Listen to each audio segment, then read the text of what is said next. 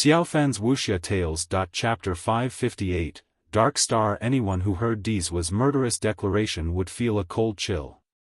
There was not much showboating or words, but it was already enough to show his determination and might. This is Dizwa. The great powers and races all retreated with shocked expressions. At this moment, no one wanted to provoke Dizwa, who was the eye of the storm. Messing with him would surely be suicidal right now. However, the ghost race was very excited. They wanted to yell louder, but they were afraid of creating a scene. Sir Dizwa. Another ghost cultivator tightened his fists and whispered, Sir Dizwa will surely slay the human ant, Wuxia. Tian Luanhui was also there but was very far away. He stood on top of the ocean with a mysterious smile on his face. At this moment, many looked up at the hovering formation in the sky and saw the 100 saints powering it. They were afraid of this weapon that was fused with a formation. How many people could come out alive against such a heaven-defying and murderous attack? Wuxia and Lan Yunzhu were riding the chariot to chase after the diamond carp. There was no sign of time passing by in this vast sea of stars as they continued their chase. Finally, they had reached their destination. The diamond carp excitedly roared as it jumped up. The force caused starlight to shoot out for a very long distance. These stars flashed silver light, and one could sometimes faintly hear a metallic clacking noise. The chariot had stopped as the two of them stood above it to watch the scene before them. Lan Yunzhu had witnessed miracle after following Wuxia, so nothing could shock her. However, the scene before them still caused her to palpitate. Before them was an inconspicuous planet or star that was of an incomparable size. This huge planet was completely black as if it was an evil star. This was not the worst part, it was also emitting a black flame that spanned for countless miles. This black flame could sweep through the 9 heavens and the myriad worlds. It was very difficult to see anything beyond the dancing and endless black flames. This star spewed out an endless darkness. If it wasn't floating inside the sea of stars with its silvery radiance, then one wouldn't be able to tell that this was a star. Lan Yunzhu had an uneasy feeling while looking at this strange star. It seemed that the endless black flames were creating a portal. It was as if something terrible was within this star, and this portal was a pathway to hell itself or a world of devils. This would be anyone's first thought, but a devil world didn't exist in this plane. After seeing this star spewing out endless black flames, the diamond carp was very happy as it kept on swimming. However, it only circled around it since it didn't seem like it could get close. Nevertheless, it appeared that the fish was enjoying the black light that touched its body. What is that thing? Is that what you were searching for? Lan Yunzhu hesitantly asked while looking at this star in the void. We will know once we get closer. Wuxia responded with a smile. He then commanded the chariot to go even closer to the dark star. Bang! With a deafening explosion, a storm erupted in this sea of stars when the chariot wanted to approach. This star spewed out a giant pair of hands to stop the two from coming closer. It seemed to be aiming to throw them away. If the chariot wasn't an amazing divine treasure, then it would have been flipped over. However, it was still forced back by the black flames. Lan Yunzhu became dizzy as the chariot was pushed away. Perhaps if the chariot was any weaker, then the two of them would have been forced out of this sea of stars. Is that a living being? Lan Yunzhu asked. Perhaps. No one knows the answer. Wuxia answered while gazing at the star. The feeling of restlessness grew strong as she stared at this dark star a bit longer. She felt that something was extremely ominous about it. Xiaofan's Wuxia Tales. She then asked, we can't take away such a huge star like this, right? This was impossible since no treasure could take away a dark star such as this. Maybe there is a way. Wuxia looked at the star and murmured. You want to go in? Lan Yunzhu exclaimed in shock. She shivered after remembering what happened back at the wooden nest. However, the wooden nest was still bright. This dark star, on the other hand, seemed a lot more dangerous than the wooden nest. At least, on the outside. Maybe not. Wuxia said, then he took out the lamp. We'll know after we try. Go. He then pushed the lamp towards the huge dark star. Lan Yunju thought that these black flames would knock the lamp away, but the result was outside of her expectations. The all-encompassing black flames did not stop the lamp. The strange part was when the lamp drew near the dark star, the star spewed out even more endless black flames towards the lamp. It was as if the lamp had an irresistible property in the face of the monstrous black flames. Rumble. A series of explosions stretched out in the sea of stars. The black flames were like a flood that burst towards the star, a heavenly army marching to battle. The little lamp crazily devoured all of the endless black flames. Meanwhile, the flames kept on surging on as if it wanted to light up the lamp. No matter whether the lamp was sucking up the flames or if the flames wanted to light it up, in summary, all the black flames were gathering inside. Anyone would find this scene to be unbelievable. The black flames that covered the void had a palpable force, yet before this rusty lamp, these powerful flames were like little fiery sparks that wanted to light it up. Lan Yunju became dumbfounded since she couldn't imagine that such a little lamp had such great power. If she didn't know of its amazing origin, she wouldn't believe this scene unraveling before her. She now understood why immortal medicines like the silkworm dragon soulgrass and the ancestor ginseng wanted to go with Wuxia. This lamp definitely had unbelievable uses. No one knew how much black flames the lamp sucked up or how much flames the dark star had expended, but the lamp finally lit up as a poofing sound came out. The black flames that could incinerate the heaven and earth struggled to even light up this little lamp. It seemed that it was nearly drained of all of its sparks. The lit lamp then flew back into Wuxia's hand. There were no discernible changes, it was still rusty with speckles. The only change was that there was a flickering flame in the middle of its wick. There was a tiny black flame that emitted a black light. It was so tiny that spectators would be anxious because it could go out at any moment. Lan Yunju carefully looked at the little flame and saw that deep inside, there was a layer of extremely thin golden flames. This was the result after it sucked up all of the black flames, prompting her next question: what is this flame? Good stuff, my efforts have not been wasted. Wuxia raised the lamp and gently sighed. Lan Yunju couldn't help but look at Wuxia and say, what is this lamp? What effect does it have? She felt that this lamp was becoming more and more extraordinary. Her intuition told her that immortal emperor true weapons were nothing before this lamp. Wuxia answered, Such a heaven-defying item shouldn't be wasted in this world. Lan Yunju looked at him and asked, what kind of usage wouldn't be considered wasteful, then?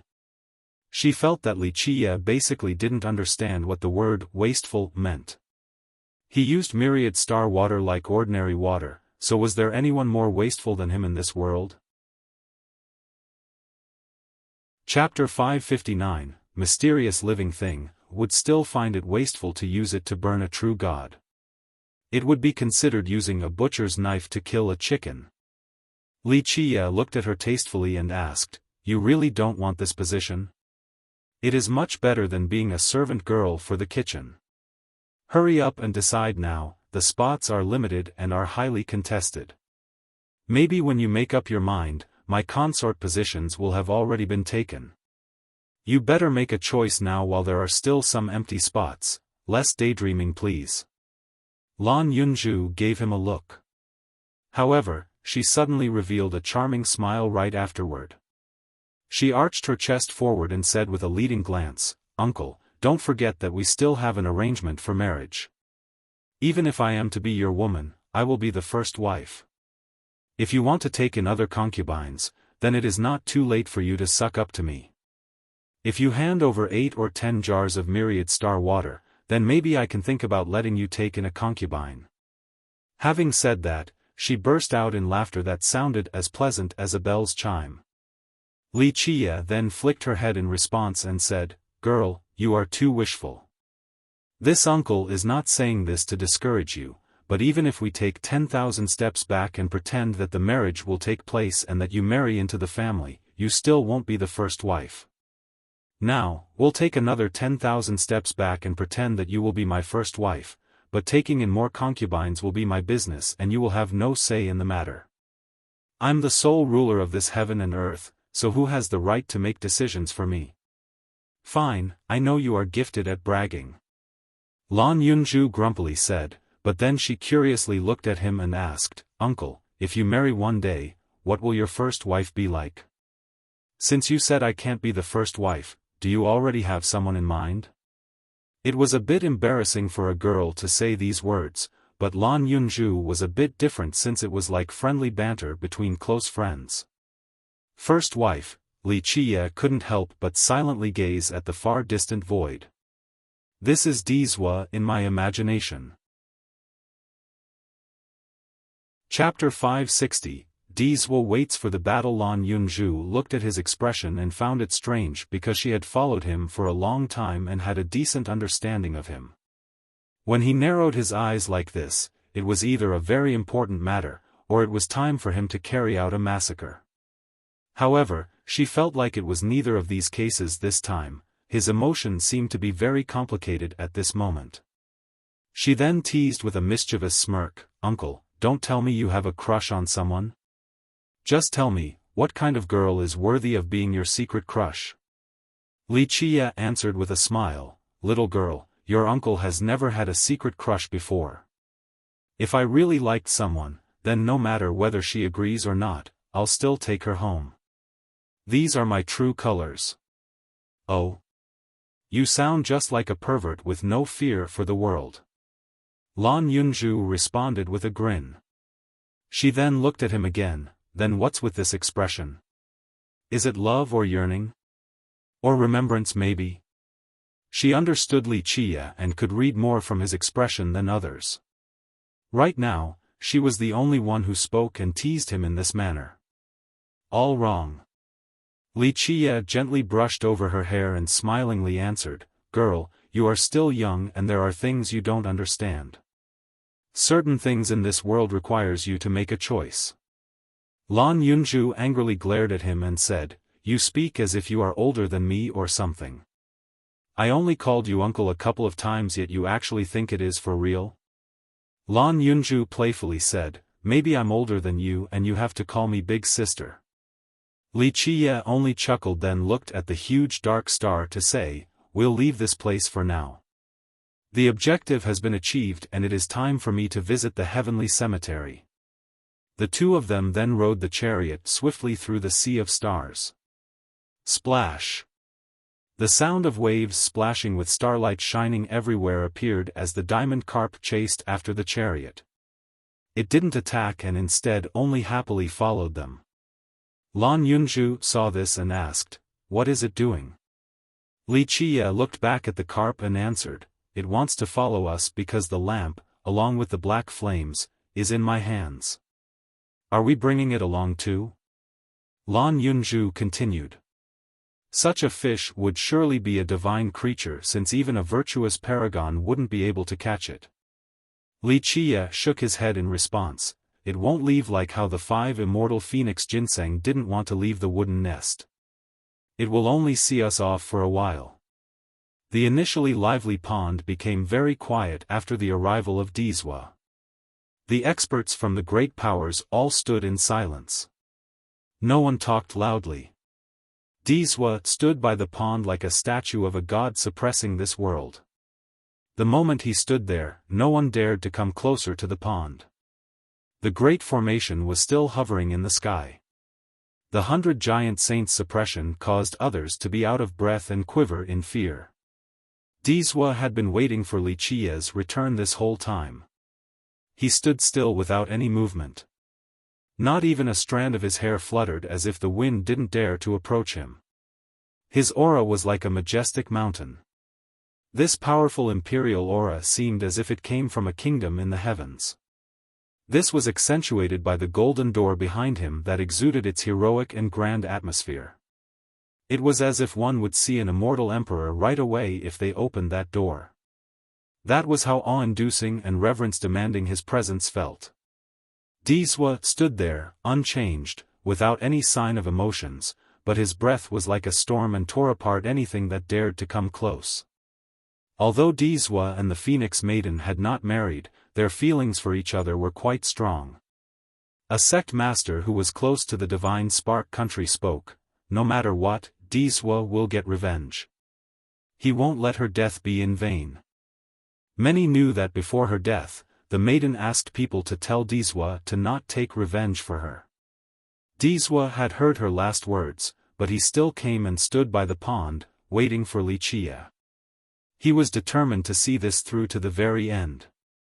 From this, it was easy to tell that the love between them was deep despite not having an official ceremony. He stood there day by day without asking anything. He let go of treasure hunting and training in the prime ominous grave as he waited for a life and death battle with Wuxia. Today, the ancestral mountain had also arrived. All the great powers retreated at its sight since any of them would tremble before this throne-like mountain from the myriad bones throne. It descended quietly yet still carried a grand and solemn atmosphere. No one knew how many experts and ancestors they brought along, but the mountain itself was enough. This mysterious mountain represented the throne's prestige and was enough to cause all the powers to be wary. More days went by as the water fish and turtle slowly went away. The whirlpool in the middle of the pond seemed as if it would close at any time. A few people lost their patience, especially the young ghost cultivators. They really wanted to see Dizwa take care of Wuxia. One of them couldn't help but sneer, "Humph. Maybe that human ant Wuxia is too afraid to show his face, so he is turtled up in his lair." In the recent times, they had been suppressed by Wuxia, so they wanted nothing more than to see Dizwa teach Wuxia a lesson. At the same time, the ghost cultivators from the previous generation were worried about something else as opposed to the impatient young ones. A royal lord spoke with jealousy, "Since Wuxia has entered for quite some time, maybe he obtained a big fortune from the tales just like immortal Emperor Du. It doesn't matter what big fortune he got since in the end, he won't be able to escape death." Another sect master was also jealous of this possibility, so he snorted and said, "No one will be able to come help Wuxia. The elders and masters of the river sect are trapped in the 100 Saints Imperial formation, so who would be able to help him?" Many instinctively looked at the formation hovering in the sky after being reminded of this. Their hearts felt another chill just by looking at these gigantic deity-like saints. Ever since the river sect's people were sucked into the formation, there wasn't a single sign of activity from within. It was as if all of them had died inside. At this point, the cultivators of all races shivered with fear. This was the Thousand Carp River, an extremely powerful emperor's lineage. Daoist Baogui's group were famous experts back in the southern distant cloud. Their elders also included heavenly sovereigns and heavenly kings. Such a powerful team was actually suppressed this easily by Dizwa. This not only demonstrated his strength, it also indicated the throne of Bone's might. Many ghost cultivators had trouble breathing in such an oppressive atmosphere. One of them nervously asked, "Will he be able to kill Wuxia?" This worry was reasonable. Recently, Wuxia had been too mighty, he had swept through everything, and no one had been able to halt his steps. Even Tian Luanhui lost to him in the most recent bet. One should know that Tian Luanhui was just as notorious as Dizwa. A senior cultivator told this disciple, "It no longer matters how strong Wuxia is since only death awaits him once he returns. Even if he beats Dizwa, he will still die because the throne of bones will not spare him. No one can save him now since his enemy is Dizwa, the throne of bones, and even the entire ghost race. He alone won't be able to prevent his inevitable demise." Even more days passed by with Dizwa standing still by the pond. With the passage of time, his aura didn't diminish and instead became even more powerful. It felt like a storm tearing apart the heaven and earth and was untouchable by any of the cultivators near the pond. Eventually. Splash! Li Qiye finally left the whirlpool in the middle of the pond with Lan Yunju in tow.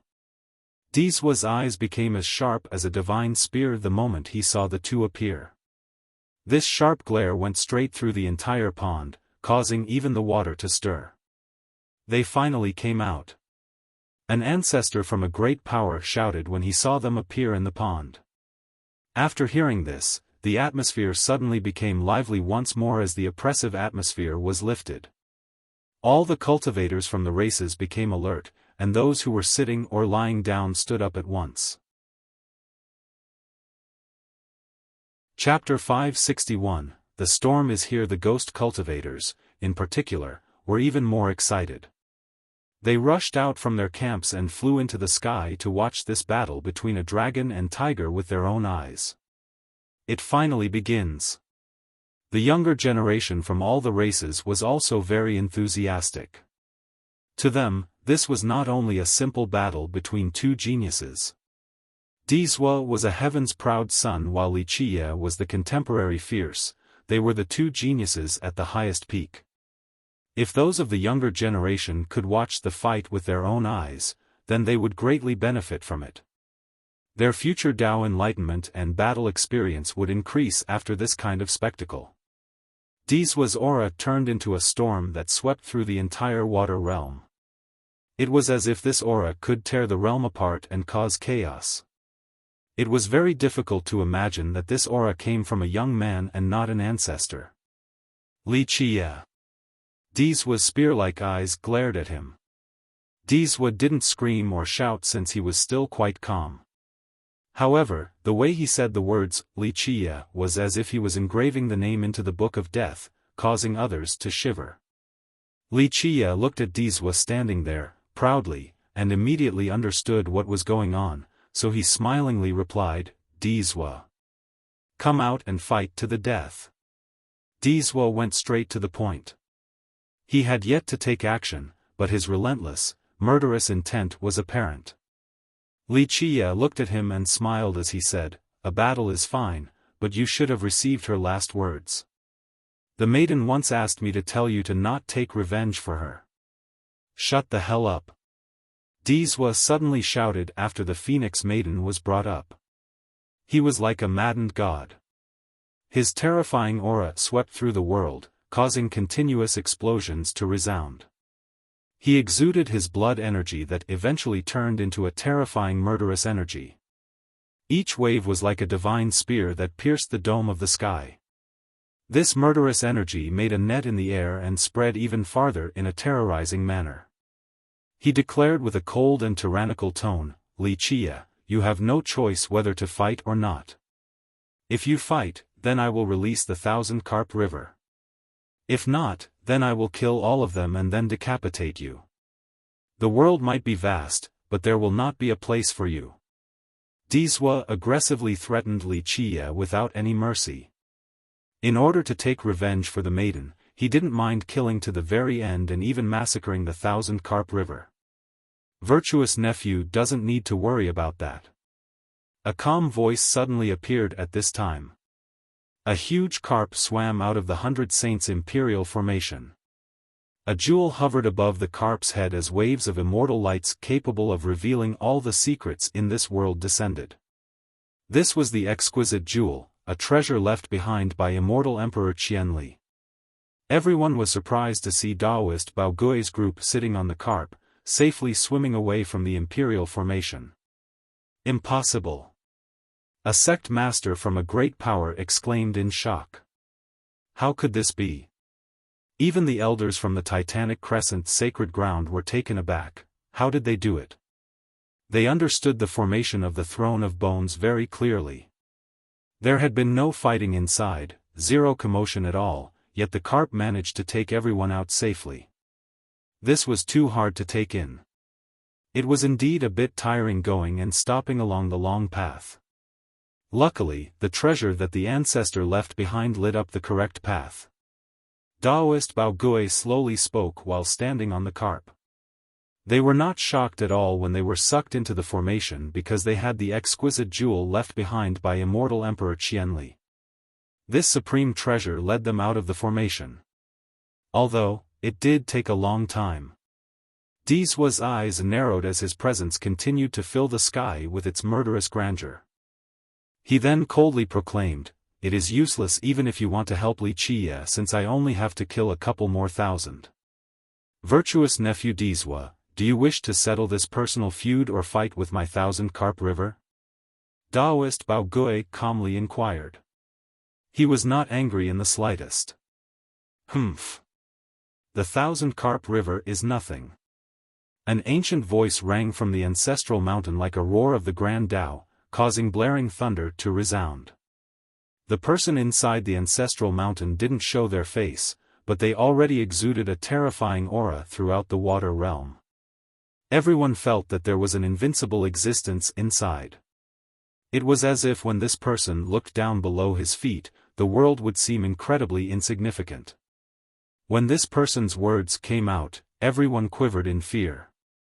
Even the expressions of the ancestors from the great powers changed. This person's breath even caused them to feel some pressure. One of the ancestors exclaimed, "This is a legendary master. I wonder which ancestor from the Myriad Bones throne came?"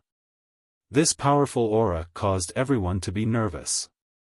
If this person took action, then no one would be able to stop him. The old voice from the ancestral mountain was extremely tyrannical and didn't put anyone in his eyes. "Li Qie must die. If your 1,000-carp river wishes to stop us, then we'll annihilate all of you." The ghost race became extremely excited. If it wasn't for Dizua's solemn expression, many of them would have jumped up and cheered. One of them had a dark smile as he spoke, "The Myriad Bones ancestor has spoken. Li Qie will die for sure. Not even gods or immortals will be able to save him now." A wary ancestor gently sighed and said, "Whoever came amongst the Myriad Bones ancestors is definitely a legendary master." The Myriad Bones throne was a sect with 3 emperors. To the ancestors from the great powers, any of their ancestors would be enough to cause dread. Behind Dizua was the backing of an ancestor, so the ghost race was quite optimistic. This was also the backing of the entire ghost race since the Myriad Bones ancestor made his stance on the situation clear. They assumed that Li Qie would be dead for sure since he wouldn't be able to stop a monstrous existence like the Throne of Bones. Kill Li Qie. Let him atone with blood. A ghost cultivator couldn't help but shout, "There will be no good ending for someone who opposes the ghost race." Ha ha ha, it's not only Li Qie, even the 1,000-carp river is scheming against the ghost race, so destroy the river sect as well. A great ghost added fuel to the fire with a devious grin. "I feel the same way. Leaving the 1,000-carp river alive is the same as raising a tiger in one's house. How about everyone work together to attack the 1,000-carp river?" A royal lord added with a chuckle. The royal lords and ghost kings didn't dare to say it directly to the Myriad Bones ancestor, so they hid in the crowd and fanned the flames. Not to mention the large amount of treasures that the river sect was carrying right now, the 1,000-carp lake alone had been lusted after for countless years by the other great powers. If the Myriad Bones throne declared war against the river sect, then these great powers would escalate the situation and use this chance to take advantage of the turmoil. Daoist Bao Gui was not surprised by the ghost race's comments or the Myriad Bones throne's words. He clasped his hands together towards the ancestral mountain and said, "Dear senior from the Myriad Bones throne, I am a junior so I cannot decide on this grand matter. Senior can directly talk to our ancestor." The 1,000-carp river's elders then personally raised a divine coffin. This divine coffin was made from the best materials and was surrounded by blood-era stones that were stacked around it. The quantity of this heap of blood-era stones on top of the coffin proved that the person inside had a great status. They were powerful to the point where they required many stones in order to seal time. "Humph. I wonder which ancestor from your 1,000-carp river came. How should I address you?" The ancestor inside the ancestral mountain still didn't show his face, but he carried an imperious tone nevertheless. He had the power and qualifications to speak in this manner. He was already a heaven-defying expert, and the world referred to people of his level as legendary masters. The divine coffin sealed by many blood-era stones did not open its lid, and the ancestor inside did not come into being. A feeble voice came out from within. I do not remember my own name. The voice was not very loud, it sounded like a dying person speaking their last words. Too much time has passed, and I do not remember mundane matters anymore. I only remember that in that year, the world wanted to call me a god monarch, but I felt that my insignificant self was not worthy of the title. Each time I remember the imperial presence of my ancestor, I felt so trivial that I didn't dare to accept the title of god monarch for the throne. If the world asks for my name, then you can call me the Azure God Monarch. This whispering voice uttered shocking words. Those who knew the inside story were completely dumbfounded. The young cultivators who didn't know who the Azure God Monarch was asked, "Who is this Azure God Monarch?" Chapter 566, Myriad Fists. After failing to achieve victory for so long, Wuxia finally used his true killing technique. He didn't only create a Dao of the spear, he also created an invincible technique for this particular Dao. His Dao was refined from a 9 accumulations destiny stone, so it would have 9 Dao, meaning that Wuxia also specifically created 9 techniques for it. Until now, cultivators only picked the most suitable destiny stones. Only by doing this would they be able to exert the true power of their weapon as well as themselves. Wuxia took it a step further. He used his true fate weapon to create new unbeatable techniques, one for each of the stone's Dao. Such a heaven-defying action was only doable by a genius like him. Buzz. When Wuxia unleashed his new 9 unbeatable techniques, Wuxia, who was fighting on even ground, suddenly fell into a disadvantage. He was repeatedly pushed back and his fire laws couldn't withstand the ferocious spear techniques anymore. In just a minute, Wuxia's freestyle counterattacks became insufficient, so he was pushed into a dead end and couldn't break through. It is not looking good for Wuxia. A person murmured after seeing Wuxia in this dangerous situation. The ghost cultivators who wanted nothing more than his death started to sneer despite the fact that none of them was qualified to do so, especially after witnessing this battle. Gore. A dragon roar emerged as a true dragon appeared in the sky while Wuxia's spear technique turned into countless dragons and the body of the spear itself turned into a golden one. This particular attack could be described as unbeatable throughout the eras. It pierced through the temporal fabric as well as myriad laws. Even other universal laws couldn't stop its invincible momentum. The dragon spear was the last derivation of Wuxia's 9 invincible techniques, and it was also the strongest. The moment this spear came out, time was no longer a barrier as everything stood still. Pluff. Wuxia's fire laws couldn't handle this, so both of them shattered. The spear then pierced Wuxia's chest, causing blood to splash up high while he fell down to the ground. Boom! He eventually slammed heavily into the ground as it became red with blood. Ah! This sudden development shocked Lan Yunzhu and caused her to scream. The crowd glanced at each other while wondering, is it over? Many people wanted Wuxia to die, but at this moment, no one dared to gloat since Wuxia's strength was beyond any capacity for them to gloat.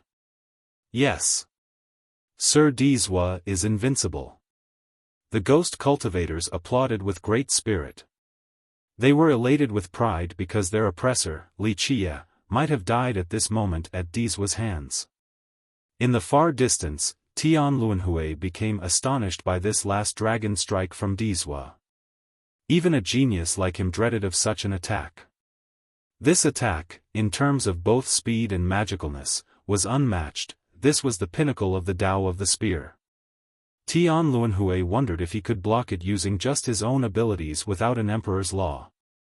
Sir Wuxia is indeed amazing. Luckily, he is our #1 genius. The ghost cultivators were jubilant at this new development. The atmosphere was very lively with ghosts jumping in celebration. However, this was stopped short. Wuxia's corpse on the ground suddenly stood up and trod on the sky once more. His chest that was pierced by D's spear quickly reformed. The ghosts immediately halted their celebration the moment of Wuxia's revival. They gasped and they saw him since they realized just how strong and heaven-defying his body had to be to withstand such a blow. Wuxia stood in the air while waiting for his wound to completely heal. His leisurely posture made it seem as if the person whose chest was penetrated was not him. Lan Yunzhu took a sigh of relief when she saw Wuxia alive and well. Earlier, since it all happened so quickly, she was scared out of her wits despite her confidence in Wuxia. Almost scared me to death. Luckily he is still fine. Daoist Bao Gui and the elders from the river sect also felt relieved. This older generation was also scared to death just now. Everyone then watched with bated breaths to witness the next part of this great battle. Amazing. After his wound closed, Wuxia praised Dizwa. It is indeed amazing to create such a great Tao of the spear. Even if you don't become an immortal emperor in the future, this Tao of the spear will be enough to be listed among the emperor's laws. Wuxia's praise showed that Dizwa was a brilliant genius. Very few ever enjoyed his hard-earned approval. Dizwa pointed his spear at Wuxia and tyrannically declared, "Use whatever skills you have left now, or else there won't be another chance. The next spear strike will not penetrate your chest but your head." Wuxia smiled and said, "Since you truly want to duel without using Emperor's laws or relying on the Tao of those before you, then I should also show some sincerity. I appreciate powerful and gifted enemies such as yourself, so even if I kill you, I won't use my ace move lest others call me a bully." Dizwa snorted. He was very unhappy about Wuxia's words. His eyes became serious as his murderous intent became even clearer.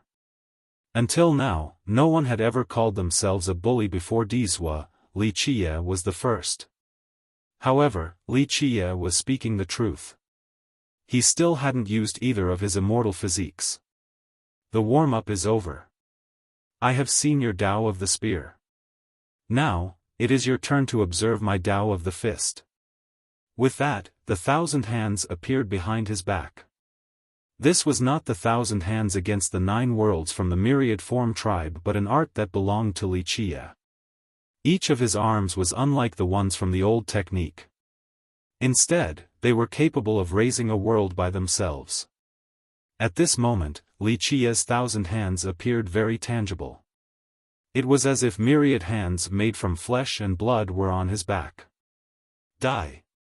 Dizwa shouted, then thrusted his spear. He once again used his. Truly worthy of being the descendant of the throne of bones. Dizwa did not falter, however, as a divine shimmer flashed across his eyes. From Emperor's weapons to supreme divine and ancient treasures, he took out all of his treasures. Their endless lights illuminated the firmament in a brilliant and blinding manner. However, he gave all of these invincible treasures back to the ancestral mountain and only left behind treasures that he personally refined, such as his own true fate treasure. Many were reddened by intense jealousy when they saw Dizwa pulling out so many great and unparalleled treasures. A sect master lamented while being dejected, "The myriad bones throne is indeed worthy of its prestige. One sect with 3 emperors. Their resources are so great that others cannot compare to them at all." It was no wonder that these rulers were saddened. Dizwa alone had more treasures than many of the great powers. This gap only left them feeling bashful due to their lack of money. After transferring all of his great treasures and weapons, Dizwa arrogantly stood there and coldly told Wuxia, "Do you dare to fight without relying on external items against me?" Wuxia saw that Dizwa was bare-handed, so he put away the declivity mountain bell and readied his fists.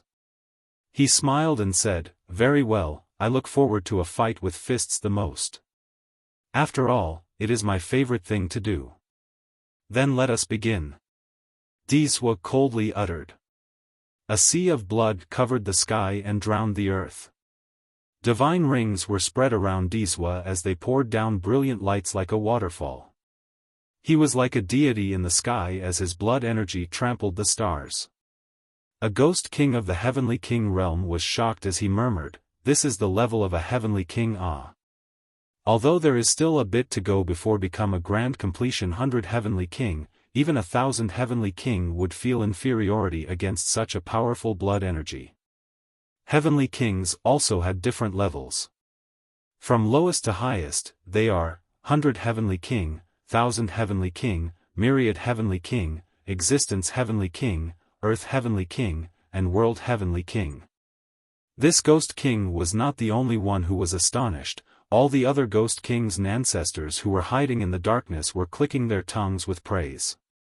Although Dizwa was only a heavenly king, the purity of his blood energy and longevity blood shamed even these ancestors from the previous generation. It was as if each of his longevity blood drops had been refined many times to contain the very best of essences. Each wisp of blood energy or drop of longevity blood had an amazing power. In fact, being a heavenly king at his age was already enough to shake others. When these ancestors were at his age, they were definitely not heavenly kings. This was enough to show how great his talents were. Those of the younger generation were even more convinced by his abilities. The young ghosts all viewed Dizwa as their idol and goal. At this time, all the youths held their breaths as their eyes were glued to the scene. A battle that didn't rely on treasures was the best way to show the strength of both sides. Such a duel was not only stunning, it would also force both of them to exert their skills to their zenith. Both of them were at the pinnacle of the younger generation, so to be able to witness their best techniques and most refined cultivation methods was like a feast for the youths. This was the best kind of lesson. Anyone with even a bit of insight would be able to learn a lot from this battle. Chapter 563, Myriad Form Rend Bang. Dizwa stomped one of his feet, causing the sky to shake. With an ensuing series of explosions, the sky turned into a sea of flames as many volcanoes erupted and spewed out an endless stream of lava, making it seem as if the end of the earth has come. The sudden cataclysmic change in the scenery horrified everyone. Dizwa's action took everyone by surprise since even the previous generation didn't recognize this new move. What is this technique? Such a display of power caused many hearts to palpitate. Open for me. Wuxia's eyes became serious when he saw the erupting volcanoes, then he unleashed his fists. Boom! The void broke apart as this extremely tyrannical fist flipped everything over like a storm. The volcanoes were knocked over by the dragon-like force of this fist and exploded, creating an extremely spectacular scene. When these volcanoes were destroyed, it gave off a very tangible feeling as if doomsday had come, causing people to be very nervous. Die! Dizwa roared and appeared again after the disappearance of the volcanoes. A screech of a qilin appeared as Dizwa walked forward step by step. Each of his steps carried a heavenly rhythm as if the world was dancing below his feet. Every single step resonated with the heaven and earth, creating ripples in the sky where he then disappeared once more. 8. A qilin suddenly screamed as one ran out and trampled over the space with a burning heavenly flame and a majestic and unstoppable aura. This qilin had the power to destroy this world and its beautiful sceneries. It then pounced forward towards Wuxia, aiming to trample him with its hooves. This was even more terrifying than being crushed by all the mountains in the 9 heavens. Wuxia could be turned into paste by this qilin at any time. Just in time. Wuxia shouted as he laughed out loud. He jumped up and met the hooves with his gigantic hands. In the blink of an eye, Wuxia caught all 4 legs of the qilin. Despite its world-destroying power, the qilin was still overturned by Wuxia. He was like the reincarnation of a tyrannical king. One of his hands flipped it over while another 2 tore it into 2 halves, causing blood to spill everywhere. Although many knew that it was not a real qilin and was only the derivation of one from the Tao, it was still a very shocking scene to see Li Qiye tearing it apart. Click, click, click. Dizhua's steps continued to resonate with the Grand Tao, creating even more roars. Rumble. The earth quivered at this time, along with the expressions of many. They saw a group of Qilins running down from the sky. This divine beast that was rarely seen in ordinary circumstances was now as numerous as a cavalry of horses. They powerfully rushed forward as each of them bullied the world, their heavenly flames were incinerating all in their path. Li Qiye went forward to meet these numerous Qilins. One of his fists exploded the head of one while he kicked another. In just a split second, Li Qiye maneuvered all over the sky and unleashed a barrage of blows onto this endless beast tide. Many Qilins died with their brains spurting everywhere while others were ripped into pieces. At this point, Li Qiye was in the middle of countless Qilins, and he killed all that were in his way. His massacre painted a grisly picture as flesh and blood spattered all over his canvas. At this minute, he was like a tyrannosaurus in a humanoid form and created a bloody path among the numerous Qilins. If the endless Qilins were like an unstoppable flood, then Li Qiye was like a pillar standing firm, splitting up this wave of beasts. He didn't use any techniques or laws, but he was still able to relentlessly kill them with just power and speed. Click, click, click. Dizhua's footsteps still rang on as even more Qilins rushed out with great speed. At this time, the sky had turned into a world of Qilins that burned up the entire firmament. An infinite supply of Qilins came out from this nest where one could never kill all of them. No matter how powerful Li Qiye may be, he would eventually run out of strength. Dizhua didn't only tame the Scarlet Flame Qilin, he also created a unique art. An older ghost king murmured after understanding the current event. This was a new art created by Dizhua, the Qilin Step. He was very proud to be able to create it. An ancestor from a great power emotionally commented after seeing this powerful and domineering art, worthy of being a peerless genius of the ghost race. He was able to create a unique art at such a young age. For young cultivators, creating a new merit law was even harder than embarking on a new Grand Tao. To be able to learn supreme merit laws in their sex was already very amazing, but creating their own? Countless ancestors at a young age were not able to do so. They required many long years of training before finally becoming ancestors that could create a new merit law that belonged to them. How could others not admire Dizhua when he was able to do so? Rumble. Others became aghast when they saw this terrifying world on fire, a world of Qilins. Li Qiye had killed many of these beasts, but the endless supply continued to assault him, wishing to tear him apart. Dizhua had become a god of Qilins. He summoned all the Qilins from myriad realms in the 9 worlds. All of them answered his call to kill Li Qiye. This ferocious scene caused the young ghost's blood to boil. One ghost cultivator swung his clenched fist and said, "This is how it should be. Sir Dizhua is indeed number one."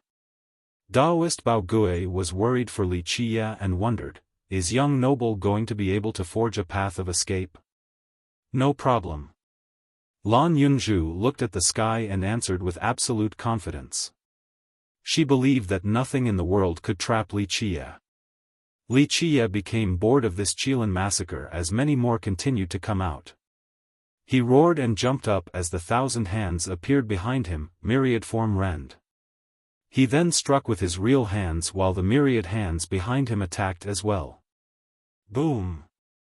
It was as if countless worlds were annihilated from the joint attack of these hands. An endless crescent arc appeared in the sky that was capable of slaying the 9 heavens above and the underworld below. This arc came out with an unstoppable force as blood poured down like rain. Countless Qilins were decapitated as their heads rolled on the ground and piled up to become mountains. Myriad form rend was one of the murderous variations of the 1,000 hands against the 9 world technique. Li Qiye rarely used these moves. But now, this attack had shattered Dizhua's Qilin Step. After the Qilins were annihilated, Dizhua appeared once more. In just a split second, Wuxia rushed forward with an unbelievable speed and unleashed a fist straight toward Dizwa's face. Without any delay, Dizwa returned a blow as well. The collision of their fists caused time to stand still as a terrifying force delayed time itself. Everyone saw the two fists slamming into each other in the sky. Bang! With a deafening roar, the two fists shattered the void, causing a terrifying black hole to appear. Pop! Dizwa was at a slight disadvantage, so he was blown away. He needed to roll in the sky once before stabilizing his stance. How could this be? The young ghosts exclaimed in shock at this scene. They were unwilling to see such an outcome. The older ghosts all stood up and screamed, Wuxia, at best, is only a heavenly sovereign, so how could he knock away a heavenly king?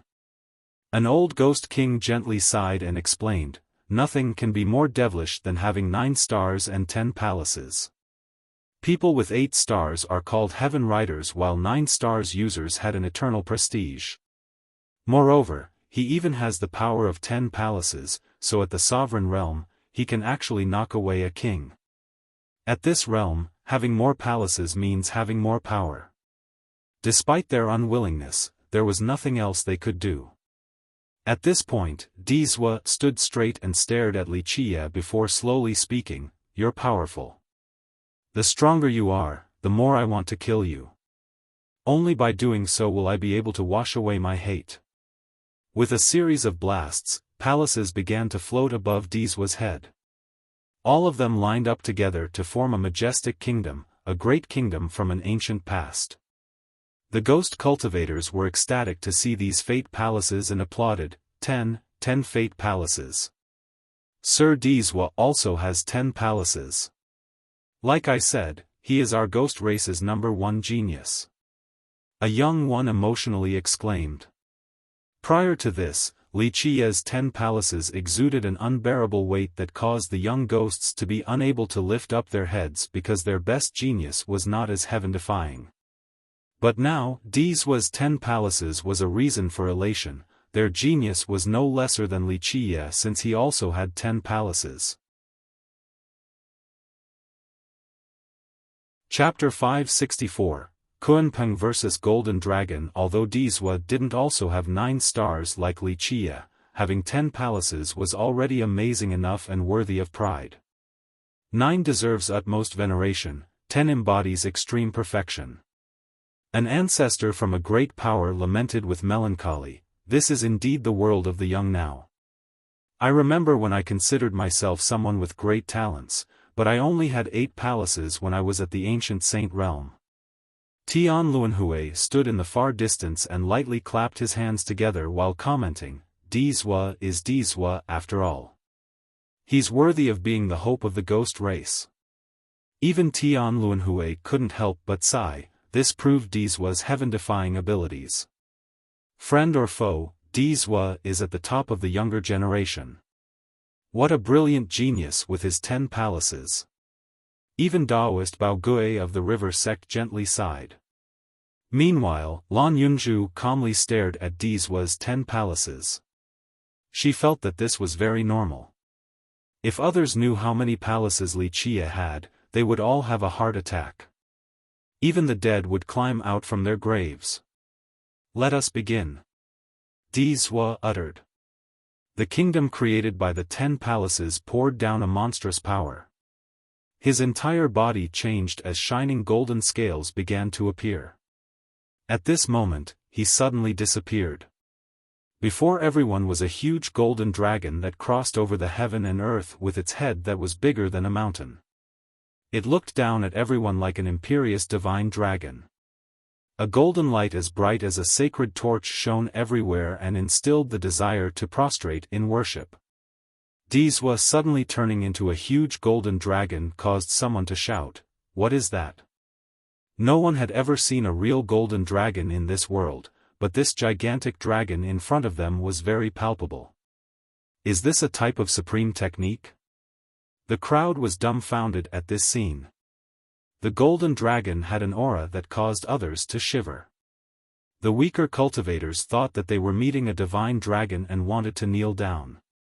This is not a supreme technique or anything of the sort, it is the tyrannical dragon physique. A ghost king from the previous generation murmured, to be able to refine a Hotian physique to this level. It's so unbelievable. Only Dizwa would be able to do something like this. Dizwa was born without a king, saint, or immortal physique. He only had a Hotian physique called the tyrannical dragon physique. This physique was not bad amongst the Hotian physiques, but it was very lacking compared to even Xiantian physiques, let alone the higher-ranked ones. Nevertheless, he cultivated this physique to the limit and then surpassed it, turning it into an invincible physique. Is Dizwa trying to refine his body into a real dragon body? Perhaps he wants to become a true dragon. However, I have never heard of this physique reaching such a level before. Anyone who witnessed Dizwa's cultivation of this ordinary physique to this level became scared about their wits. Maybe to Dizwa, there is no strongest physique in this world, there is only the strongest person. An ancestor bitterly smiled and commented. Having 10 palaces could overshadow many people, but now Dizwa had also managed to cultivate the tyrannical dragon physique to this level, so even ancestors of the great powers were ashamed before him. It made sense that the myriad bones throne placed its hope in Dizwa to become the immortal emperor in the future. Any genius would lower their arrogant heads before the golden dragon in the sky. The normal tyrannical dragon physique couldn't become this terrifying since it was quite an impossible feat. Roar. The dragon roar frightened the 9 heavens. It then swooped down and bared its claws towards Wuxia. This pair of claws caused the sky to collapse and the yin and yang to fall.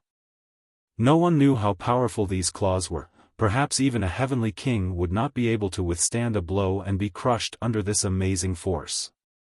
Bang! Another blast occurred as Wuxia roared with his 1,000 hands that unleashed a barrage of attacks in the form of 2 gigantic fists. This was a standoff between 2 hands and the dragon's claws. Rumble. The dragon's claws slowly pushed Wuxia down into the ground. Even the gigantic fists were not a match for this pair of claws. In a split second, the dragon whipped its tail with such an unbelievable speed that Wuxia couldn't dodge in time. Bam! He was blown very far away by its tail, spurting out a mouthful of blood. The dragon immediately gave chase to the airborne Wuxia. Its claw came down once again, intending to crush him. Suddenly, the roar of a Kunpeng appeared as Wuxia turned into a primordial Kunpeng and used its fastest speed to evade the dragon claws by soaring high into the sky. Afterward, it came down with its own pair of unstoppable claws aimed towards the golden dragon. Rumble. At this moment, the earth shattered as the sun and moon lost their brilliance. One was a primordial Kunpeng blotting out the sun while the other was a golden dragon. Both were fighting chaotically in the sky, then down to the ground and even into the sea. This contest was a cruel one. The Kunpeng's sharp claws tore off a huge piece of flesh from the golden dragon. The dragon retaliated by biting the Kunpeng's wings. The two fought till the point where blood spattered everywhere. The sky was being punished over and over by their might. The battle was so astonishing that it rendered spectators unable to turn away. Even for the ancestors of the great powers, this was a brilliant battle. In fact, this was the most exquisite fight they had ever seen. A Kunpeng versus a golden dragon was an unthinkable matchup. Although they were not the real mythical beasts and only derivations from the Tao formed by Wuxia and Dizwa, their forms were extremely substantive. They exuded divine auras just like the real deal. The ghost ancestors didn't like Wuxia, but after watching the battle, they had to marvel at him. Both of them are heaven's proud sons of this generation. They're the peak of the human and ghost race. They had to admit that Wuxia was very strong. Despite their hatred for him and wishing to kill him, they had to admit that only someone like Dizwa was a match for Wuxia. Those who relied on Emperor's weapons to defeat their opponents like the Saint Child and Evil Child were not comparable to Dizwa and Wuxia. The two beasts continued to destroy the sky. In the end, the primordial Kunpeng suddenly shifted its gigantic body as it suddenly disappeared and turned into a Kunpeng the size of a fist. It used an unbelievable speed to suddenly land on the golden dragon's back. The little Kunpeng's claws focused all of the primordial energy of the 9 worlds and then slammed it into the dragon's gigantic body. This attack was extremely tyrannical as it carried a cataclysmic power. Boom! The golden dragon fell to the ground because this claw had penetrated its body. Right when it was about to touch the ground, the huge body disappeared and Dizwa was exposed. He then jumped up again with great momentum. Although he didn't touch the ground, his shoulder was stained with blood. Clearly, he was at a disadvantage with the last exchange. Li Qiye's claw didn't only destroy his Dao body, it also pierced his shoulder. The Kunpeng disappeared as well, revealing Li Qiye's real body. He looked a bit ragged but was not wounded. Earlier, it was only a battle between their Dao bodies. Despite blood spewing everywhere, the two had not been truly wounded until Li Qiye's last blow to Dizwa's shoulder. Despite the bloody wound, Dizwa didn't look at his shoulder at all. A sacred light emanated from the wound and quickly healed it. At his level, such a wound was nothing. As long as his true fate was still there, even a destroyed body would not be enough to slay him. He took a deep breath and gazed at Li Qiye with a profound look. However, he still maintained a calm expression. For a top genius like him, the stronger the opponent, the calmer he would be. In fact, his battle intent would only rise. Good, good, good, just to my liking.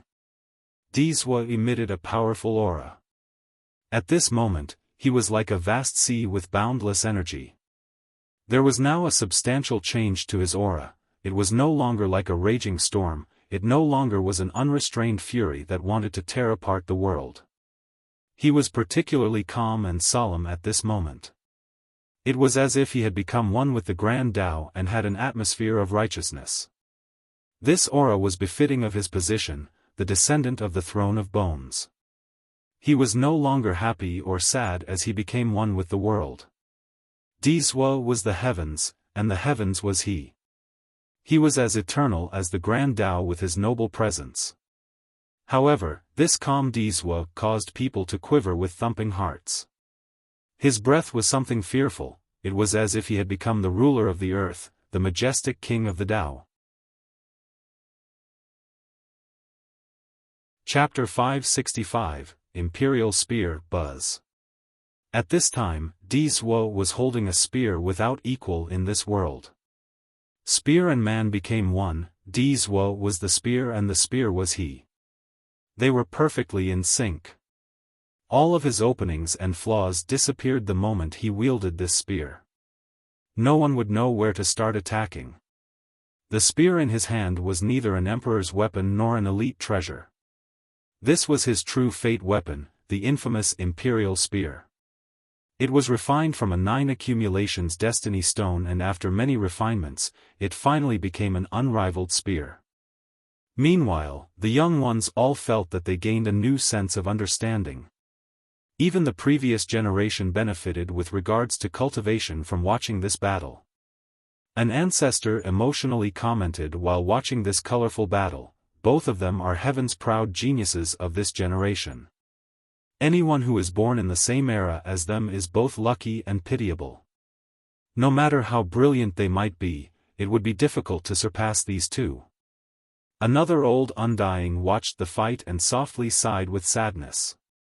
They were not at such a level at the same age. Some of them were glad that they were not born in the same era as these two. Another couldn't help but say, if both of them survive this battle, then even if one of them reaches immortal emperor, the other will surely reach the peak of virtuous paragon. The mesmerized younger generation was without words. No matter how excellent they might be, all were overshadowed at this moment. They were truly far too lacking compared to Li Qiye and Dizwa. No matter how hard they tried in the future, surpassing these two might be near impossible. They were like two gigantic mountains that were situated on everyone's chests, exuding an unbearable pressure. Even Tian Luanhui, who was standing in the horizon, had a serious expression as he watched the battle between these two. He imagined the scenario where he was on the stage fighting against either of the two.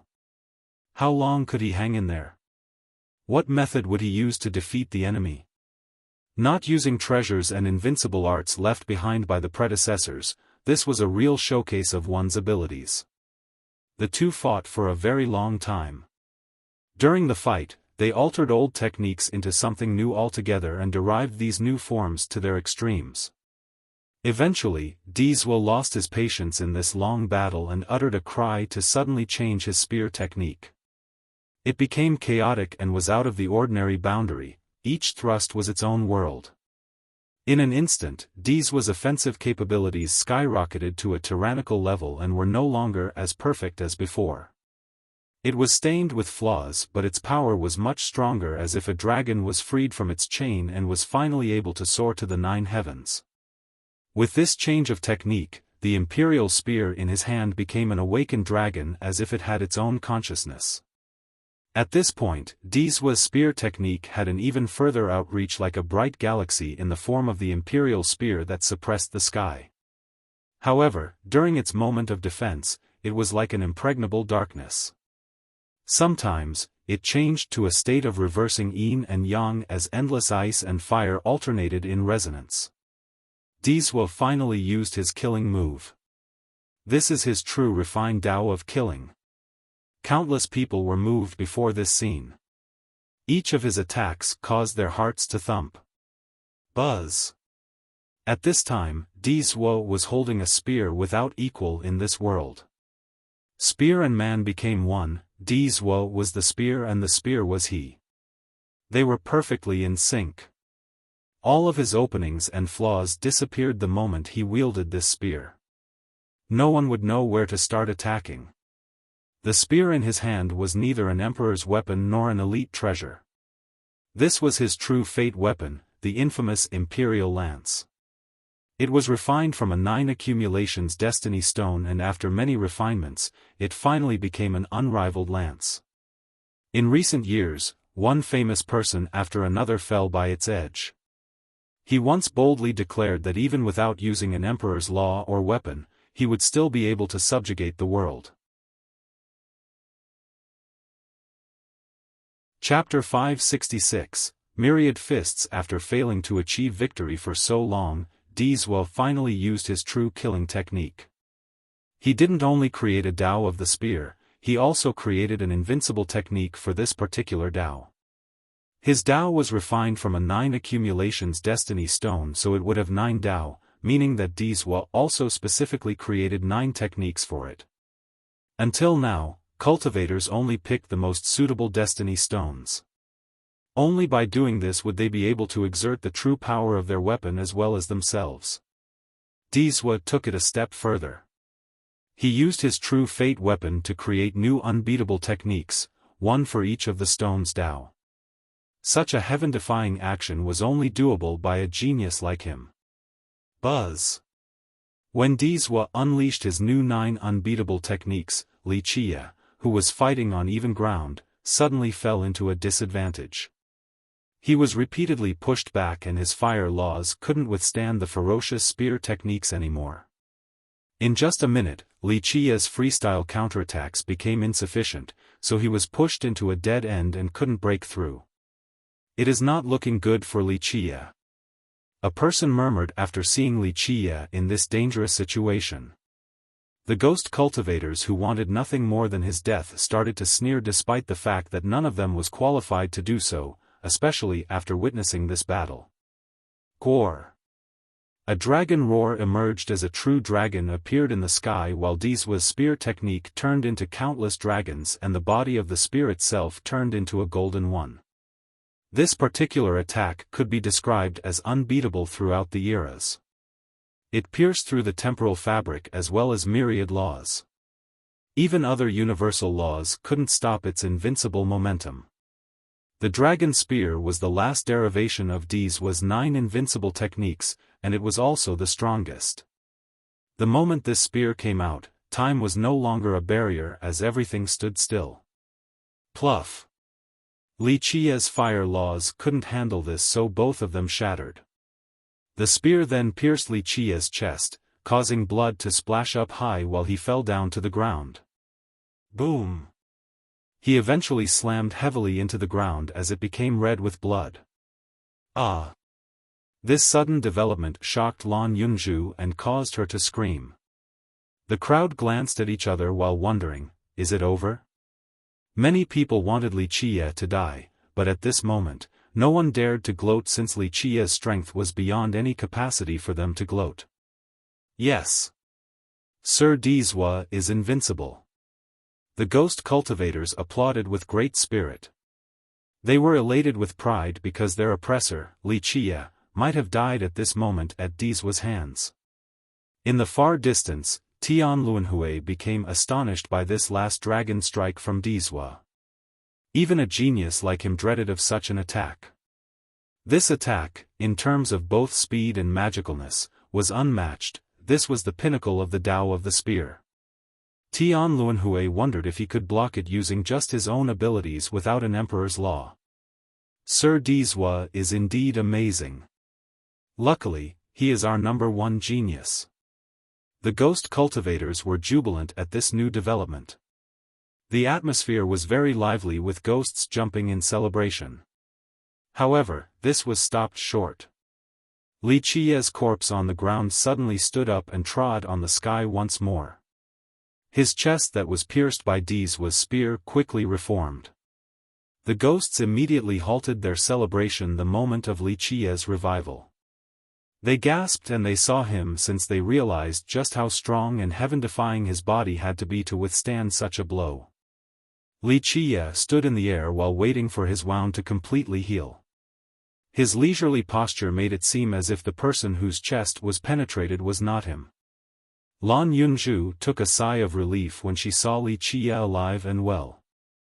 Earlier, since it all happened so quickly, she was scared out of her wits despite her confidence in Li Qia.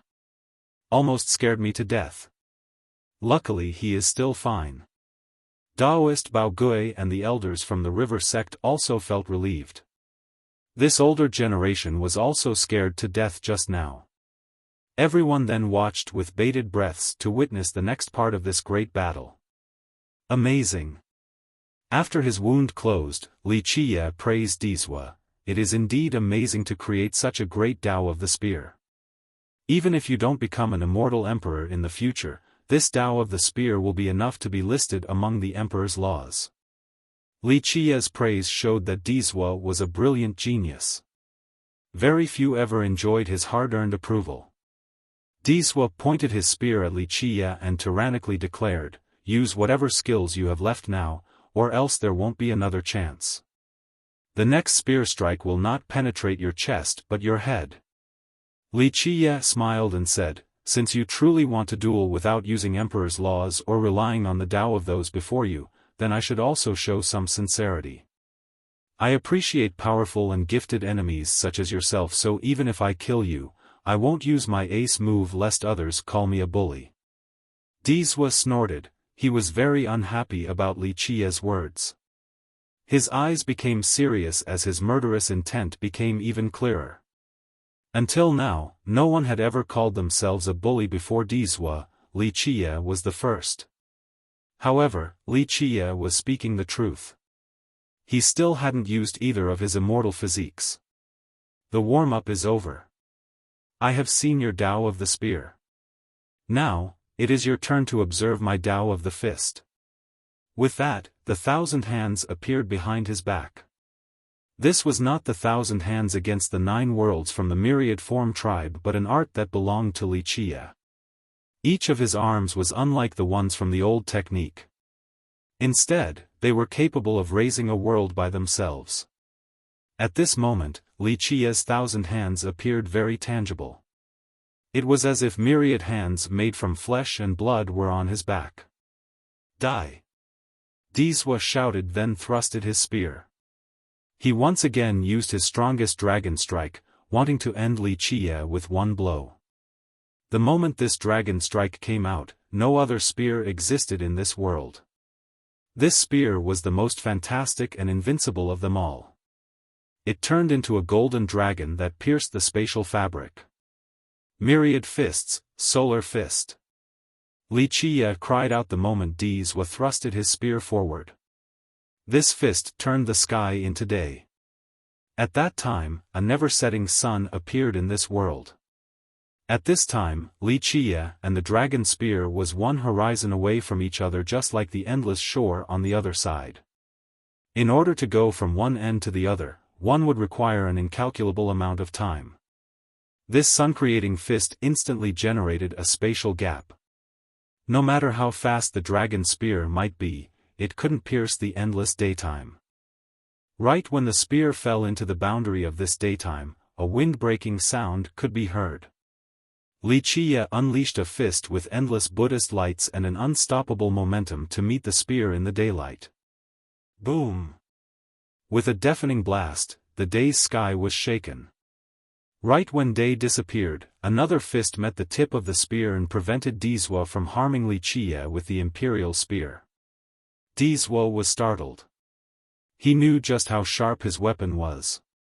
A fist confronted the tip of the spear, a spear that had an invincible momentum.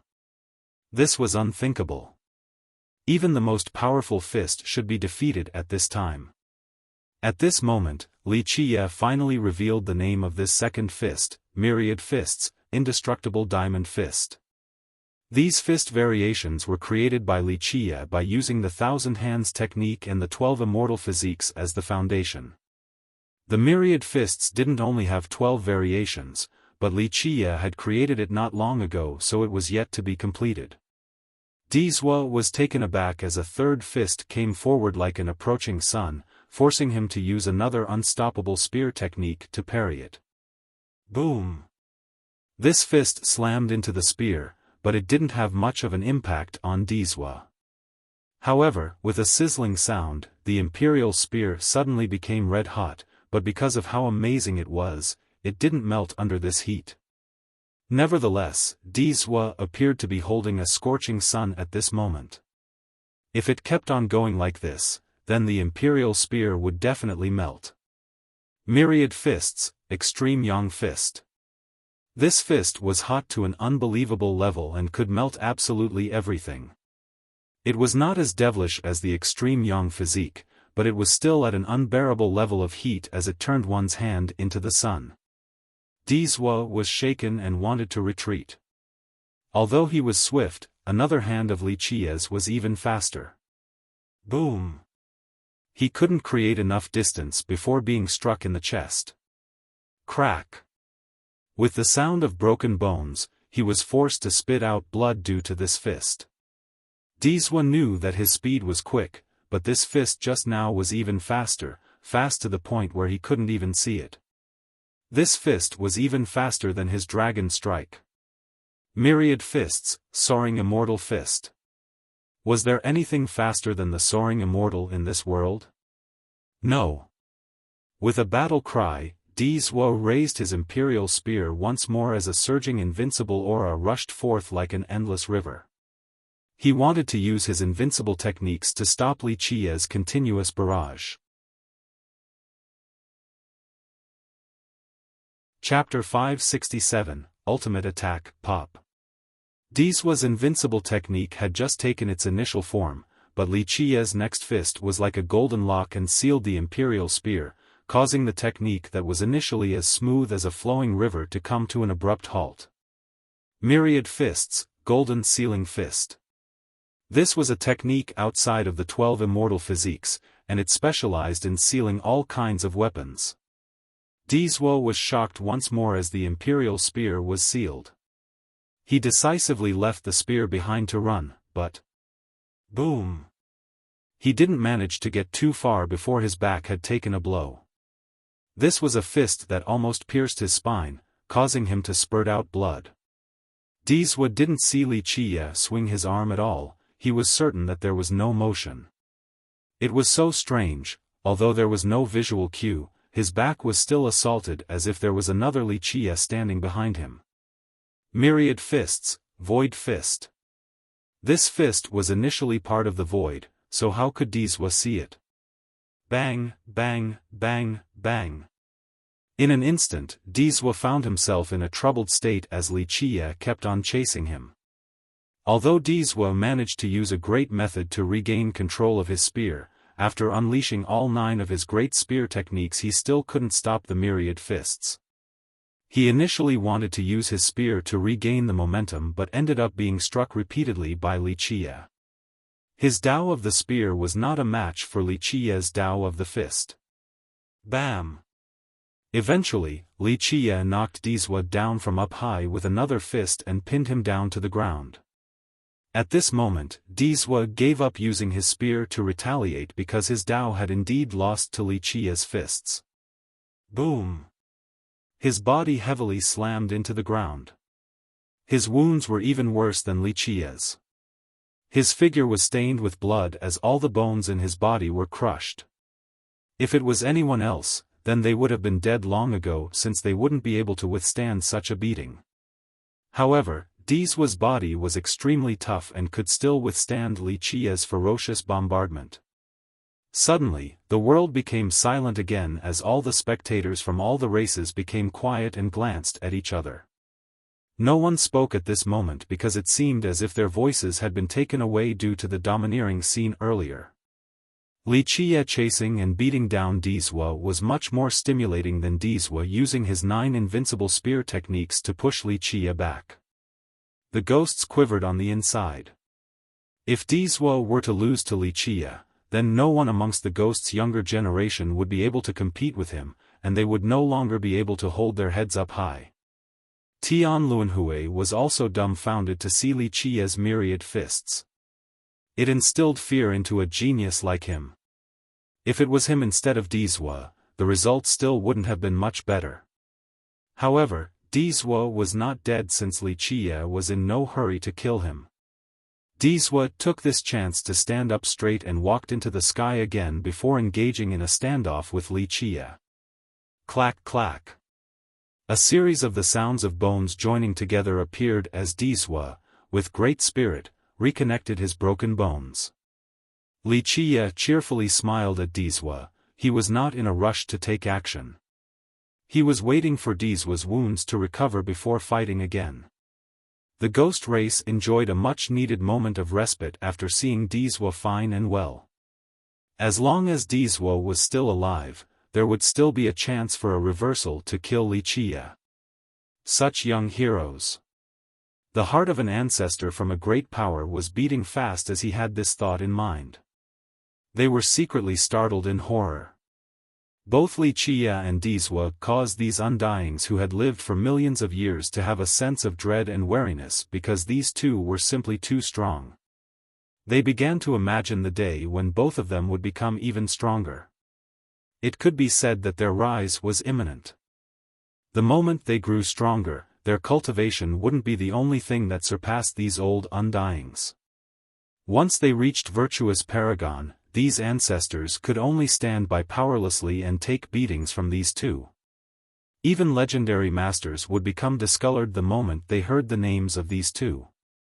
The future generation will always surpass the previous. We are now old, it is no longer our world. An ancestor from a great power murmured. At this point, these ancestors just wanted to leave in order to grab some nice items from the prime ominous grave before going back to their deep slumber. They didn't want the day when Dizwa or Wuxia loomed over them to come. The prestige and dignity of these ancestors that had been established for millions of years would immediately be broken. To them, this was not a figment of their imagination since it truly was not far-fetched.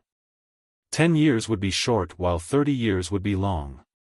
When heaven's proud sons like these two grew up, the ancestors of the great powers could only take their beating soundlessly. A mysterious continent that belonged to the Allira's ancient kingdom flew closer, and an ancient voice came from within. Today's young ones are extraordinary. At this moment, Dizwa and Wuxia were still gazing at each other in the sky. Their battle so far had been spectacular, and their self-created merit laws had been eye-opening. Everyone waited for the next round as Dizwa's wounds slowly healed. They all knew the fight was about to start again, and they were eager to see what killing moves these two would use next. Use all of your methods. Li Qie looked at Dizwa and leisurely spoke, "We have been fighting for too long and are starting wasting everyone's time. Then we'll end this." Dizwa's eyes lit up with a majestic aura. Although he was beaten to a pulp by Li Qie, he was still not afraid. On the contrary, it only emboldened his will to fight. Dizwa was indeed Dizwa, different from everyone else. He only became fiercer in the face of a tough opponent and would exert even more of his untapped potential. He had never been afraid of a strong enemy. Li Qie was very happy to see Dizwa still emblazoned with the will to fight, so he said, "Then we'll do one last bout. You better use your best move now." Dizwa gazed at Li Qie with a very serious expression. He took a deep breath and, with a blast, his life will appeared and turned into a sea of blood. At this moment, he no longer held back as all of his blood energy poured into his body. To Dizwa, this was his last battle, so if his enemy didn't die, the one lying dead on the ground would be him. His blood energy was endless and created roaring explosions. When his life will spun, his longevity blood became extremely radiant. Each of the drops contained a unique worldly energy and carried boundless life energy. Each drop was as heavy as a mountain, and their descent caused the grand Tao to roar. At this time, Dizwa was spending his longevity blood since he wanted to use his strongest Tao art to kill Li Qie. What merit law is Dizwa going to use? Will it be an emperor's law, a heavens will secret law, or a forbidden technique? Everyone was shaken to see Dizwa spending his longevity blood to empower this upcoming art. An expert who knew Dizwa shook his head in response, "No way. Dizwa is a very proud person.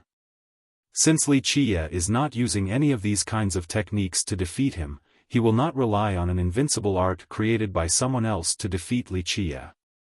Dizwa will use his own art to suppress his enemy."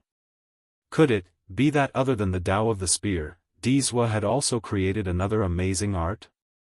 This speculation caused everyone to change their expressions. For many people and even ancestors, creating arts like the Tao of the spear or the Qilan steps were already an amazing thing and worthy of pride.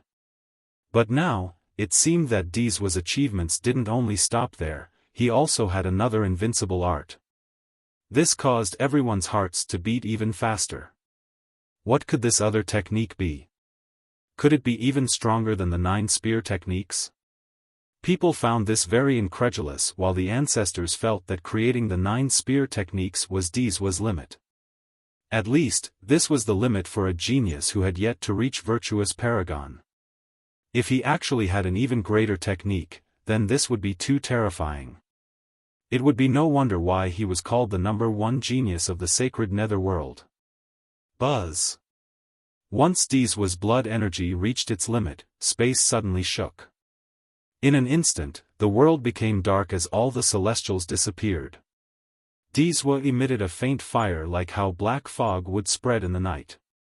At this moment, the world was enveloped by this black shroud created by Dizwa.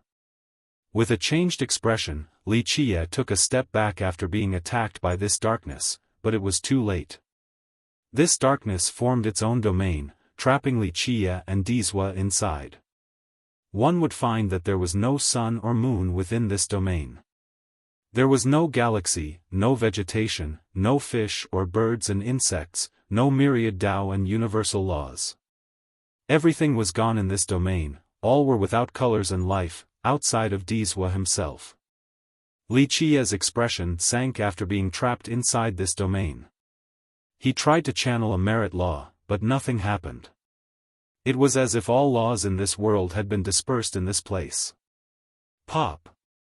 Dizwa's invincible technique had just taken its initial form, but Li Qie's next fist was like a golden lock and sealed the imperial spear, causing the technique that was initially as smooth as a flowing river to come to an abrupt halt. Myriad fists, golden sealing fist. This was a technique outside of the 12 immortal physiques, and it specialized in sealing all kinds of weapons. Dizwa was shocked once more as the imperial spear was sealed. He decisively left the spear behind to run, but... boom! He didn't manage to get too far before his back had taken a blow. This was a fist that almost pierced his spine, causing him to spurt out blood. Indeed, it is time to end this, Wuxia said with a smirk. In an instant, he unleashed his sea of knowledge that was accompanied by roaring explosions. At this time, all of his fate palaces were released with their vast divine lights. Strange and spectacular images appeared in the sky as if an immortal emperor had arrived and was being worshipped by his subjects. Boom! The heaven and earth prostrated as Wuxia released all of his palaces. The worldly energy and endless grand Tao regained their power. In just a split second, the world that was enveloped by the aphotic Tao had regained its vivacity. Pop! Wuxia simply couldn't hold on to Wuxia any longer at this moment. Wuxia, as if possessed by a deity, knocked him flying away. The aphotic Tao was heavily weakened and lost the majority of its effect. 10. 11. 12 palaces. I'm impossible. Someone shouted in horror as they counted Wuxia's palaces. Everyone heard this loud scream and looked at his palaces, finding 12 of them hovering above his head. At this moment, everyone became scared out of their wits. Having 12 palaces was an impossible matter. No one had ever heard of someone achieving this since the start of time. But today, this miracle was before them. 12 palaces, it really was 12 palaces. This was not just a dream told by someone insane or a drunkard. All of a sudden, everyone was dumbstruck. They were looking at Wuxia's 12 palaces with their own eyes. Wuxia and Tian Luanhui, these geniuses who never trembled in the face of trouble, became pale with quivering legs when they saw the number of fate palaces before them. They were brilliant and unequaled but still suffered a major blow when they saw the palaces. They knew that after having 9 palaces, opening the 10th was very difficult, so a 12th was essentially out of the question. However, what they considered to be inconceivable had been achieved by Wuxia, causing their emotions to run rampant. After a long pause, allowing everyone's souls to come back to their bodies, an ancestor shouted as if he had just seen a ghost, the impossible. 12 fate palaces. Bang! At this moment, the 12 palaces disappeared as Wuxia stood tall in the sky. He was above the 9 heavens and myriad worlds. The firmament was firmly within his grasp. Chapter 569, Wuxia's death. 4 palaces to form a domain, 8 to form a kingdom, and 12 to form the heavens. This phrase had been passed down for a very long time, but no one had ever seen the spectacle of 12 palaces forming the heavens. But at this time, many were able to witness this miracle. Right now, Wuxia was an immortal ruler that was worshipped by the other deities. In the sky, he was the supreme existence and nothing else mattered. Even immortals must prostrate and declare themselves his loyal subjects. This scene was too shocking. It was as if he was already above the heavens despite having yet to shoulder it. At this minute, he was at the apex of all existences. All merit laws and secret arts became meaningless and feeble. The heavens created from the 12 palaces was already the strongest merit law. 12 palaces were more than enough to represent everything. What merit law or art could be more heaven-defying than having one's own heavens? All the laws and Tao were beneath the heavens. Wuxia, with his own heavens, was beyond anyone's imagination. This was unable to be described with mere words. He finally succeeded in opening the 12th palace. Lan Yunju murmured. She knew that sooner or later, he would be able to do so, but she didn't expect this day to come so quickly. The heavens of 12 palaces. Daoist Bao Gui's mouth became dry after seeing the sky above Wuxia's head. At this minute, he and the ancestors of the great powers were completely pale from astonishment. No one would be able to stop Wuxia's rise, neither Wuxia nor Tian Luanhui would be able to do so. Time to end this. Wuxia said with a smile. There were no techniques or laws since Wuxia's sky was plenty enough. Once it spread its influence, nothing could deter its path. No. Dizwa exclaimed with a shocked expression, but he was powerless. Boom. He was blown away as blood spurted everywhere, causing his expression to pale. The aphotic Tao had been completely suppressed by Wuxia's sky without any effort. Everything became insignificant. What was stronger and higher than the heavens? The suppression of the sky caused everyone to take a deep breath as they felt their spines being frozen. Anyone would break out in a cold sweat while watching this scene. They all felt that Dizwa's aphotic Tao was extremely terrifying. Anyone would die for sure when met with such a Tao. However, it became so feeble and weak and was completely suppressed before Wuxia's sky. Dizwa was stunned. He knew his Tao the best, which was why he was being driven mad. He didn't want to lose in such a manner. I command you to open. Dizwa crazily shouted as he decided to risk it all. Clack! At this time, the heavy sound of a gate opening appeared as Dizwa's longevity blood dyed the golden gate behind him red. A golden light filled the world once the doors were opened. A shadow stepped out from the door. This was an invincible shadow that looked down on all existences as they trembled before it. This shadow was so powerful that it caused all spectators to palpitate as if an immortal emperor had arrived. Upon arrival, it used an invincible momentum to strike Wuxia. The stars became dark with this imperial attack. Even the you of the future is useless, not to mention the fact that you won't have a future. Wuxia roared in response. He was completely nonchalant against the oppressive shadow.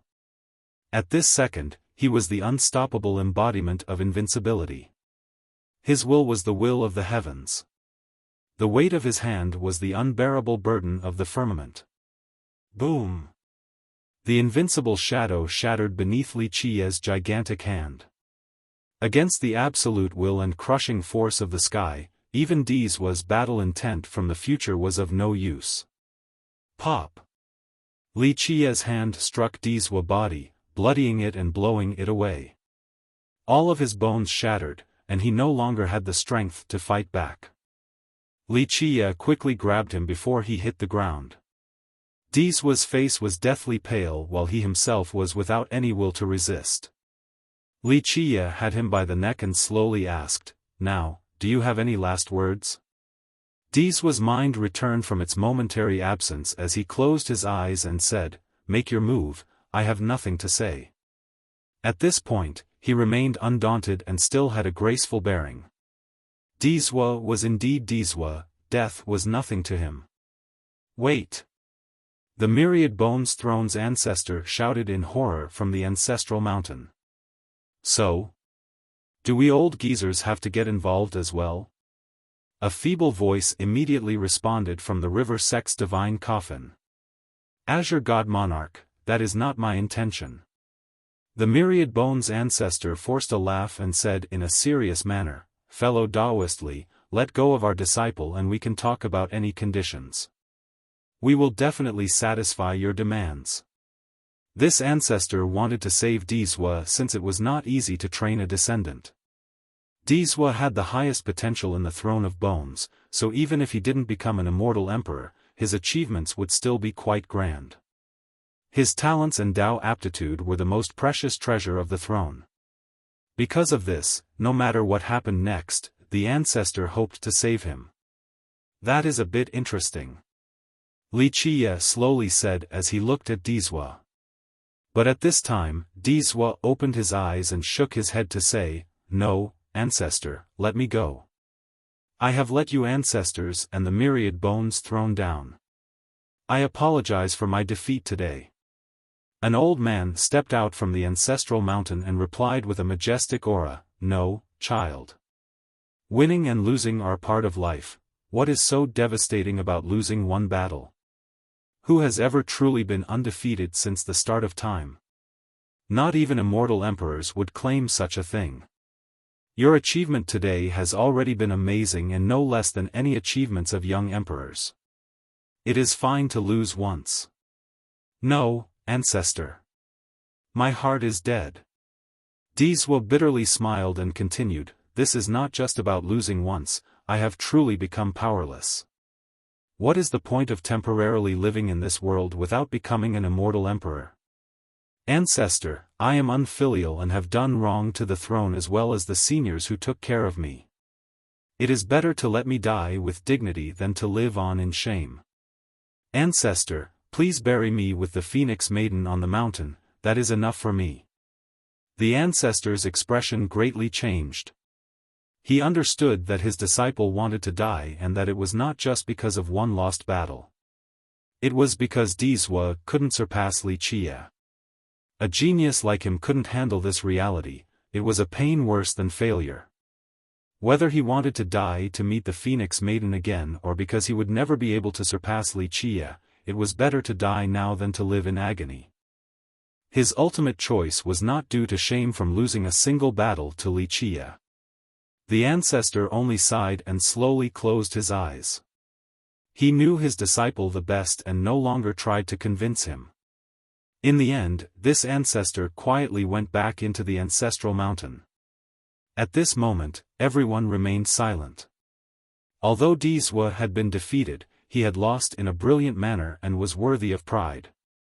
No one felt that this was shameful. In fact, they thought that it was amazing that he managed to persevere for so long. No one else could do the same.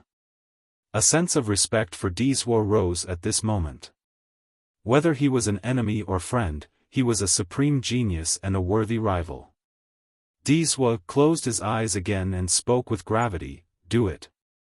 I have nothing else to say about my own lack of abilities. Wuxia looked at him and let him go before nonchalantly saying, if your heart is dead, then I'll let you have a dignified death. End it yourself. Dizwa then stood up straight and opened his eyes. He took a deep breath to take one last look at the world before closing them again. Without any hesitation or unwillingness, Dizwa's body shook as blood dripped down from the corners of his mouth before directly falling down. The world was silent, a heaven's proud son had committed suicide. This ending caused others to lament. Is it time to end it? Wuxia stood next to the pond while looking at everyone else in his leisurely manner. This time, however, no one responded, not even the ghost race. No young ghost could compete with Wuxia anymore after Dizwa had lost, not even Tian Luanhui. Only the ancestors had a chance, even ghost kings of the heavenly king level most likely couldn't take on Wuxia. Finally, with a loud boom, the myriad bones throne took Dizwa's corpse away. In the blink of an eye, the ancestral mountain disappeared from everyone's eyes. 4 palaces to form a domain, 8 to form a kingdom, and 12 to form the heavens, this phrase had been passed down for a very long time, but no one had ever seen the spectacle of 12 palaces forming the heavens. But at this time, many were able to witness this miracle.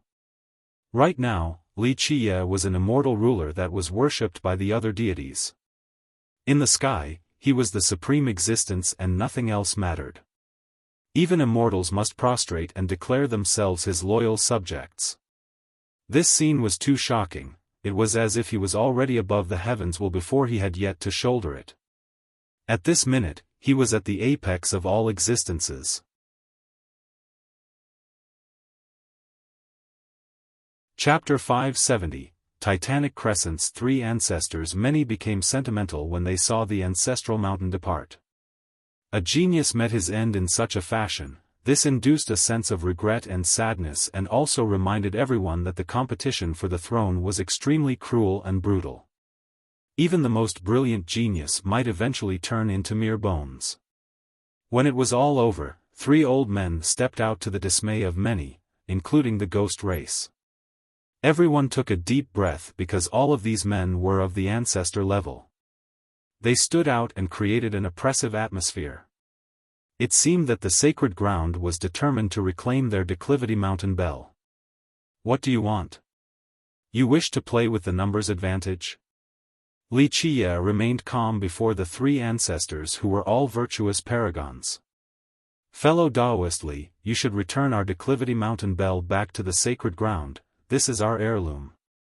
An old ancestor cheerfully smiled, if you are willing to give it back, we will definitely not let it be for nothing. Li Qie looked at the three ancestors then burst out in laughter. He shook his head and said, never. If your descendant threw this thing out, you all should understand that it was the same as throwing a meat bun at a dog. Your descendant lost only because of his own inability. As for the declivity mountain bell, I will gladly accept it. His words caused the three ancestors to change their expressions. One of them gravely spoke, Junior, take a step back and realize the vastness of the heaven and earth. Having one more friend is better than gaining one enemy. Opposing our sacred ground is not a wise decision. I don't feel anything unwise about it because the feud was already formed. So what if I take the bell? Li Qie leisurely spoke while staring at the three. Another ancestor's expression darkened as he said, young friend, the path is still long, do you really think you are invincible? He continued on, if you really think so, then we wish to try your invincible techniques. His words caused everyone to glance at each other. An ancestor of an imperial lineage was asking for a spar with a junior, this was a lowly act, the same as bullying someone younger. Li Qie laughed and looked at the three to say, you want to give me a try? The ancestor gazed at him and said, I wonder if you dare to fight or not. An invincible friend like you must not be afraid to fight, right? Another ancestor added, young friend is the number one in the contemporary era with peerless courage and is unbeatable in this world. If you think you can hold on to the declivity mountain bell, then don't be reluctant about one fight. The third one tacked on, if young friend doesn't feel confident, then forget about it. Everyone can just calm down and you can give the bell back to us. We will definitely not mistreat you. The three ancestors worked together to dig a hole for Li Qie to jump down. They assumed that Li Qie was at a high from his recent victory.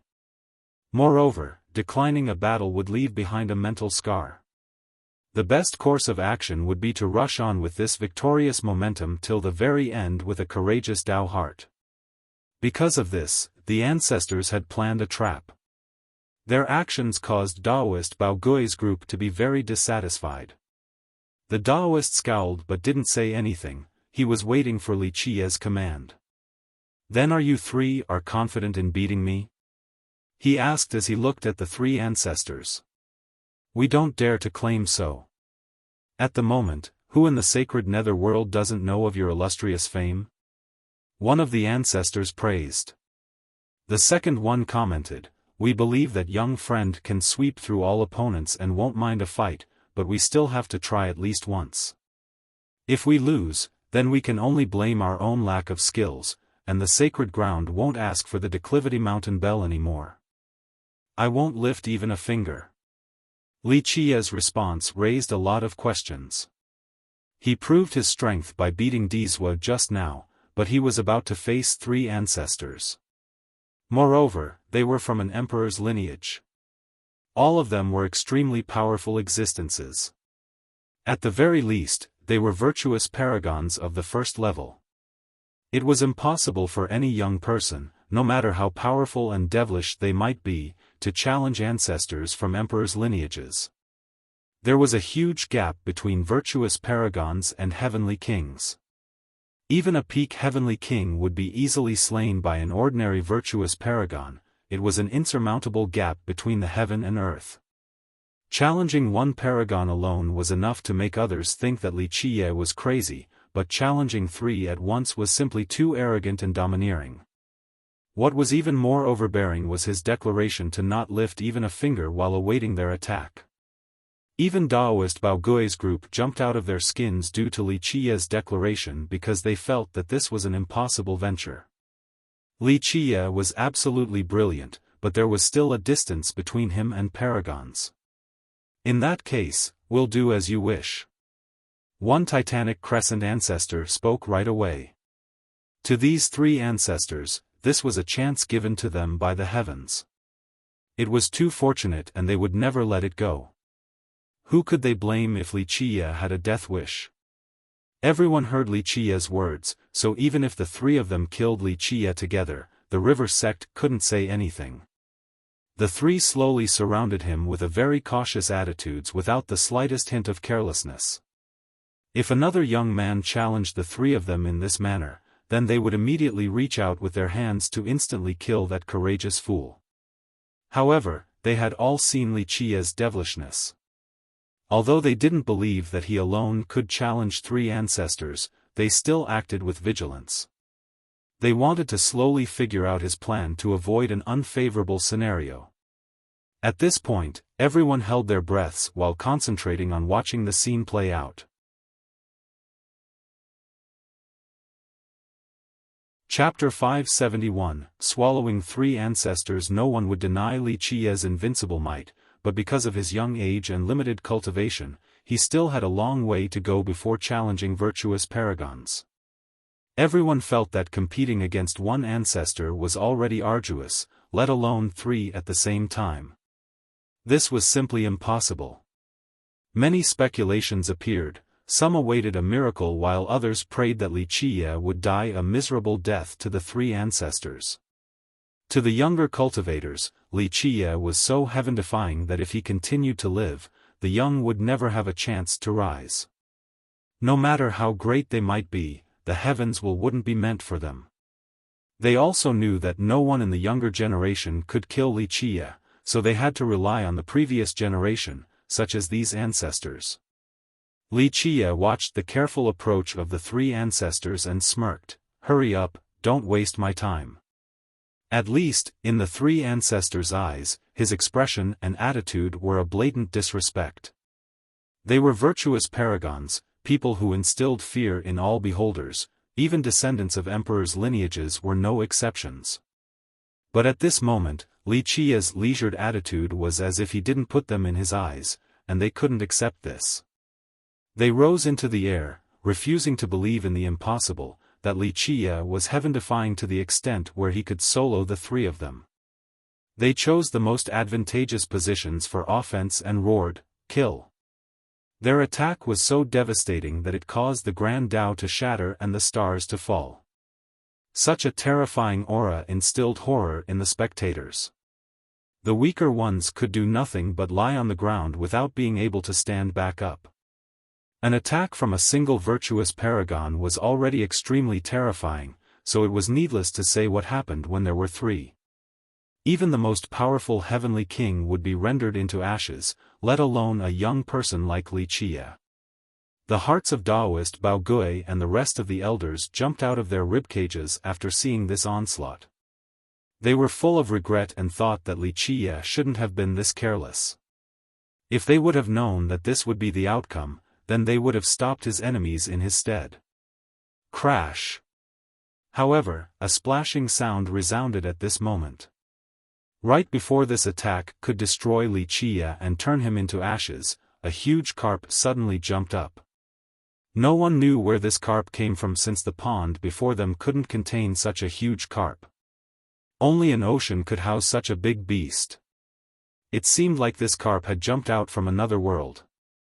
It immediately attempted to swallow the three virtuous paragons from the Titanic Crescent sacred ground.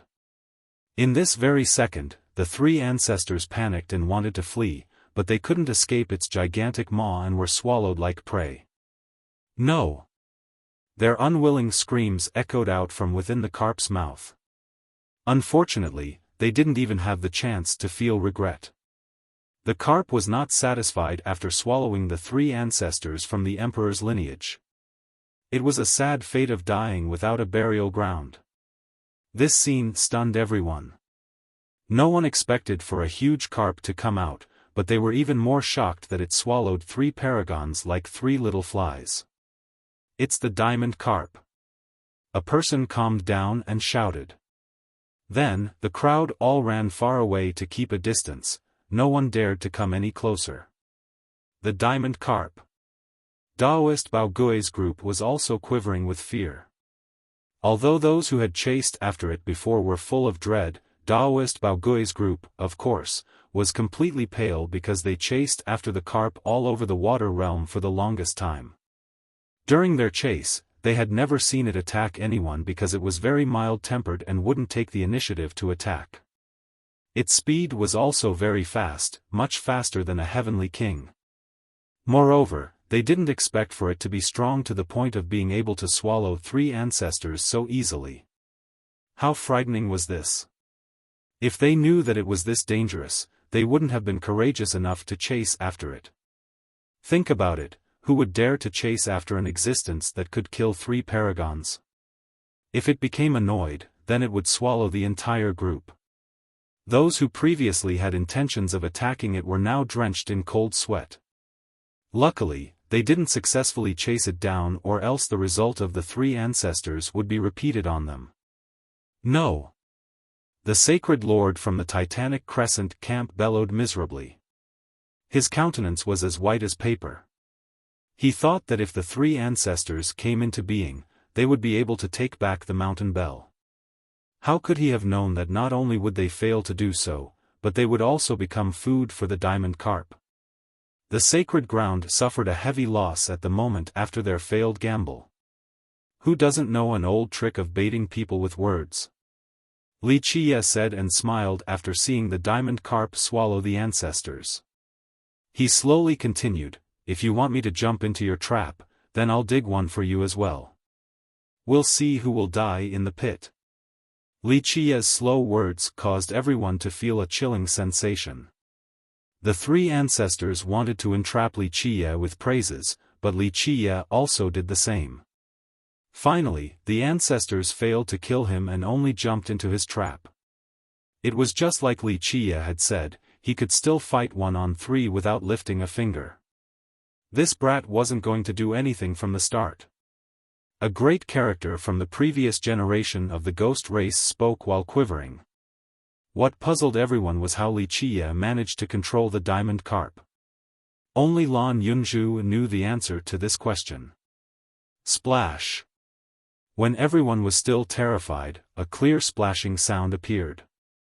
The whirlpool in the middle of the pond was receding.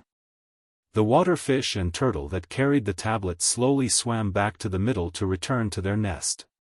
Splash! The whirlpool became smaller and smaller as the diamond carp roared with a dragon-like cry. Wuxia rubbed its head and said, "Go, you won't be able to go back if it closes." The diamond carp didn't want to leave and kept on rubbing on Wuxia's hand, but it eventually jumped back into the pond. With a loud splash, it disappeared before everyone's eyes. It was difficult to believe that such a little pond could contain the huge diamond carp, but maybe it wasn't so strange after all, since each step was a single world in this pond. Crash! The whirlpool spiraled with ripples and eventually disappeared like it had never been there at all. No, an unwilling person let out a cry, but he was powerless and could only watch it disappear.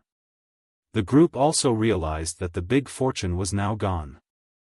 Many were unhappy since they spent so much time here to no avail. They desired a big fortune but couldn't harvest anything. Lan Yunzhu, alone, obtained the biggest harvest, the unique Night Era flower. At the very least, the outsiders seemed to think so. They were not as lucky as her since they had no way of entering the pond. Goddamned pond, it is better to leave this creepy place. Many people gave up and started to curse before leaving. Although they knew that there were treasures inside, the only thing they could do was to watch while sighing in disappointment. What could they do since they couldn't even take 60 steps, let alone 100 steps? Some were able to take 100 steps, like Tian Luanhui for example.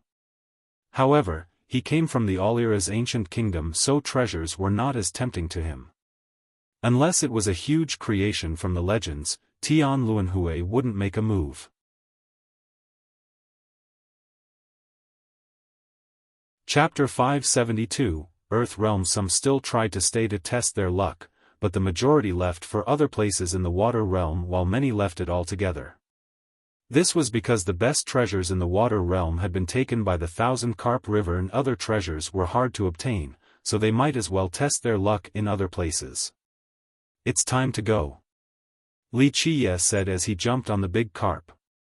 Daoist Bao Gui commanded the carp as it took the river sex group into the sky, leaving the pond.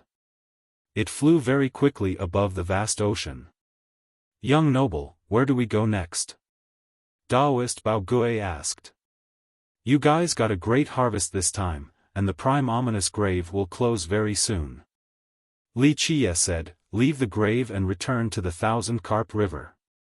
What about young noble?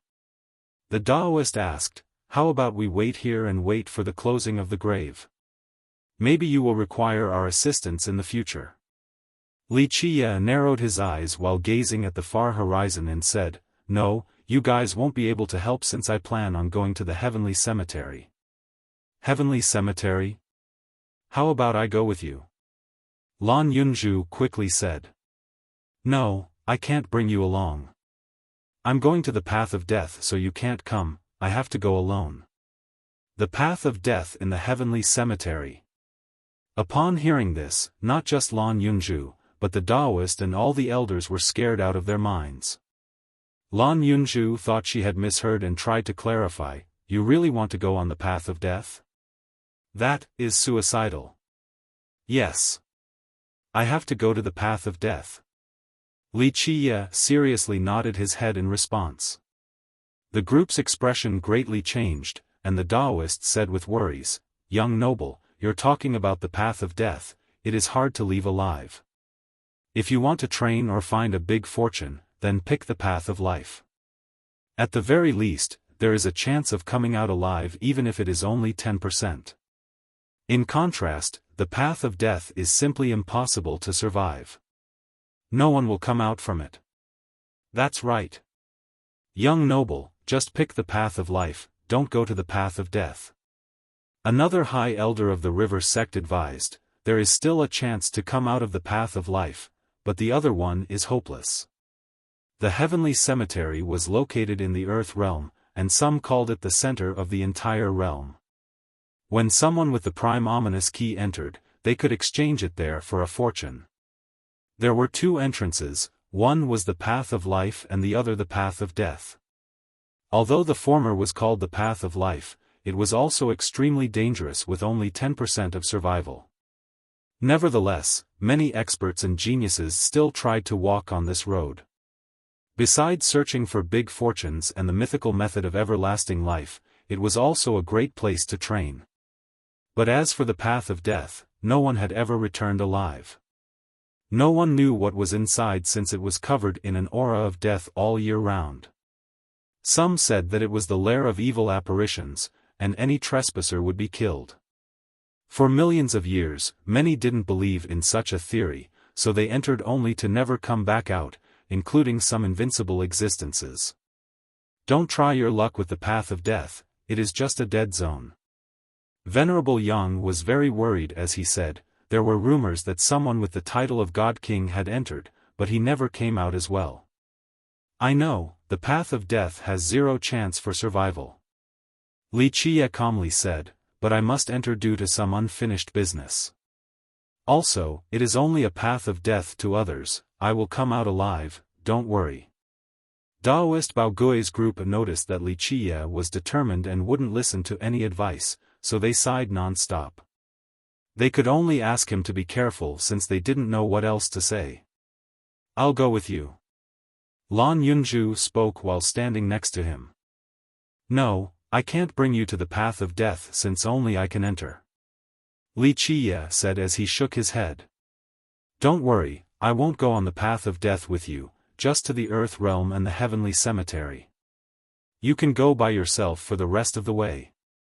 Lan Yunzhu playfully blinked her eyes and continued, plus, not seeing the center of the earth realm when I'm already here at the prime ominous grave would be a shame. I want to broaden my horizons. Li Qiye looked at her for a bit then nodded in agreement. The two then said their goodbyes to the Daoists group before entering the portal.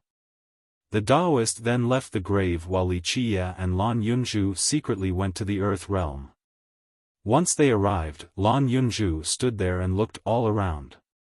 Before her was a vast scene with a heavy scent of the earth. This place was especially dry. However, it was also covered entirely by a layer of fog that didn't seem to be dissipating at all in the sky. It consisted of a wide terrain with rolling mountains. There was a grave tablet in the middle of the land. Countless graves were here in this place, some appeared very humble, some were even bigger than mountains, and some stood proudly next to the sky. One of them lingered mysteriously in the high sky while another hung in the middle of two great veins. One was in the middle of a river with its water flowing around and entering it. To sum it up, there were all types of strange graves. If one could imagine a coffin with a certain design, then they could find it here at the Earth realm. It was as if all graves in the 9 worlds were here. Despite the variations in the designs, they all had one thing in common. All of them had a headstone without any words engraved on it, they were just empty grave tablets. Because of this, no one knew who these graves buried or from which era they originated from. Lan Yunzhu was quite shaken to see so many graves. How many people were buried here? She took a deep breath and murmured, could this be the accumulation of millions of years? Or were they all buried at the same time? No one knows the answer to this. At the very least, since the time when the ghost race discovered this place, there were already millions of graves here. Perhaps they were buried here from many eras ago, or maybe from an even more archaic age. Something happened so countless existences were buried here. Li Qia answered after he looked at the grave. Which era is this archaic age you speak of? Lan Yunzhu inquired further. Li Qia shook his head in response, it is hard to know, but at the very least, it is before the Desolate Era, an era that we do not know about. Rumor has it that before anyone knew anything, the Earth realm had already buried millions of graves here in the Prime Ominous Grave, but no one else could erect a grave here in the future. These millions of graves had always been a mystery. No one knew when or how they came to be. If they were all buried together in one era, then just what had happened to cause so many burials all at once? Just think about it. No one who could be buried here could have been a nameless character, so there should be records about them. However, there were no written records about these graves in the Prime Ominous Grave. What kind of characters are buried here? Lan Yunzhu asked while in a daze. I'm afraid no one can give you the answer to this either. Li Qia smiled and said while shaking his head, but there is one thing that's certain. Anyone who was buried here was extremely amazing when they were alive. This is not only based on the fact that there are great fortunes inside their graves, but because there is a great protective perimeter for each of them. No one except great characters would enjoy such a privilege. Li Qia was correct, there were millions of graves here, but each and every single one was an ominous ground enough to drive people to their doom. Each of them had a powerful defensive force as if there was an immortal monarch quietly watching over each grave. Because of this, no one could excavate any of these graves. There were also other dangers inside these graves, including corpses and guardian mummies.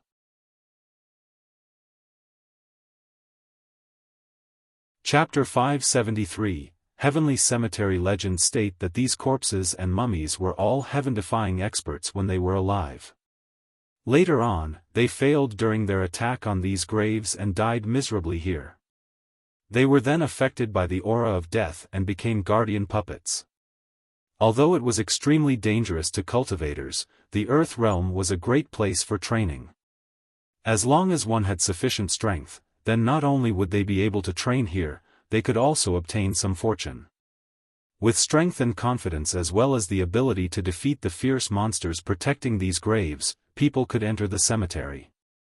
If they were lucky, they could walk in a straight path without meeting any dangers and obtain something amazing inside.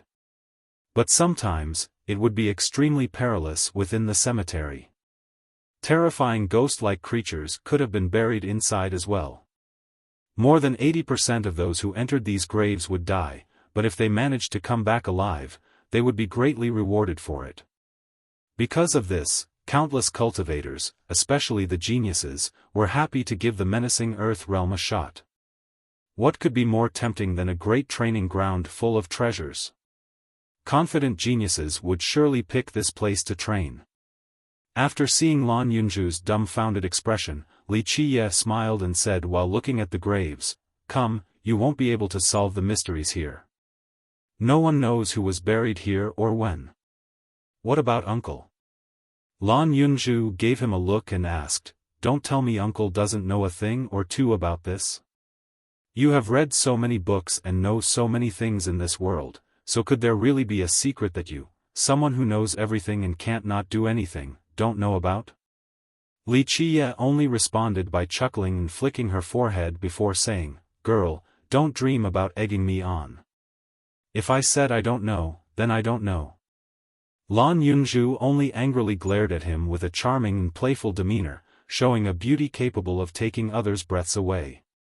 Li Qiye led Lan Yunju deeper inside. They didn't come here for the fortunes inside the graves, so they only passed by a few while heading straight for the heavenly cemetery. After walking past some fortunes, she asked, "Doesn't Uncle want to take a look at some of these ominous graves? Legend states that there are some very unbelievable mummies inside. Some even said that a few of them are of the immortal emperor level. Do you not want to broaden your horizons?" Li Qiye shook his head and said, "This time, we didn't come here for treasures. We wasted too much time in the other realms, so we can't go to another grave. It is just you, not us." Lan Yunju looked at him with one eye and continued, "If you are not here for the graves, then why are you going to the path of death? If you know that it is suicidal, then why must you still tread it?" Lan Yunju didn't want him to go there since it was a terrible place of certain doom. For millions of years, even god-kings had died inside since they didn't trust the tales. Lan Yunju believed that Li Qiye could come out alive by creating a miracle, but this matter was still too risky. Something unexpected might happen. Li Qiye looked at her and understood her thoughts, so he smiled and said, "Don't stop me, I can't afford not to go there. I need a challenge in order to break through." "Challenge? Break through?" Lan Yunju asked, "Do you not have enough challenges yet? Defeating Dizwa and achieving 12 palaces are not enough? Having 12 palaces is the most brilliant achievement since time immemorial. Like you said, only immortal Emperor Xiaofan had obtained 12 palaces, so your accomplishment is on the same level as the Emperor. You are right, but that is not enough since this is not my limit just yet. I need to take one step further beyond the boundary and defeat all those before me, even the unknown." Such domineering words did not sound arrogant from Li Qiye. Instead, they were rather natural. Lan Yunju only sighed. Other people would be satisfied with 12 palaces and defeating a number 1 genius like Dizwa. What could be greater achievements than these? However, she knew that if Li Qiye was satisfied, then he would no longer be Li Qiye, no longer the person who created miracles. She felt that Immortal Emperor was the final apex for other people, but to Li Qiye, perhaps Immortal Emperor was just the beginning. This was Li Qiye, a unique being across time. However, she didn't give up and said, "Even if you want to break through, you shouldn't be suicidal to the point of going on the certain death path." Li Qiye shook his head and said, "No, I must go to the path of death in order to break through. It is one of my 2 goals before entering the grave." "Is there no other choice?" Lan Yunju curiously asked, "What is so special about the path of death?" "You are right." Li Qiye nodded and said, "There is one thing inside the path of death, and I need that to train. Only that thing will be able to help me." She continued with more questions. "What is it? Is it like a different realm? Something like a secret among secrets like the wooden nest or the lost alchemy garden? Or is it like that one black star in the celestial sea inside the water realm?" Li Qiye answered by shaking his head, "All wrong. I'll let you know that the secret among secrets inside the earth realm is not located at the path of death, but rather the path of life. If you want the method for everlasting life, then go to the path of life. If you are extremely lucky, then maybe you will meet the legendary secret realm. Lan Yunju softly sighed. She knew that Wuxia had made up his mind and wouldn't listen. Nevertheless, she still didn't want him to go. Wuxia gently tousled her hair and said, "Okay, little girl. Don't worry about me, I am confident in leaving alive." "Who am I?" "I am Wuxia. Even the path of death won't be able to take my life." She glared at him as she retorted, "Humph. I certainly hope so. If you die here, I won't bother to pick up your corpse so that it can rot in the wild." What could she do when Wuxia had made his choice? Wuxia, on the other hand, only smiled while looking at her expression without saying anything back. The heavenly cemetery was also called the central plane of the earth realm. The entrance was a basin of sorts. From a higher vantage overlook, one would see the heavenly cemetery as a huge mausoleum shrouded in fog. The basin was decorated with stone pebbles that led to a monument that towered all the way to the sky.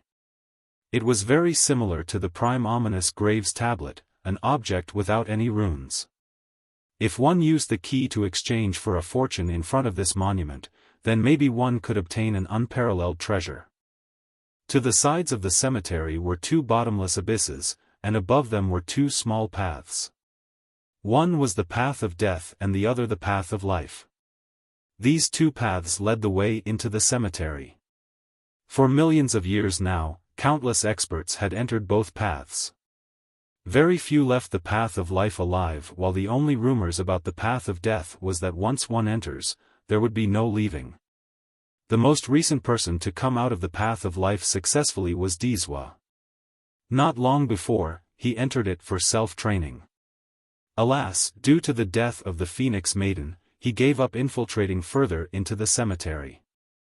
Another person who left the path of life alive was the famous immortal Emperor Du. At a young age, he once entered the path of life, and people believe that he made it very far through all the trials. But of course, there were also speculations saying that he didn't make it all the way to the end. These speculations were not important. The crucial part was that he had obtained an immense fortune in the path of life that was possibly the method for everlasting life. Because of this, geniuses and ancestors that were near their death all came to the path of life to try their luck. In summary, whether it was for training or for the method of everlasting life, those who dared to come to the path of life were all amazing characters. Needless to say, those who managed to return alive were even more incredible. At this moment, Wuxia and Lan Yunju were standing on a high peak outside of the basin while gazing at the distant heavenly cemetery. Seeing the two tiny paths on top of the abysses took away Lan Yunju's breath. Calling this place the most dangerous location in the world was not enough to describe its treacherousness.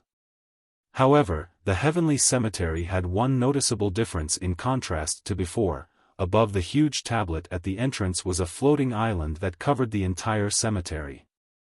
Legend states that these corpses and mummies were all heaven-defying experts when they were alive. Later on, they failed during their attack on these graves and died miserably here. They were then affected by the aura of death and became guardian puppets. Although it was extremely dangerous to cultivators, the Earth realm was a great place for training. As long as one had sufficient strength, then not only would they be able to train here, they could also obtain some fortune.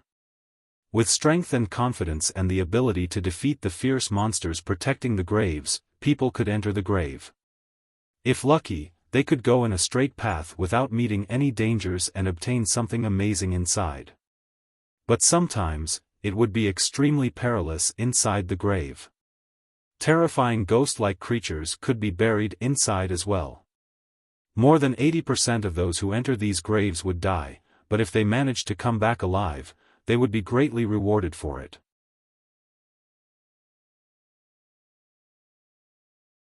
Chapter 574, Meeting the Lost Mythical Island. Again, this was the same island that had appeared out at sea that had many people wanting to explore it. The Lost Mythical Island was still shrouded in mist, but it was a lot thinner than what it had been initially. It was as if the mist would completely dissipate after just a bit longer. The Lost Mythical Island. Li Qiye murmured as he looked at it. Lan Yunzhu also gazed at the landmass, then back at Li Qiye, who was standing next to her, and asked, "This is your other goal for coming to this place, right?" Back at the Thousand Islands, she had followed him and saw what he did before leaving later on. Although she didn't see the island appear outside with her own eyes, she guessed that it didn't appear for no reason and must have something to do with Li Qiye. After its disappearance, he immediately went to the prime ominous grave, so she knew that he specifically came here for it. "Yes. I need this island," Li Qiye said and nodded. He stared at the mist shrouding the island and continued, "It seems like the mist will dissipate before the grave closes. This means I will need to take a trip there." Lan Yunzhu found it strange that he placed such emphasis on this island, so she inquired, "What does the island have? True immortal medicine? Invincible treasures? Supreme scriptures? Or a mythical beast?" There had been many legends surrounding the island. Some swore that they saw a golden dragon soaring in the sky alongside divine phoenixes. The scene was very real and was not merely illusions. Because of this, people speculated that the island might be the lost residence of divine beasts like dragons and phoenixes. All incorrect. Li Qiye narrowed his eyes in response. If there is one thing on the island, then it is a terrifying and extremely frightening existence. Just how terrifying? Lan Yunzhu was alarmed after seeing Li Qiye's expression. To an indescribable extent. It is a bringer of destruction and killer of gods and immortals. It is not a weapon but is far more potent than one. Lan Yunzhu's heart thumped rapidly. What kind of existence was worthy of this description? Could there really be a thing capable of slaying gods and immortals in this world? "Okay, girl, you cannot spend forever to send your husband off." Li Qiye told Lan Yunzhu, "Here is far enough, I will enter now. Time will run out if you are too late, it will be all for naught if the grave closes." Recently, he had been very famous, especially after defeating Dizwa and becoming the number one of the younger generation. "Li Qiye is here." The crowd exclaimed, but those that were the most alarmed were the ghost cultivators. If it was before, then someone would be saying, "That brute, Li Qiye, is here." But ever since his victory over Dizwa, no one dared to call him a brute anymore. Even the ghost race who really hated him didn't dare to address him in such a manner.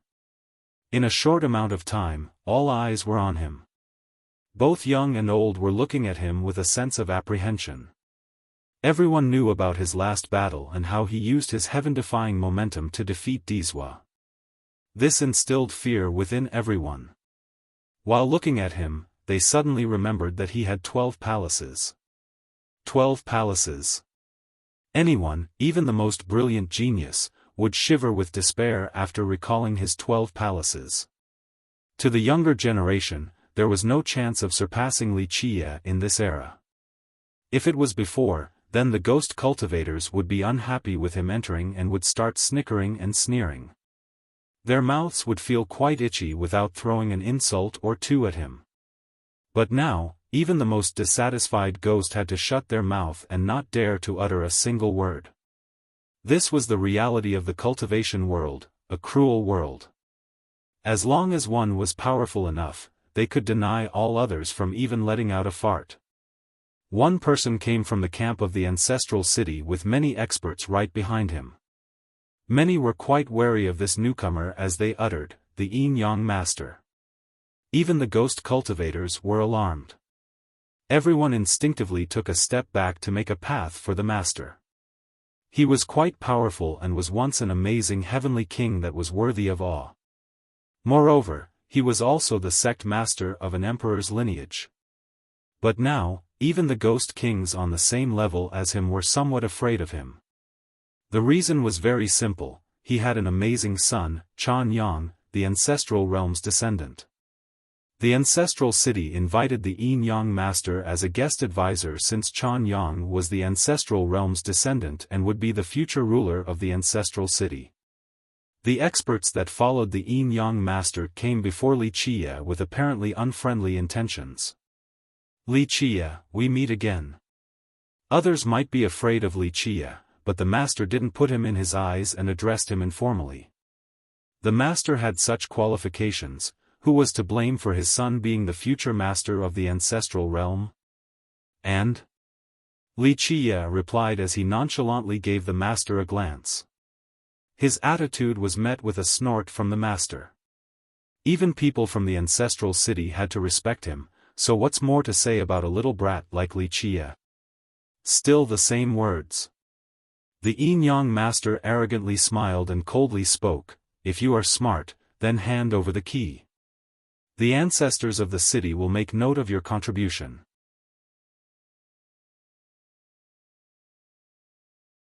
Chapter 575, Ancestral City Lord. The master's tone was aggressive and threatening, causing the silent spectators nearby to shiver.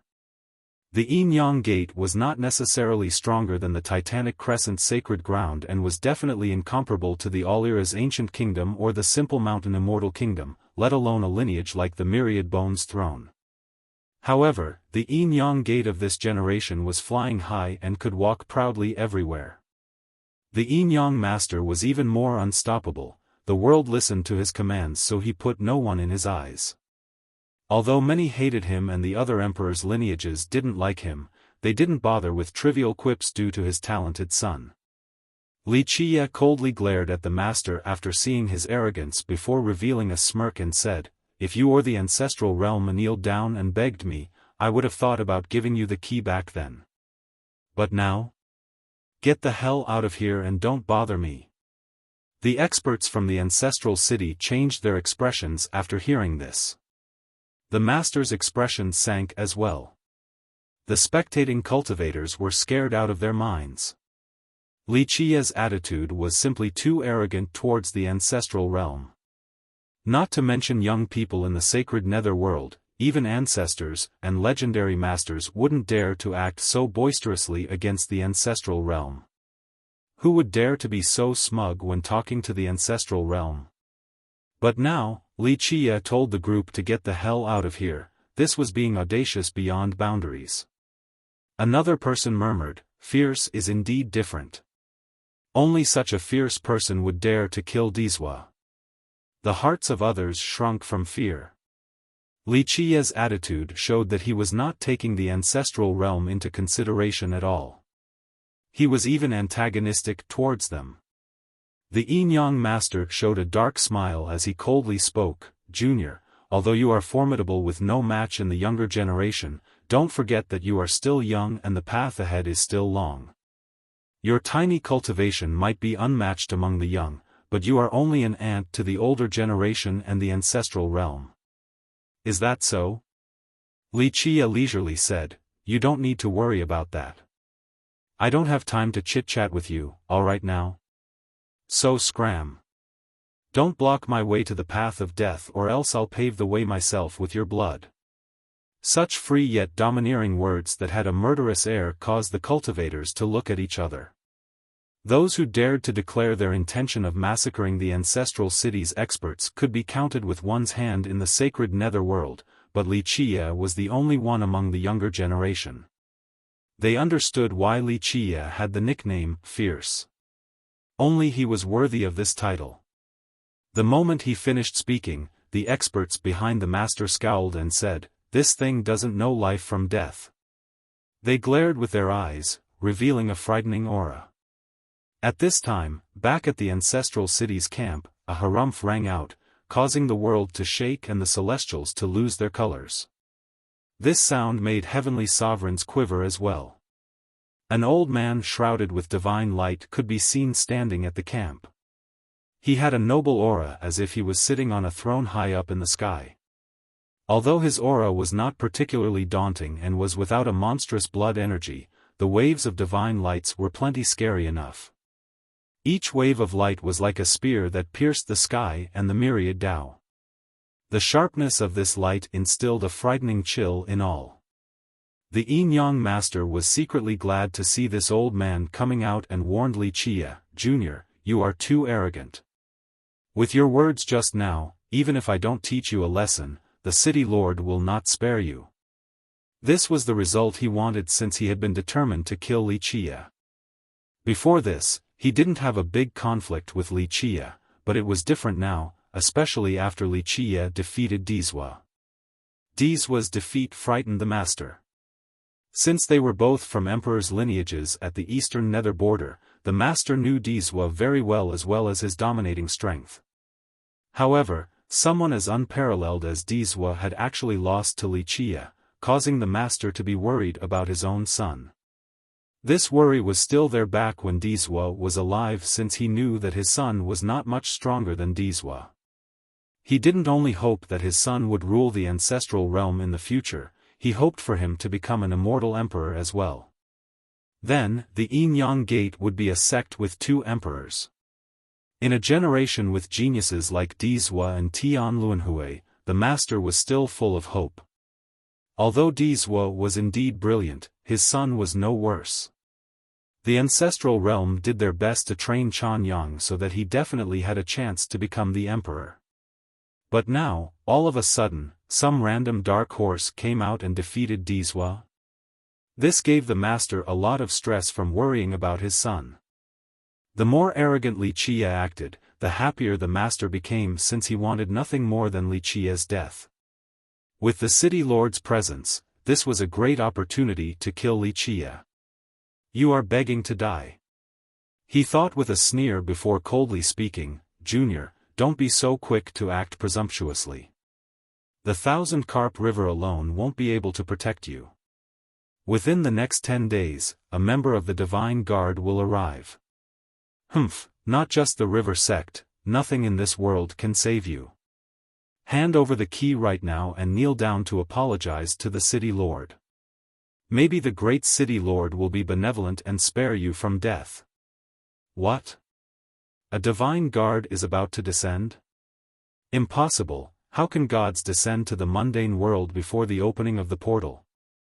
The divine guard consisted of deities who were responsible for protecting the ancestral realm, existences just like gods. There was a legend where the progenitor of the ghost race was still alive and was sleeping throughout the eras inside the ancestral realm.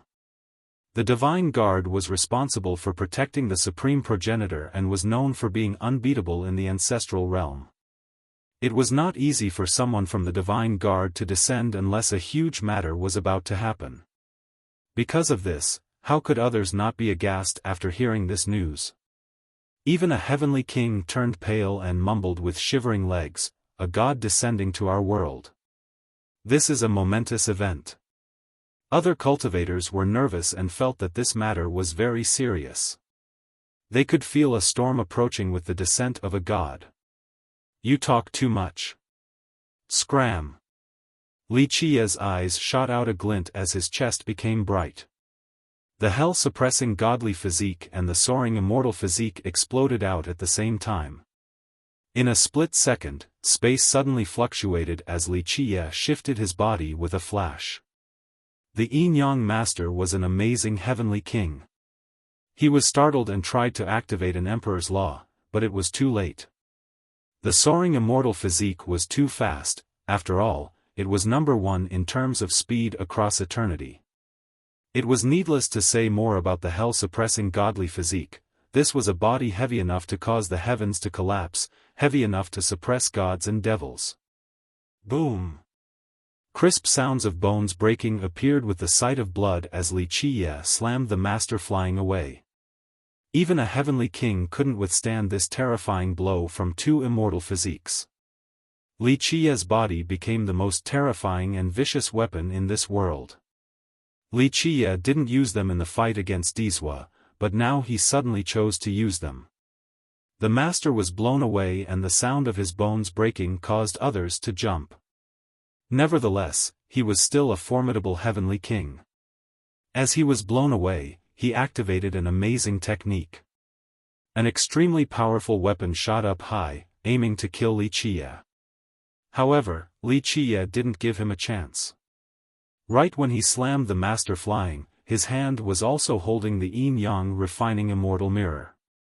In just a moment, the mirror spewed out a terrorizing light that crushed the fabric of space itself. Crank crack. The Yin-Yang Master's treasure was shattered as he screamed, "Ah!" He was pierced through the chest by this terrifying light, causing blood to spray everywhere. He died with his eyes still open. Never did he expect for Wuxia to be faster than him.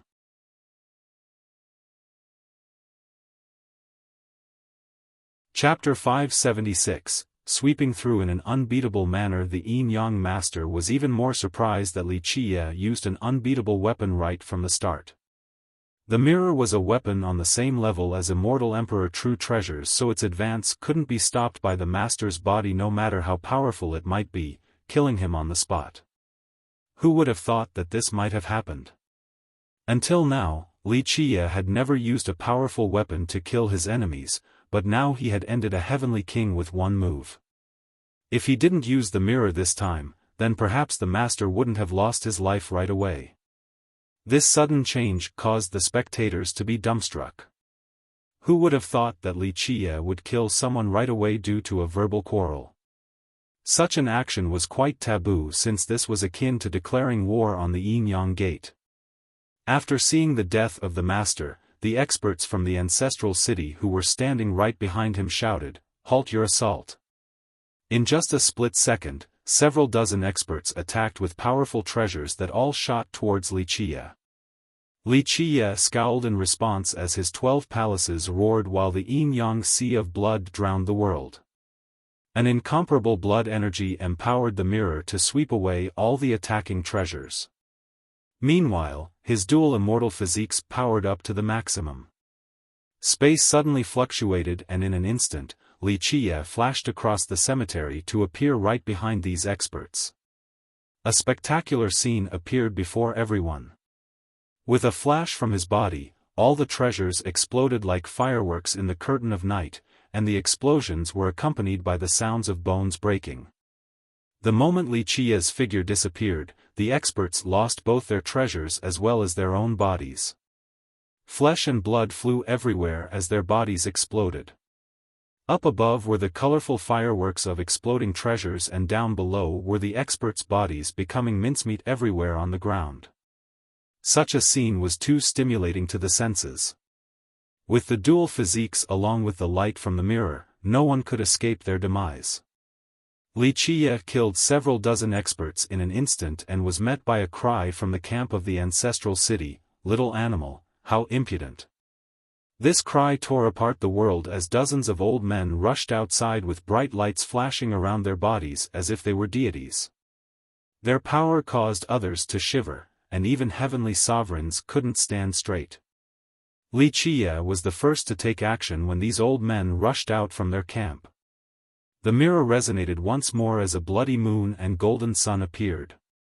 His blood energy also reinforced his cultivation. At this moment, he held the mirror with both hands, and it became brighter than 10 suns. Its ultimate attack was comparable to a heavenly annihilation or even an attack unleashed by an immortal emperor with full strength. A heavenly annihilation was a true treasure's ultimate attack. Such an attack would turn virtuous paragons into ashes, for they were helpless against it. At this time, the mirror seemed to be opening a door to the immortal world with 2 true immortals descending. One true immortal was the supreme righteous Yang, while the other true immortal was the unparalleled mysterious Yin. The flame of the Yang immortal could scorch the 9 heavens, while the force of the Yin immortal could refine myriad worlds. Under the pressure of this unbeatable strike, all heavenly kings and below were suppressed flat on the ground without being able to lift their heads. The resonance of this strike alarmed all the realms. The other cultivators in the prime ominous grave were scared out of their minds. The ancestors from the great powers could sense this world-destroying power and became extremely pale. This is insane. Is this an imperial massacre or a heavenly annihilation? Does someone want to shoot through the 5 realms? An ancestor exclaimed in horror. An imperial massacre was the ultimate attack of an emperor's life treasure, while a heavenly annihilation was the ultimate blow of an emperor's true treasure, both were unbeatable attacks, and it could be said that very few in this world could unleash the ultimate attacks from these weapons. The arrival of the two true immortals could annihilate everything before them. Who would be able to deter the righteous Yang and mysterious Yin? Resplendent break, the unequaled attack of immortal Emperor Fei Yang. Retreat. The lord of the ancestral city shouted in fear after seeing Wuxia unleashing the strike from the mirror. He had once heard of this attack. Immortal Emperor Fei Yang had used this move before to break apart the ancestral realm. However, it was all too late. The extreme Yin and Yang swept through them and turned everything into ashes. The dozens of old men from the ancestral city were annihilated without leaving behind a trace. After this strike, Wuxia then entered the path of death with an incomparably domineering aura as if he was unstoppable in this world. Many experts from the ancestral city failed to stop him as he opened up a path of blood just like he said before. Little animal. From within the camp came another furious cry. A vast imperial aura appeared. An undying from the ancestral city could no longer tolerate the humiliation and broke his seal. This character of the ancestor level rushed forward with a surging imperial aura. Clearly, he was carrying an emperor's weapon. No, let him go. It is not worth wasting your lifespan for a junior. The city lord immediately stopped the ancestor who held the emperor's weapon. At this time, Wuxia had already embarked on the path of death. He turned around to face the ancestor and the city lord with a relaxed attitude. He put away the mirror then gazed at the old ancestor before calmly speaking, "I'm temporarily occupied with the path of death and have no time to talk to you guys. I'll stomp on your ancestral city once I return." The ancestor almost vomited blood from anger and had the impulse to rush forward.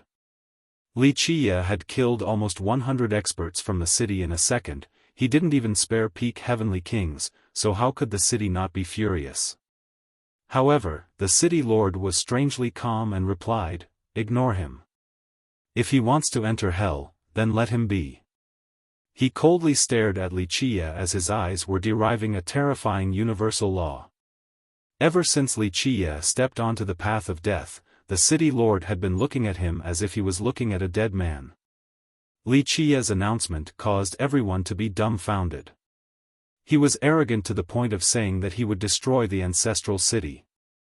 Wuxia was the only one in the current generation who would dare to utter these words. Wuxia was too lazy to look at his opponent any longer and disappeared inside the path of death. "Go to hell.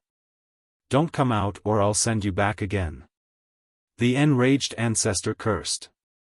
He was shivering from anger but he didn't give chase after seeing Wuxia going inside the path of death. The city lord was very calm since in his eyes Wuxia was already dead. In the endless river of time, no one had ever left the path alive, even god kings would die inside. As for the rest, his announcement earlier had already startled them, but now that they saw, with their own eyes, him enter the path of death, they became even more bewildered. Their first thought was that he was crazy, that there was a problem with his brain, or maybe he was tired of living. Is he insane? A heavenly king from the previous generation asked whilst in a daze. They could understand if he chose the path of life. Surpassing all the trials inside was a symbol for an unbeatable and eternal genius. Dizwa had once entered the path of life, so after beating him, it was understandable for Wuxia to enter the path of life as well. However, it seemed that he went crazy and ran into the path of death instead. Everyone knew that the path of death had no chance of survival. People had never heard of someone leaving it alive, not even unbeatable god kings. These were existences who could fight 300 to 500 rounds against an immortal emperor. Think about it, if even god kings died on the path of death, then other people shouldn't even dream about passing. This news quickly spread around, driving all the listeners crazy. His declaration of destroying the ancestral city became insignificant compared to him entering the path of death. One can survive against the heavens but not themselves.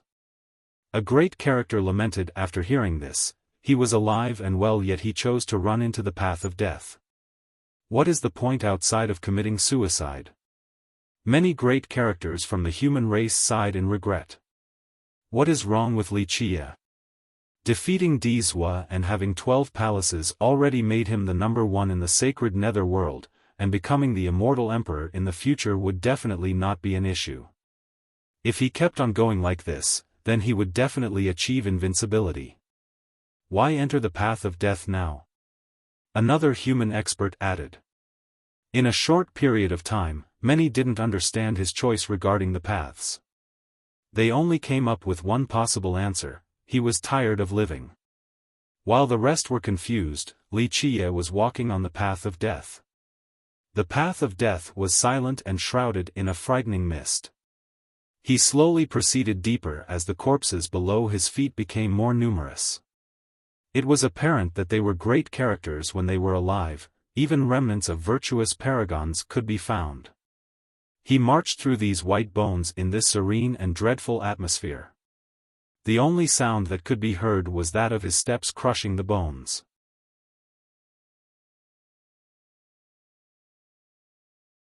Chapter 577. Path of Death. Cowards would wet their pants while treading on this path, but Wuxia remained calm and relaxed as if it was a stroll in his own garden. After reaching a certain depth, the mist slowly emitted a terrifying aura of death. One's skin would start to sizzle when met with this aura, and one's muscles would quickly age until they became dozens or even hundreds of years older. If they tried to block it with blood energy, then no matter how powerful this blood energy might be, it would still be withered by this powerful death aura. This corruption wouldn't stop until the person died. Wuxia felt this corrosive death aura and murmured, "Countless eras have passed, yet your death aura is still here. It seems that you are still not dead, what a relief." Wuxia carefully took out the lamp with the flicking fire in the center that seemed as if it would go out at any time. This little black flame seemed to be the death aura's nemesis. When the aura tried to approach Wuxia, it would instantly be burnt away by the flame. After sizzling noises arose, the aura was burnt by the flame into little patches of smoke. Wuxia went even deeper inside, and the aura, no matter how powerful, couldn't come close to him due to the black flame of the lamp. The corpses that paved the path became fewer, but they were even more powerful than before. Prior to this, there were heaven-defying big shots, but Wuxia didn't know them because people of that level couldn't enter his sight. However, as he walked deeper inside, Wuxia noticed a few characters among these fewer corpses. An old man was lying on the path and had been dead for who knew how long. Although he was being corroded by the death aura, his corpse was not yet corrupted and decayed. All-Heaven Monarch, why didn't you just stay in the stone medicine world? Why run here to die? Wuxia looked at the corpse and muttered to himself. He walked a bit further and saw a skeleton holding a stone bowl, which triggered another response. Endless longevity alchemy emperor, did you come here to find an immortal medicine for everlasting life? What a shame. The endless longevity bowl, such a supreme treasure, was robbed of its divine intent by the death aura. Glorious true God, how arrogant was this little brat in the past. So after you lost to that brat Min Ren, you ran here. It must have been because you wanted that heaven-suppressing item to defeat Min Ren. Autumn Goddess, what a pity. The number one beauty of the charming spirit race in the past, countless prodigies of the 9 worlds swooned over your incomparable allure. However, no matter how pretty you might have been, you are nothing but a corpse now.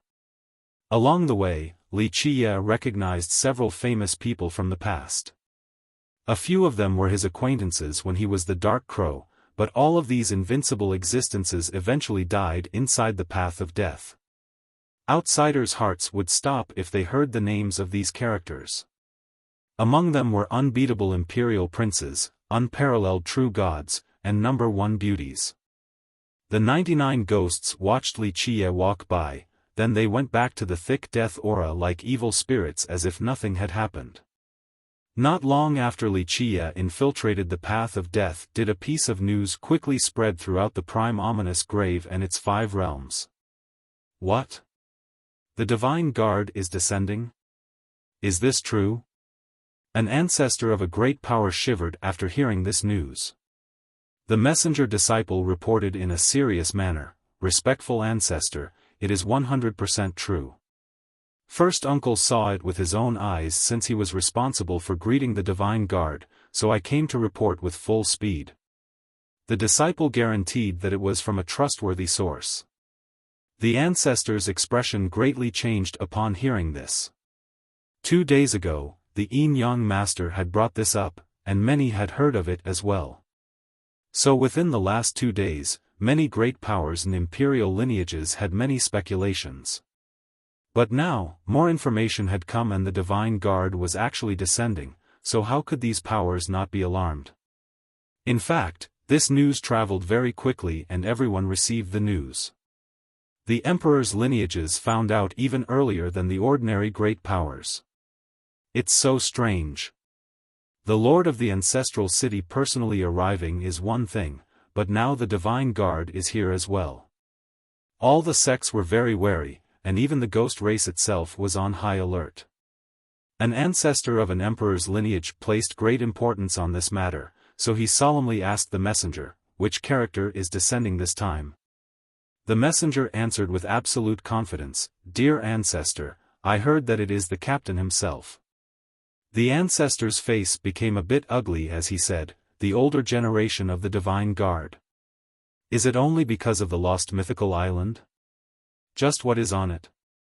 As the news continued to cause a storm, an expert was quite confused after hearing it. Didn't people say that the portal to the ancestral realm only opened once every 100 years? It has not been that long since the last time someone came down to find a descendant, so how could it be opened once more this quickly? A ghost king who knew more sighed and said, "There are methods, of course, if the ancestral realm truly wants to send people down, but they have to pay a great price. This is absolutely a sky-shattering event for them to send down the captain of the Divine Guard himself. Usually, sending down a regular member of the guard would be enough to resolve all problems since they could just use the prestige of the ancestral realm to command the ghost race. But now, the captain is coming down, proving that this matter is of the greatest importance. The ancestral city has never entered the grave before. First it was the Lord himself, now the captain of the Divine Guard is coming as well. A great character emotionally wondered, could there really be an egg of a divine beast on the island?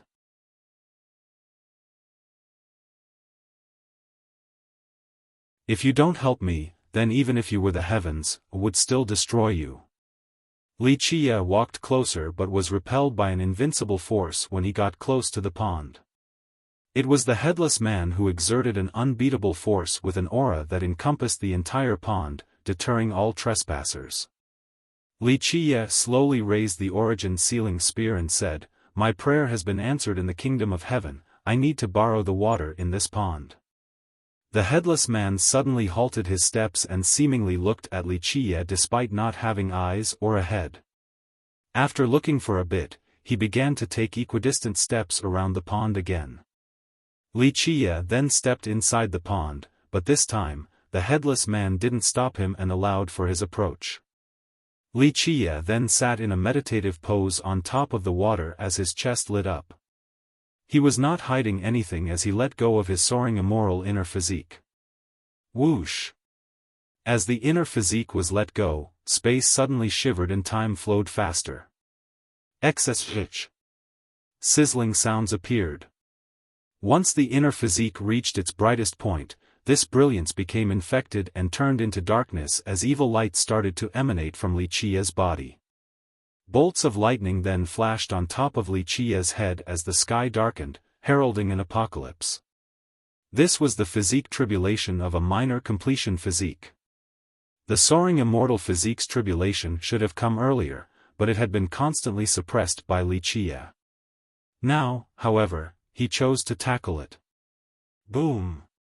Strings of energy that wished to stop Wuxia appeared as his minor completion inner physique emanated waves of light. Waves of universal laws appeared to crush these strings of deathly energy birthed by the tribulation. However, these strings of energy were not willing to go down so easily as sizzling sounds kept on ringing to battle against the universal laws that came from the inner physique. But this level of energy was not enough to cause trouble for a minor completion immortal physique. Whoosh! In the end, the strings of deathly energy were defeated, and this signaled the second step of the tribulation as a dark figure came out from Wuxia's body. The physique devil had been born. Bang! But the moment this physique devil came out, the hell-suppressing godly physique didn't shy away from crushing it. Nevertheless, the physique devil was unwilling to give up as its evil energy surged repeatedly in order to escape the godly physique's control. Wuxia didn't care for this physique tribulation. To him, surpassing the soaring immortal minor tribulation was not an issue and was only a matter of convenience at this moment. His goal was the 13th palace, the true reason for coming to this pond. Otherwise, he wouldn't have come here. A minor tribulation was nothing to him as it didn't require the help of an external item. Having 13 fate palaces was something that had never been done before in history. Chapter 579, Captain of the Divine Guard for Cultivators. The Nigong Meridian could only contain a maximum of 12 palaces. Forcefully opening further palaces would only result in the destruction of the Nigong Meridian, along with the other palaces. At this point, a roar appeared with the emergence of the 12 palaces. One palace opened its doors and a dried trunk that looked like a hand flew out. This was the tree branch he obtained from the Thousand Islands. At this point, thousands of roots entrenched themselves in Wuxia's Nigong Meridian while newly grown green branches stretched into the pond. These new branches were like divine spears and penetrated into the depths of the pond, quickly taking root inside under Wuxia's command. These branches swiftly absorbed the water in the pond and led them into Wuxia's meridian. After absorbing the essence under the pond, Wuxia shivered as his dried Nigong Meridian suddenly became quite moist. It is time. Wuxia became fairly spirited as he took a deep breath. His blood energy surged with the opening of the sea of blood while his life will powered his longevity blood. All of these things fueled each other, allowing his Tao foundation to suck up even more essence from the bottom of the pond. At the same time, his body continued to emit terrifying sounds since the physique tribulation's deathly energy and physique devil was still rampaging while being suppressed by his hell-suppressing godly physique. The arrival of the Divine Guard's captain was explosive news inside the prime ominous grave. Although the captain entered the grave with a low profile, being part of the ancestral realm's Divine Guard made maintaining a low profile a difficult feat. Amazing images appeared where he trod, such as auspicious clouds and golden springs. The Grand Tao hymned in resonance as phoenixes flew quickly behind him. The captain wore a set of divine armor that gave him a majestic and awe-inspiring aura. Auspicious rays surrounded his body while the supreme universal laws shone below his steps. When he moved, the stars would also rotate as the heaven and earth followed him. Such a heaven-defying and powerful existence was worthy of fear and awe. Even legendary masters had to retreat before an existence of his level. Moreover, the captain had the backing of the ancestral realm behind him. This meant that even eternal existences would not carelessly offend him. Some reclusive ancestors of the ancestral city also accompanied this existence. Whether this captain was strong or not was not important. Since he represented the ancestral realm, the ancestors had to follow and protect him. The lord of the ancestral city was an amazing character. He had lived for an entire generation, yet his blood energy was still extremely formidable. The captain of the Divine Guard was not necessarily much stronger than the city lord, but since he came from the ancestral realm and represented their will, even the city lord didn't dare to neglect him. The ghost race was quite alarmed to see the current situation. One ancestral city lord was already scary enough, but now the Divine Guard captain is here too. Who would dare to cause strife in this situation? I think even legendary masters wouldn't dare to act boisterously here. A ghost king shook his head and said, boisterously? Only suicidal people would act this way at this key moment. Although the ancestral realm belonged to the ghost race and there was a legend stating that the ghost progenitor was sleeping in this realm, many lineages, especially the ones with emperors, viewed them unfavorably. Other ghost lineages appeared to be very welcoming and respectful to the ancestral realm on the outside, but they were secretly full of caution and had the desire to resist. Naturally, these sects didn't want an existence looming over their heads and interfering with their business or commanding them, especially imperial monsters such as the Myriad Bones Throne. For millions of years, no one understood the significance and reason for the ancestral realm's existence.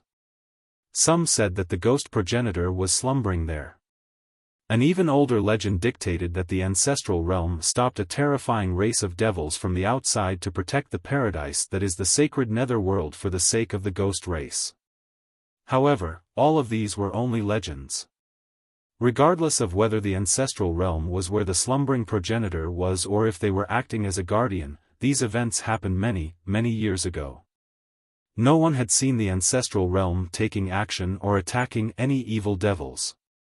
Moreover, no one had ever seen the progenitor before as well. Because of these legends, the majority of great powers and a few imperial lineages had always been wary of the ancestral realm. The majority of them across time had maintained a certain distance.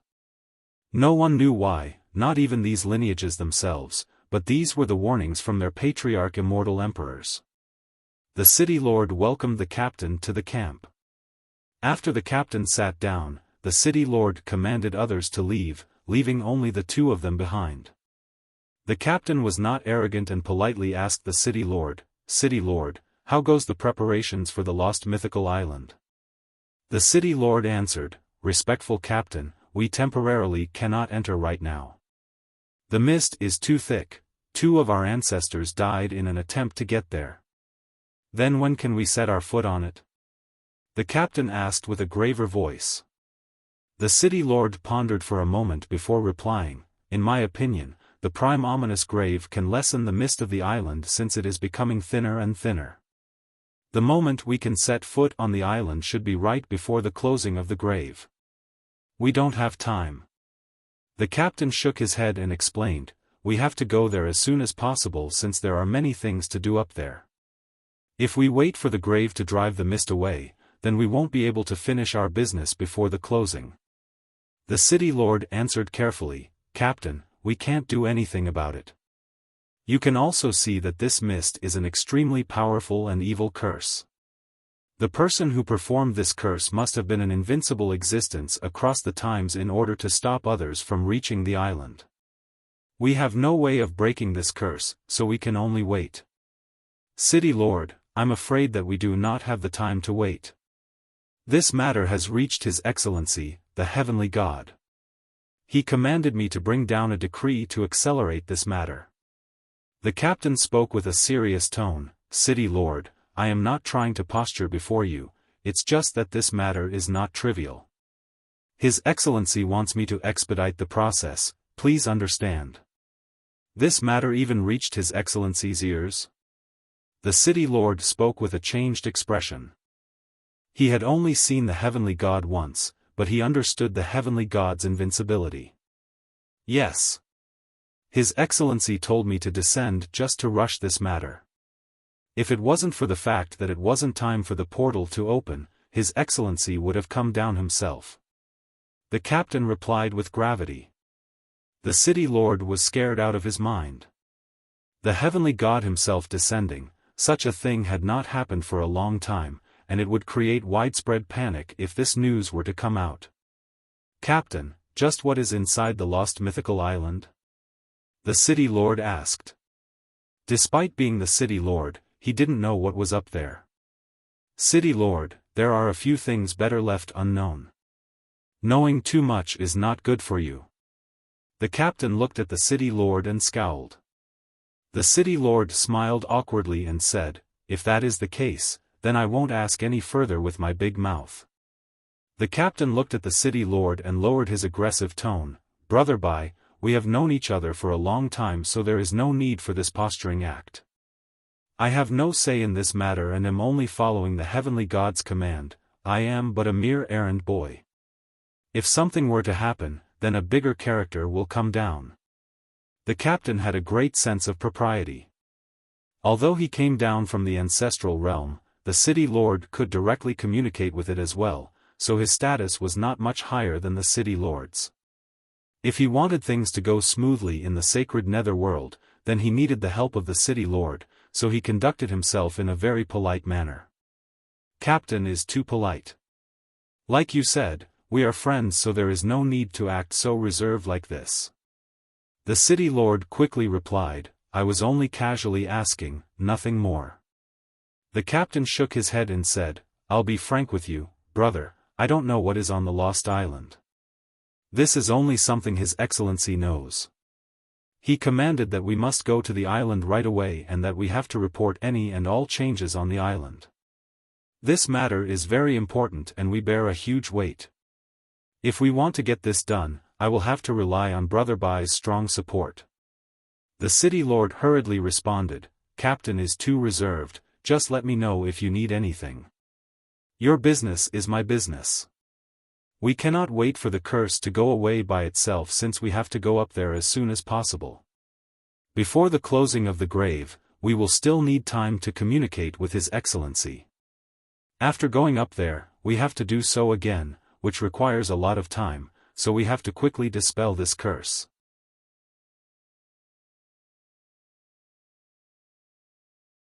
Chapter 580, Decree of the Heavenly God. This level of ancestral curse is not something we can break.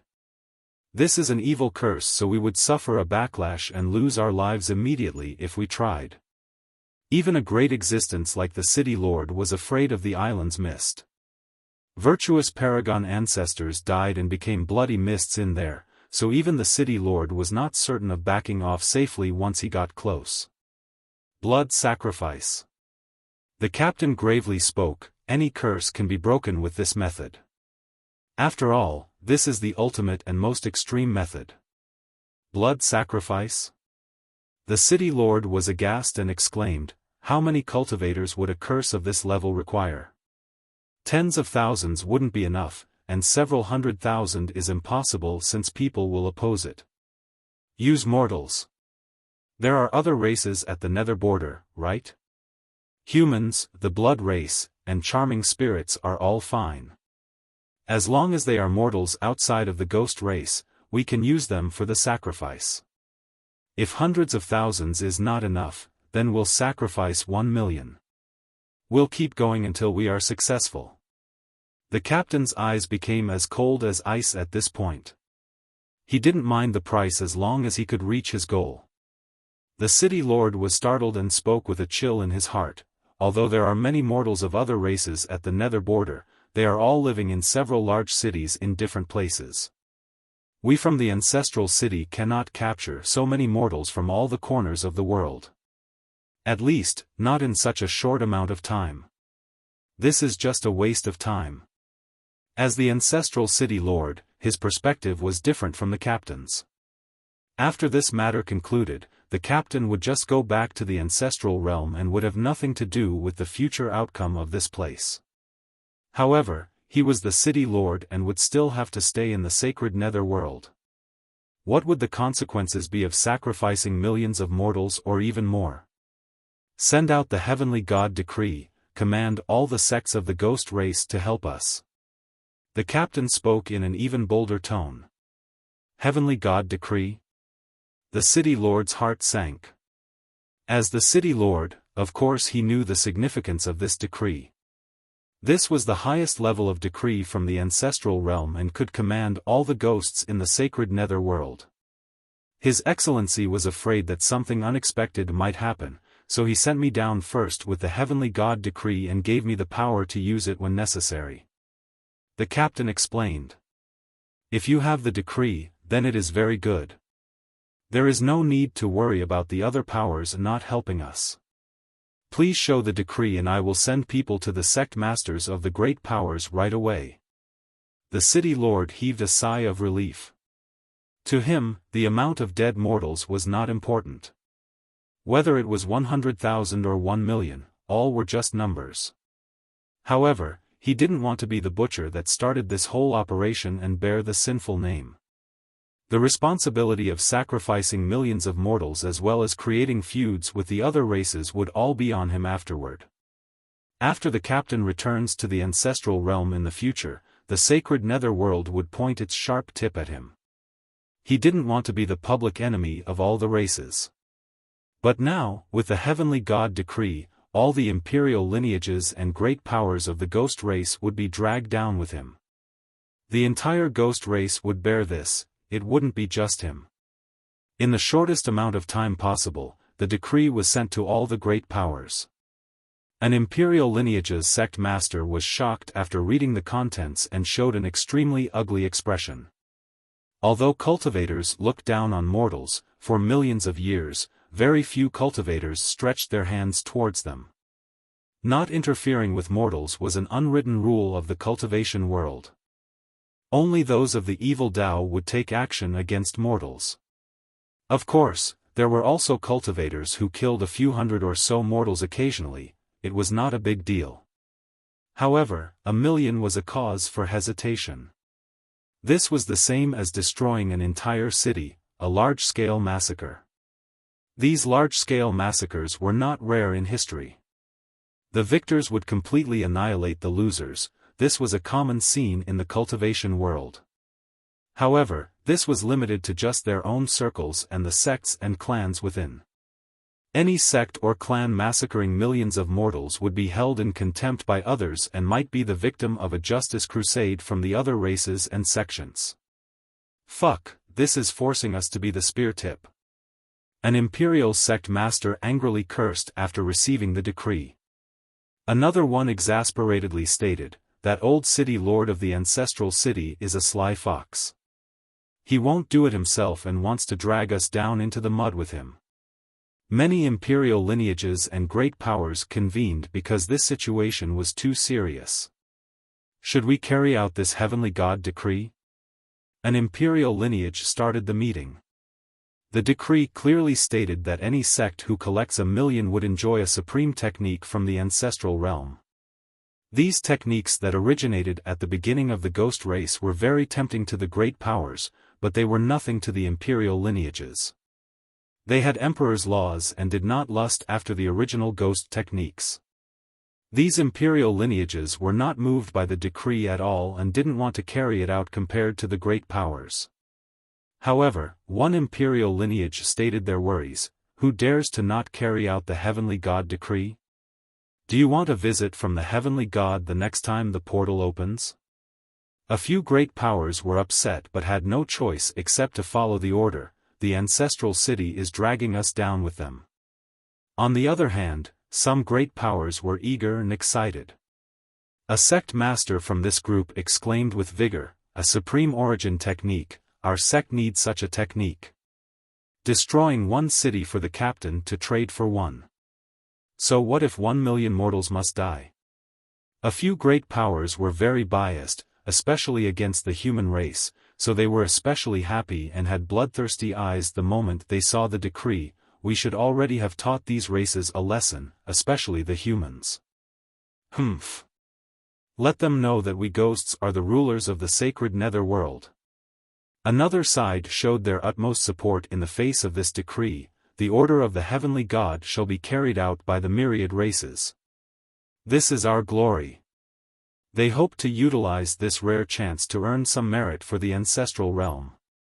Perhaps in the future, they could even send their disciples up there to strengthen their sects and countries. In an instant, many great powers took action, even their ancestors personally took on the task. A few imperial lineages disliked the decree but had no choice outside of acquiescing. The decree represented the will of the heavenly god, a decree of the highest level in the ancestral realm. Very few people or sects in the sacred netherworld would dare to oppose such a decree. No one wanted to antagonize the ancestral realm since they didn't want a personal visit from the heavenly god at the next opening of the portal. This was not a favorable event or anything and perhaps could end in sect destruction. Thus, after accepting the decree, whether willing or not, many sects took action. However, this was not something absolute, and there were those who dared to oppose the decree. When this decree landed on the table of the Myriad Bones Throne's sect master, after reading it once, he handed it back right in front of the ancestral city's messenger. He rejected the decree and told the messenger, "We, the Myriad Bones Throne, will not become involved in such a thing. The ancestral city's business has nothing to do with us." Both the ancestral city and the captain of the divine guard were at a loss of what to do against the Throne of Bones' refusal to comply. Both the ancestral city and ancestral realm couldn't punish the Throne of Bones, at least, not at the moment. The ancestral city was indeed powerful, but the throne was even stronger. One sect with 3 emperors allowed them to conduct themselves with pride against any lineage or power. The ancestral realm was stronger than the throne, but this was the sacred netherworld and not the ancestral realm. It was beyond their sphere of influence. Even the descent of the heavenly God would not be enough of a threat to the throne. After all, the throne once had 3 emperors, so its hidden power must be unbelievable. Who knew what terrifying existences could be sealed beneath the throne's grounds? The throne's refusal caused many sects who hated the decree to have second thoughts. The Myriad Bones Throne rejected the decree. "Sect master, shall we continue with the order or not?" An elder asked his sect master. "Are you kidding?" The sect master shook his head and said, "Of course the Throne of Bones dares to oppose the heavenly God decree. The ancestral city can't do anything to them, and neither can the divine guard's captain. But as for us, it is better to just comply obediently." Another power who refused the decree was the Nether Crossing Swamp. Of course, it didn't outright reject the decree in such an arrogant manner like the Throne of Bones.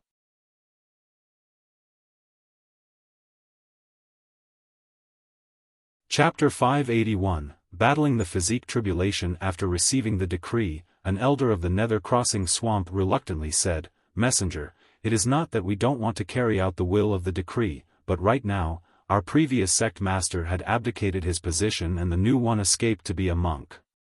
Our inner workings are in turmoil and the elders are chaotically arguing just for a new sect master. We are a snake without a head at the moment, and no one can take the lead. In this situation, how can we have the ability to carry out the heavenly God decree?" Whether their excuse was real or not, or if the messenger believed them or otherwise, the swamp refused to follow the decree and bought time. The messenger couldn't find the leader of the swamp since they didn't have a sect master. They couldn't force the issue since there was no one around. Of course, only the Nether Crossing Swamp could use this excuse. Everyone knew that their descendant, Jian Xian, ran away to be a monk instead of the sect master. This was not a secret in the northern Misty Field or the entire sacred nether world. Outside of these two, all the other ghost lineages left the prime ominous grave and headed for the cities around the nether border to gather up mortals. All the mortals around this region didn't know a calamity was quickly approaching. Moreover, the decree was sent and carried out on the same day, so the great powers in the distant cloud didn't know anything yet. Although most cultivators and mortals of the other races were normally at the distant cloud, the races had taken root in the sacred netherworld for millions of years. Even in the nether border that was full of ghosts, there were still mortals and cultivators from the other races. They normally gathered at huge cities in the nether border that contained hundreds of thousands of people. At this time, the mortals and cultivators of the other races in this region didn't know that there was an evil hand reaching out for them. Within the pond that was deep into the path of death, Li Qiya's physique tribulation was pouring down. Li Qiya simply roared and didn't move as the hell-suppressing inner physique rose up high. The Tao Foundation turned into a primordial Kuanpeng, and his true fate placed the inner physique inside. In just a moment, the true fate and the hell-suppressing inner physique rode the Kuanpeng to fight the tribulation up above. Rumble. Up in the sky, the ensuing battle caused the world to collapse in a tyrannical and domineering manner. Anyone would be scared out of their mind to see this scene since no one had ever undergone their tribulation like this. Using one's true fate to fight the enemy was courting death because cultivators were most fearful of a fate calamity. The majority of cultivators didn't want to use their true fate to fight, let alone face a physique tribulation. At the enlightened being level, a destroyed body could be rebuilt, but if the true fate was shattered, that would be a real death. Because of this, no cultivator would do what Wuxia was doing with his tribulation. However, Wuxia didn't care and used an unstoppable momentum with his true fate to crush the physique tribulation until the sky collapsed. Such an invincible style would win a lot of fans if there was anyone spectating. Anyone would feel that he was being too crazy since if his true fate was wounded, he could die and turn into ashes. Meanwhile, Wuxia's true body was still meditating in the pond. The young green branches continued to suck up the essence to strengthen Wuxia's meridian. After absorbing a sufficient amount of essence, the entire location became full of divine spirits. After opening the 12th palace, his meridian was dried up. This was the norm since opening 12 palaces was its limit.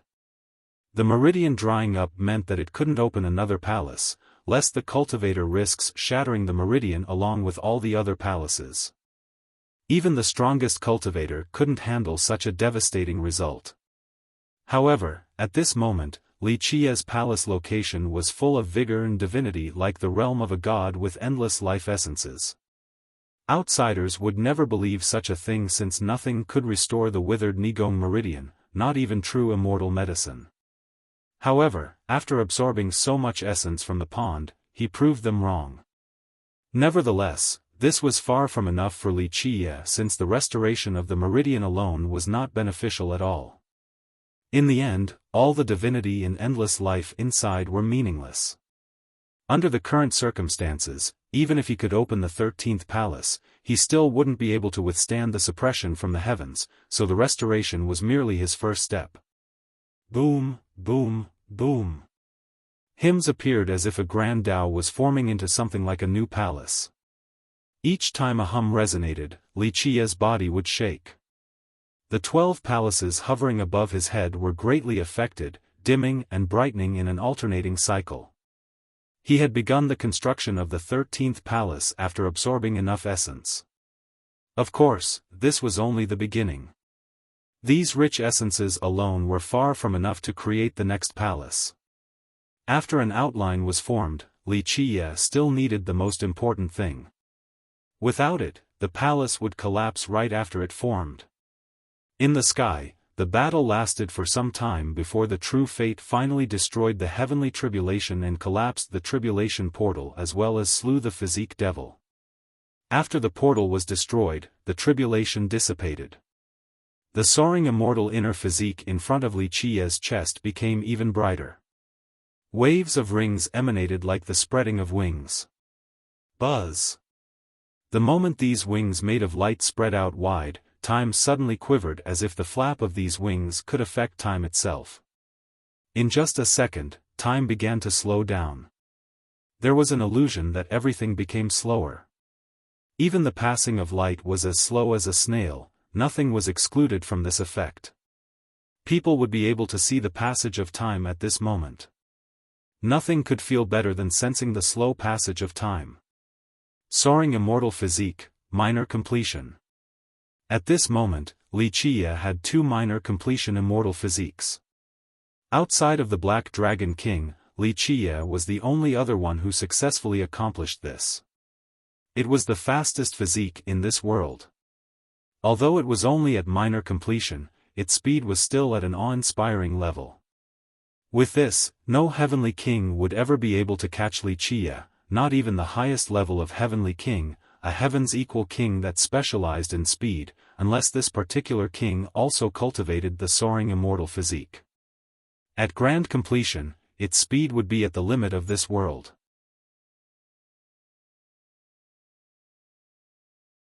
Chapter 582, The Great Disaster, Father. A child screamed as he woke up and shockingly found himself being sucked up into the sky. The child quickly grabbed onto his father, a pale man who instinctively grabbed onto his child. "Mom, Grandpa!" In just a moment, many children were screaming in horror, the adults and old men were frightened out of their minds as well. "Quick, grab onto the pillar!" an old man shouted. His heart was stricken with fear and was aghast. There was also a muscular man who grabbed on tightly to his bed stands, but it was all useless, he was still sucked up into the sky. In an instant, more than 300,000 mortals were sucked up as treasure pouches came down to trap all of them. What is going on? The weakest of cultivators were also sucked up from the ground and were deathly pale from fear, just like the mortals. The ghost race. They screamed while their souls were escaping from their bodies after seeing the big shots from the ghost race standing in the air. These big shots all had divine rings around their bodies and great blood energy. They hovered in the air as if they were deities while using treasure pouches to suck in all the mortals and cultivators. Greenvine Ghost Tribe, Sacred Earth Sect, what feud does my Blackstone City have with you? A loud cry appeared. The Blackstone Monarch and several hundred of the strongest disciples of the city flew into the sky with rising fury. This was met by a thunderous roar from above. "We have no feud, but we can't disobey the order of the heavenly God. All of you stand aside or you will be sucked in as well." The Blackstone Monarch looked at the victims, then angrily cried out, "Sacred Earth Sect, you are pushing us too far. If you want to take away my citizens, then ask the spear in my hand first." "Very well, as you wish," the thunderous voice replied. A palm descended with the intention to smash apart the entire Blackstone city. "Activate!" the Blackstone Monarch cried out. His spear aimed for the sky in a very tyrannical manner. Pluff! The palm only slightly trembled against this fierce spear, then counter-attacked from an unbelievable angle. Boom! The Blackstone Monarch couldn't dodge the palm. With broken bones, he was blown away while spurting out blood. The Blackstone experts quickly came to protect their wounded monarch and propped him up. "Master, protect Blackstone City," the monarch commanded while disregarding his wounds. "It's no use," the expert in the sky said with a snort. With a deafening explosion, an invincible lance came down, piercing through all obstacles. The Blackstone Monarch and his disciples heaved a battle cry to meet this divine lance, but they couldn't stop it. Miserable screams emanated and, in just a moment, many Blackstone experts died beneath this lance. The Blackstone Monarch glared furiously and screamed, "Die!" The heavily wounded monarch wanted to use his strongest attack to slay the existence in the sky. Ding! In the end, the monarch was just not a match. After 3 exchanges, he was nailed to the street by the divine lance. Although the lance pierced his body, the monarch still stood straight and didn't falter even in the face of death. "You don't know your own limits." The powerful existence in the sky stared at the pinned monarch emotionlessly and shouted, "Take away all the mortals. The divine guard is waiting for a new batch to perform the blood ceremony." The rest of the ghost experts were spirited from the victory and took out more pouches to collect the remaining mortals and cultivators. Continuous wails could be heard from within the city. Countless mortals didn't know why a calamity descended upon them. They tried to grab onto whatever was close, such as pillars or trees. However, it was all useless. How could mortals oppose powerful cultivators? A few cultivators inside the city quickly fled after seeing the unfavorable situation, but they didn't make it far before being stopped. The attackers consisted of 2 great ghost powers with many disciples, quite a considerable force. Another heroic group let out a loud cry, wanting to unleash all of their skills to save their people, but it was meaningless. A powerful existence stepped in, blowing away this entire group with a swing of his hand. Southern Tang City was another large city in the nether border, one that had been standing for millions of years. There were more than 500,000 inhabitants that mainly consisted of humans. The humans worked together to make Southern Tang a prosperous city. There were more than 40,000 cultivators at this city that did not lack heavenly sovereigns and heavenly kings. Boom! Before many citizens could leave their beds this morning, it was as if the sky collapsed. While being completely lost, countless mortals in the city were sucked up into the sky. A few people were still snoozing only to find themselves being sucked into the sky. They exclaimed in horror, "What the hell? Oh mother!" They all lost their minds from the current situation. A treasure bowl created a terrifying black hole above the city's sky, and it sucked up the hundreds of thousands of citizens. Father! Mother! Within a short amount of time, children cried helplessly for their parents. Hooer! A father cried out and tried to grab onto his son, but he couldn't resist the force from above. The parents screamed out in despair. Although they were inches from each other, they still failed to protect their son. A group of cultivators rushed out and furiously shouted, "Who dares to do this?" They soared up into the sky and took out their treasures to destroy the gigantic treasure bowl in the sky. Humph! However, a snort appeared, coming from a person that was standing behind the bowl. He had a pulsing boil on his forehead, and a ferocious bug flew out from within. Ah! Screams resounded as this bug pierced these cultivators' bodies, killing them instantly. When the corpses fell to the ground, they immediately decayed into pus, horrifying spectators. Seeing the bug killing so many cultivators left the rest with chills running down their spines. They cried out, aghast, after seeing the ghost race in the sky, the Insect King lineage. Insect King lineage. Don't think you can do as you please here. The strongest heavenly king at this location cried out while looking at the bowl that was sucking away countless mortals. He wanted to put a stop to the unstoppable engulfment. At the same time, a bloody light descended from the sky, accompanied by an unstoppable imperial aura. Pluff! It pierced right through the heavenly king's head, causing blood to erupt as he immediately breathed his last. Immortal Emperor Life Treasure. The cultivators in the city gasped after seeing their most famous heavenly king die to the light. It is not too late to surrender. A big shot from the lineage that was standing above them spoke gravely, "Otherwise, we shall grant you a fate worse than death." The boil on this big shot's head was moving as if a nether insect king could fly out at any moment. The spectators felt the creeps and quivered after thinking about the terrifying nether insect king. Another heavenly king from the previous generation solemnly asked, "Southern Tang has done nothing to your sect, so why must you do this to us? We, the Insect King lineage, have no grievances with your Southern Tang city." The big shot from the lineage revealed a sinister smile and answered, "But His Excellency, the Heavenly God, had given his order and we cannot disobey. Moreover, all humans deserve to die." He spoke with a sharp glare that radiated anger and a terrifying, murderous aura. There were reasons for this big shot from the Insect King lineage to hate humans so much. First, not long ago, Wuxia killed the ghost insect evil child, their descendant.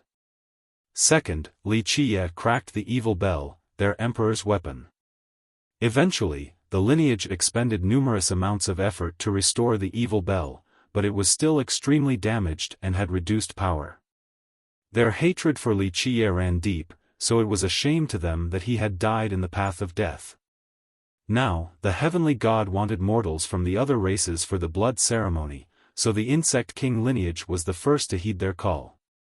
They personally came to the Southern Tang city in order to capture all the humans for revenge.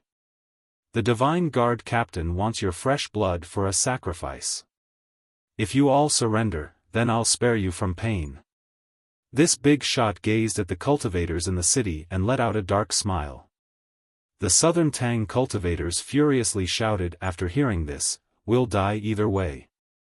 Don't waste words with these bastards." One heavenly king personally led a group of experts to rush into the sky once more, kill. They wanted to fight against the big shot from the imperial lineage and risked their lives on a chance of victory. Ignorant fools. The big shot replied with a disgusting smile as his insect left his forehead. At the same time, other great characters from the lineage appeared. All of them were elders, there were even some high elders as well as an ancestor. They all took action with their insects. These bugs immediately left their flesh pouches, creating an extremely horrifying scene. Ah! Suddenly, screams echoed out continuously as one cultivator fell after another. The lucky ones died on the spot, but the unfortunate few quivered uncontrollably after being bitten by the insects. It was a terrible and agonizing fate as they watched their bodies rot inch by inch before dying. Some experts couldn't handle this kind of pain and committed suicide. Father!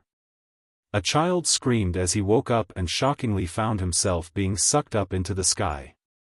The child quickly grabbed onto his father, a pale man who instinctively grabbed onto his child. Mom, Grandpa, in just a moment, many children were screaming in horror, the adults and old men were frightened out of their minds as well. Quick, grab onto the pillar! An old man shouted. His heart was stricken with fear and was aghast. Below was a muscular man who grabbed on tightly to his bed stands, but it was all useless, he was still sucked up into the sky. In an instant, more than 300,000 mortals were sucked up as treasure pouches came down to trap all of them.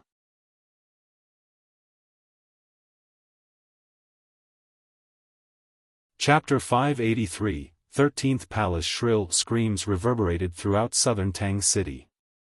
Although it had many experts that included a few heavenly kings, there was too big of a gap between the city and the insect king lineage. Moreover, the lineage didn't only have more heavenly kings, even an ancestor presided over the events in the sky. The two sides were not comparable. Any cultivator who had the strength to resist was massacred by the lineage while the weaker cultivators were sucked into the bowl. They would be part of the sacrifice. Southern Tang City carried a heavy stench of blood after the resistance was quelled. Take them all away, leave none behind. The Insect King ancestor's voice echoed in the sky.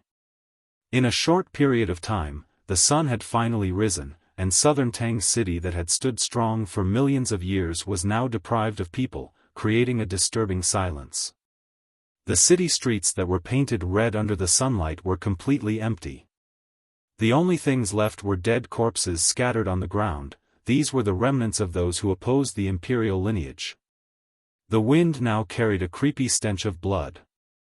Southern Tang City, once a famous land for humans at the nether border, was now a city devoid of life. On the same day, still early in the morning, the demons, heavenly devils, and those of the blood race among others at the nether border had their big cities invaded. They were quickly defeated by the great powers and imperial lineages from the ghost race. Regardless of their race, all the mortals were taken away while the cultivators who resisted were all killed. Panic quickly spread across the races in the nether border. Mortals everywhere quickly fled after hearing the news. However, the nether border was too big for mortals, and it was also ruled by the ghosts. If their cities had fallen, then they had no remaining haven. The safest place was most likely the southern distant cloud, but it was very far from the nether border, it was millions and millions of miles away. Without a portal from a great power, none of them could reach the distant cloud.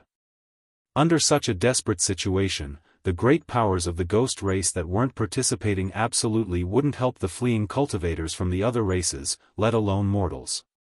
Cultivators, at least, could run into the deep mountains and dangerous territories, but where could mortals hide? With the heavenly god decree, the ghost powers quickly left the prime ominous grave to carry out the order. It didn't matter whether they were willing or not. The big shots from the ghost race rushed for the territories with mortals from the other races as secret portals were opened one after another. The great ghost powers swept through 7 capitals and dozens of other big cities and towns to capture 5 to 6 million mortals from the other races. Such a big operation was unprecedented since several big countries were destroyed in the process. This had never happened before. Although the ghosts and the other races didn't get along and had occasional conflicts, mortals were excluded from these struggles. This time, the great powers didn't have a choice. This included a few reclusive ancient clans that held this order with great contempt. They couldn't resist the order of the heavenly god. Not just anyone was as powerful as the myriad bones throne and could ignore the decree. Of course, some powers also volunteered with excitement to carry out this decree, especially the lineages who already wanted to take advantage of the situation or wanted to exterminate the other races. Although resistance could be found everywhere, the nether border was still the world of the ghosts, so the other races had limited forces. Moreover, the ghosts expended all of their strength for this crusade. Even a monstrous existence like the Allira's ancient kingdom listened to the decree. The struggle of the other races' cultivators was completely useless. The battles went on throughout these cities and ended with cultivators killed and mortals captured. Very few managed to escape from the grasp of the ghosts. Deep inside the path of death at the pond, Wuxia was still cultivating. Explosions came after another as a divine light filled his palace meridian. Right now, one could see an outline of a new palace. Wuxia tried his best to use the essence of the pond to build the 13th palace, unique throughout all the ages. Anyone would lose their mind if they saw this scene. There were 12 palaces hovering above his head while another was being built inside his meridian. This was an impossible matter, but right now, this miracle was occurring due to Wuxia, a miracle across the ages. Boom! The 13th palace finally appeared inside and wanted to leave the meridian. If it could successfully leave without shattering, then Wuxia would be successful. However, right when the palace intended to leave, the sky suddenly struck down with innumerable streaks of lightning. Each bolt was the size of a mountain range. Even the most powerful of existences would be incinerated by such a force.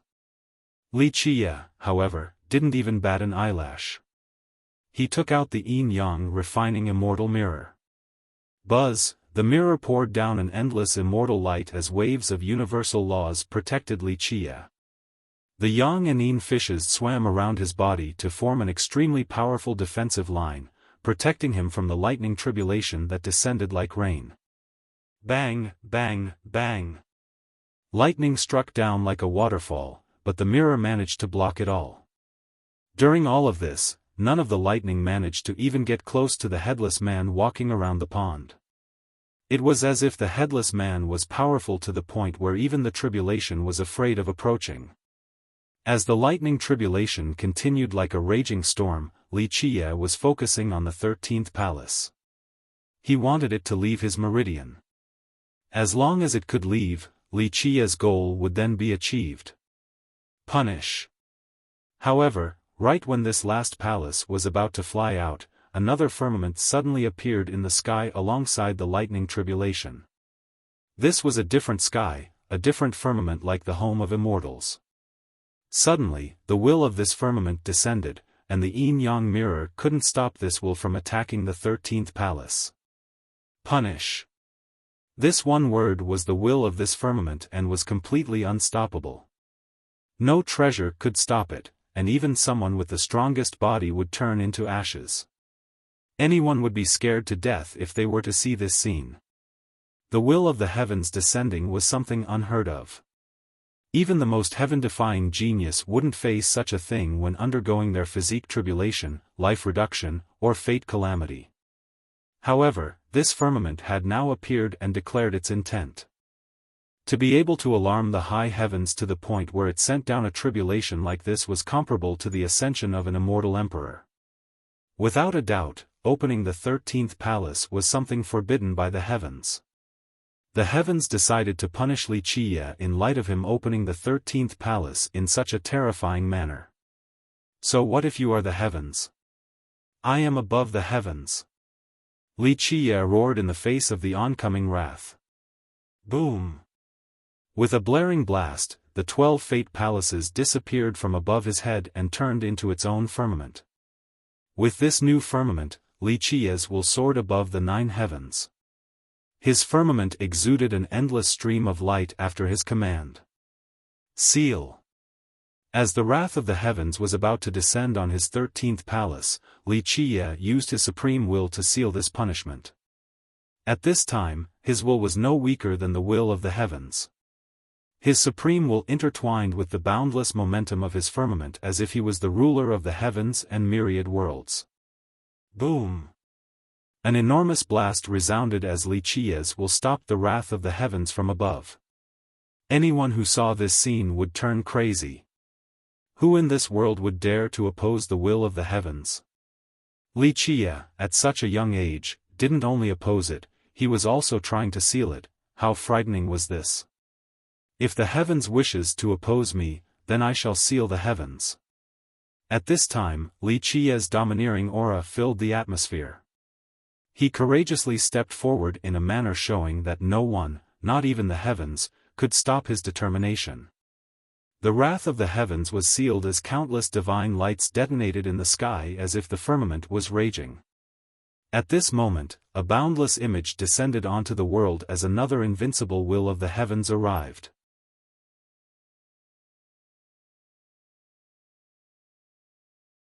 Chapter 584, Completed Palace, Eternal Damnation. This was the heaven's most horrifying decree. Images of myriad tribulations appeared, such as an immortal monarch suffering his life reduction, the demonic tribulation of a true god, and other terrible disasters from the heavenly Tao. All of these stunning tribulations appeared at once. Some of them had never been heard of or seen before. Any of these alone would be enough to shatter someone. The life reduction was of a magnitude that even an immortal monarch's blood energy would wither, turning him into a dying old man. The demonic tribulation of a true god created a terrifying heart devil that could devour all things and break even the toughest of Tao hearts. Even the strongest true god would not be able to withstand this devil and would suffer a terrible backlash, resulting in insanity. If any cultivators were here, even heavenly kings and virtuous paragons would be scared out of their wits and wet their pants. Even virtuous paragons had never undergone such terrifying tribulations. Any of the above tribulations would require a virtuous paragon to muster all of their strength to survive. But right now, Wuxia was facing eternal damnation, making everything else seem so insignificant. Inside the myriad images were dying true dragons, blood spilling from god-kings, an immortal monarch with 1 foot in the grave, and true gods being driven to insanity. These images would carve themselves into the minds of spectators and wake them up at night for the rest of their lives. Villainous heavens, even your eternal damnation cannot stop my determination. The firmament above Wuxia's head strengthened its will after his cry. He turned into the ruler of the 9 heavens and used the firmament's power to stop the myriad tribulations. Boom! Boom! Boom! Great detonations came one after another. The myriad tribulations acted as if countless immortal emperors were assaulting Wuxia's supreme will. With another blast, Wuxia was blown away with blood spurting everywhere. Rumble! The blaring myriad tribulations became faster and louder. At this time, even Wuxia's firmament couldn't handle it, causing him to be wounded. Crack! At this point, his body was cracked with blood running down. The divine light inside his meridian was flickering as if it could go out at any moment. It wasn't only his body, his meridian and the outline of the palace were unable to withstand the force. If his meridian shattered, then the 13th palace would follow suit. At that point, Wuxia would become mere ashes. He knew that the disaster was imminent, so he took out his secret move, an item. The moment it came out, a radiance filled the sky as endless immortal laws appeared. This was a book, the defining treasure that Wuxia obtained from the grave's secret realm. The death scripture is here. Wuxia cried out, regardless of whether you agree or not, I will borrow this pond to open up a miracle, or else I will seal the pond. Wuxia then pressed down on the scripture as the book spewed out boundless primordial chaos like the opening of a new and indistinct world. The death scripture, one of the 9 grand heavenly scriptures, was comparable to the physique scripture. It had been hidden inside the lake in the grave's secret realm. The 9 scriptures had always been a legend, and many cultivators didn't believe in their existence. How could they know that Wuxia not only had the physique scripture, but also the death scripture? Back during his days as the Dark Crow, he had expended numerous efforts because he knew of a secret, that the defining treasure of the grave might be the death scripture. Although it was only a speculation, Wuxia had always been researching it, and he was finally successful in this generation. The defining treasure was indeed the scripture that he had been yearning for.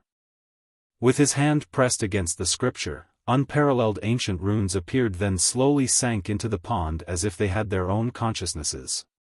Boom! A flash appeared in the primordial chaos as it was torn apart, creating an extremely moving and majestic spectacle. This light that signaled the start of a new world suddenly fell into the 13th palace. It was a brilliant ray from before even the start of time, the first of its kind. This was the beginning of Myriad Tao, the source of a new era. Only with this light would the world be able to have its own Tao. It was the foundation for Myriad Tao. Boom! This light allowed the 13th palace to fly out from Wuxia's meridian with a deafening blast. In just a moment, the palace had left its cocoon. It was finally successful.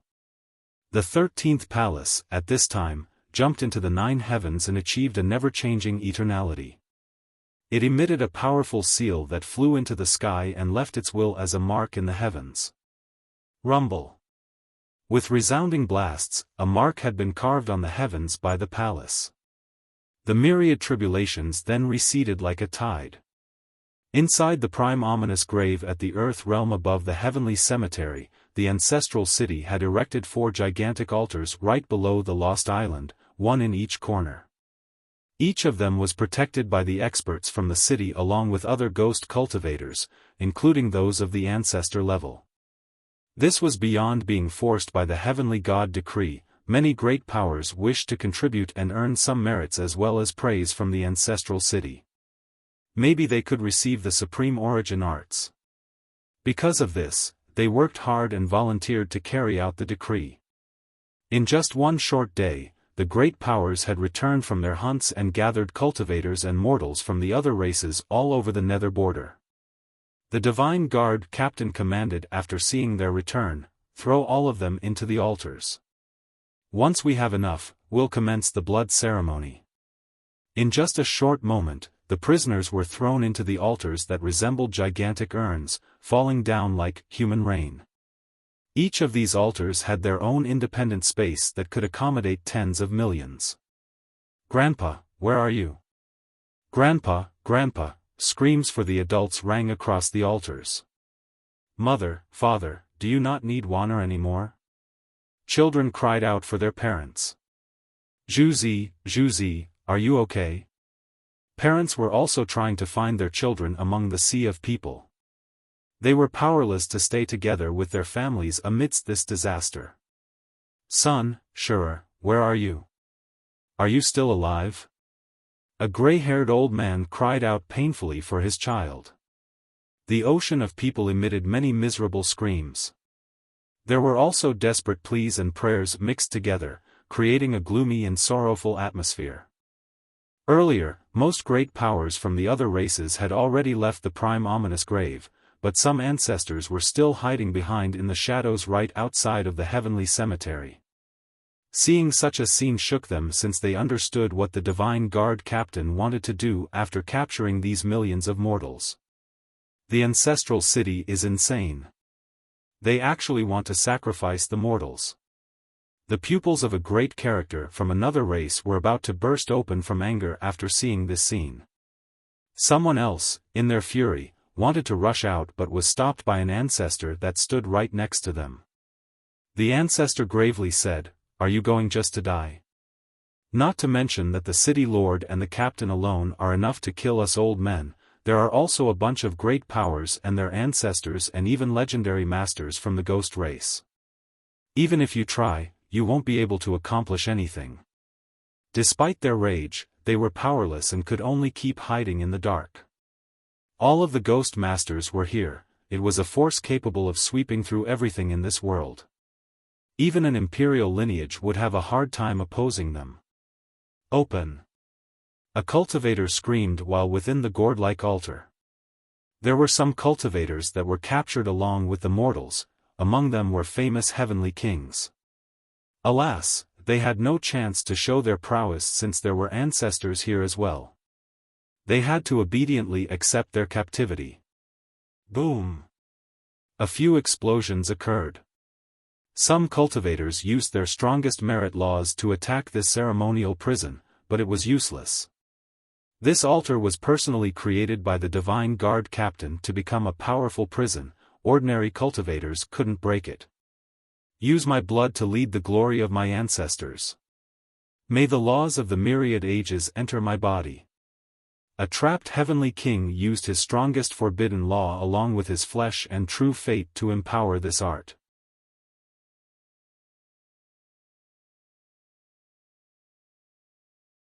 With one, Xiaofan would have already been heavily injured. Junior, out of consideration for the immortal kingdom, I will pretend that nothing had happened today if you leave now. The ancestor was still full of confidence with his overpowering aura despite not using an emperor's weapon. It made sense. Unless it was someone as devilish as Wuxia, other young geniuses couldn't compare to an ancestor. However, Xiaofan boldly declared, "Is that so? I actually want to try fighting a virtuous paragon." No longer retreating, Xiaofan roared as the elemental armor emitted a bright light. Boom! All the lights on the armor shot up high. Different wonderful images appeared around Xiaofan's body, including a divine tree, a heavenly fire burning the sky, a vast ocean, and the opening of a sacred treasury. Die! Xiaofan let out another cry as the tree gave its protection, the heavenly flame burned brighter, and the treasury completely opened. All kinds of heavenly weapons came down: demon refining bottle, myriad pagoda, 9 dragons cup, immortal rending mirror. All of these divine weapons came out from the treasury as Xiaofan, using an invincible emperor's law, went to kill the ancestor. Such a powerful attack caused the ancestor's expression to sink. He didn't dare to be careless lest something unexpected happens. Open! He let out a cry as well and took out his true fate weapon to stop the onslaught. In just a second, the two exchanged blows with each other. Although Xiaofan didn't have the advantage, he became fiercer as the fight went on. Having the elemental armor was the same as having myriad divine weapons as it continuously unleashed them for Xiaofan's offense. Those of the ghost race that were guarding the altars were angry seeing the young Xiaofan fighting evenly against an ancestor of a great power. Not long ago, Wuxia had already lorded over the ghost race and killed their geniuses and ancestors. And now, heavenly kings couldn't stop Xiaofan either. Plus, this person was strong enough to challenge even virtuous paragons. How heaven-defying was this? Die! While Xiaofan was fighting against the ancestor, a cry interrupted the battle. A shadow rushed out, causing the heavens to flow with imperial aura as waves of halos came slashing down. A heavens secret law! A person startlingly exclaimed. The ancestor tried to block it with a treasure, but he was too late to shield himself against the halos. Pluff! Blood spurted out as his head flew into the air. A heavenly king immediately recognized the great technique and shouted, "Cyclical river of fate." A woman was standing among the crowd, radiating an alluring beauty. It was Lan Yunzhu of the 1,000-carp river. Kill! She didn't say too much before using an amazing speed to rush towards the altar to save those inside.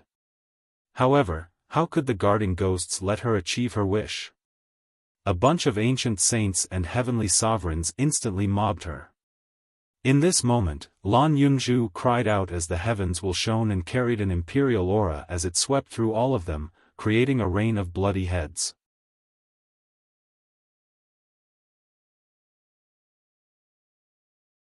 Chapter 586, 1,000 Carps Reversion. This is not the place for your human race to do as you please. Several enraged heavenly kings from imperial lineages took action to stop Lan Yunju. Although her heaven's will secret law was powerful, it couldn't break the barricade of several kings. Capture her alive. The ghost race clamored when they saw her being trapped by several kings. We'll sacrifice her as well so that the humans can know of our might. Many ghost experts then came to catch her. Lan Yunju swiftly responded with a scowl, "Humph. You're all courting death." A single fresh flower suddenly rose from behind her with blooming petals. Night-era flower, day would turn into night when it blooms. Darkness swiftly encompassed the sky. Pluff. Its petals bloomed completely and created a scene of carnage as the hearts of the cultivators surrounding her all exploded. Their bodies quickly blew up right after as well. Such a terrifying scene scared everyone since even the heavenly kings that surrounded her all had their hearts blown up. The blossoming of the flower caused hearts to explode. Anyone would be intimidated by such a scene. The ghost experts quickly retreated. Open.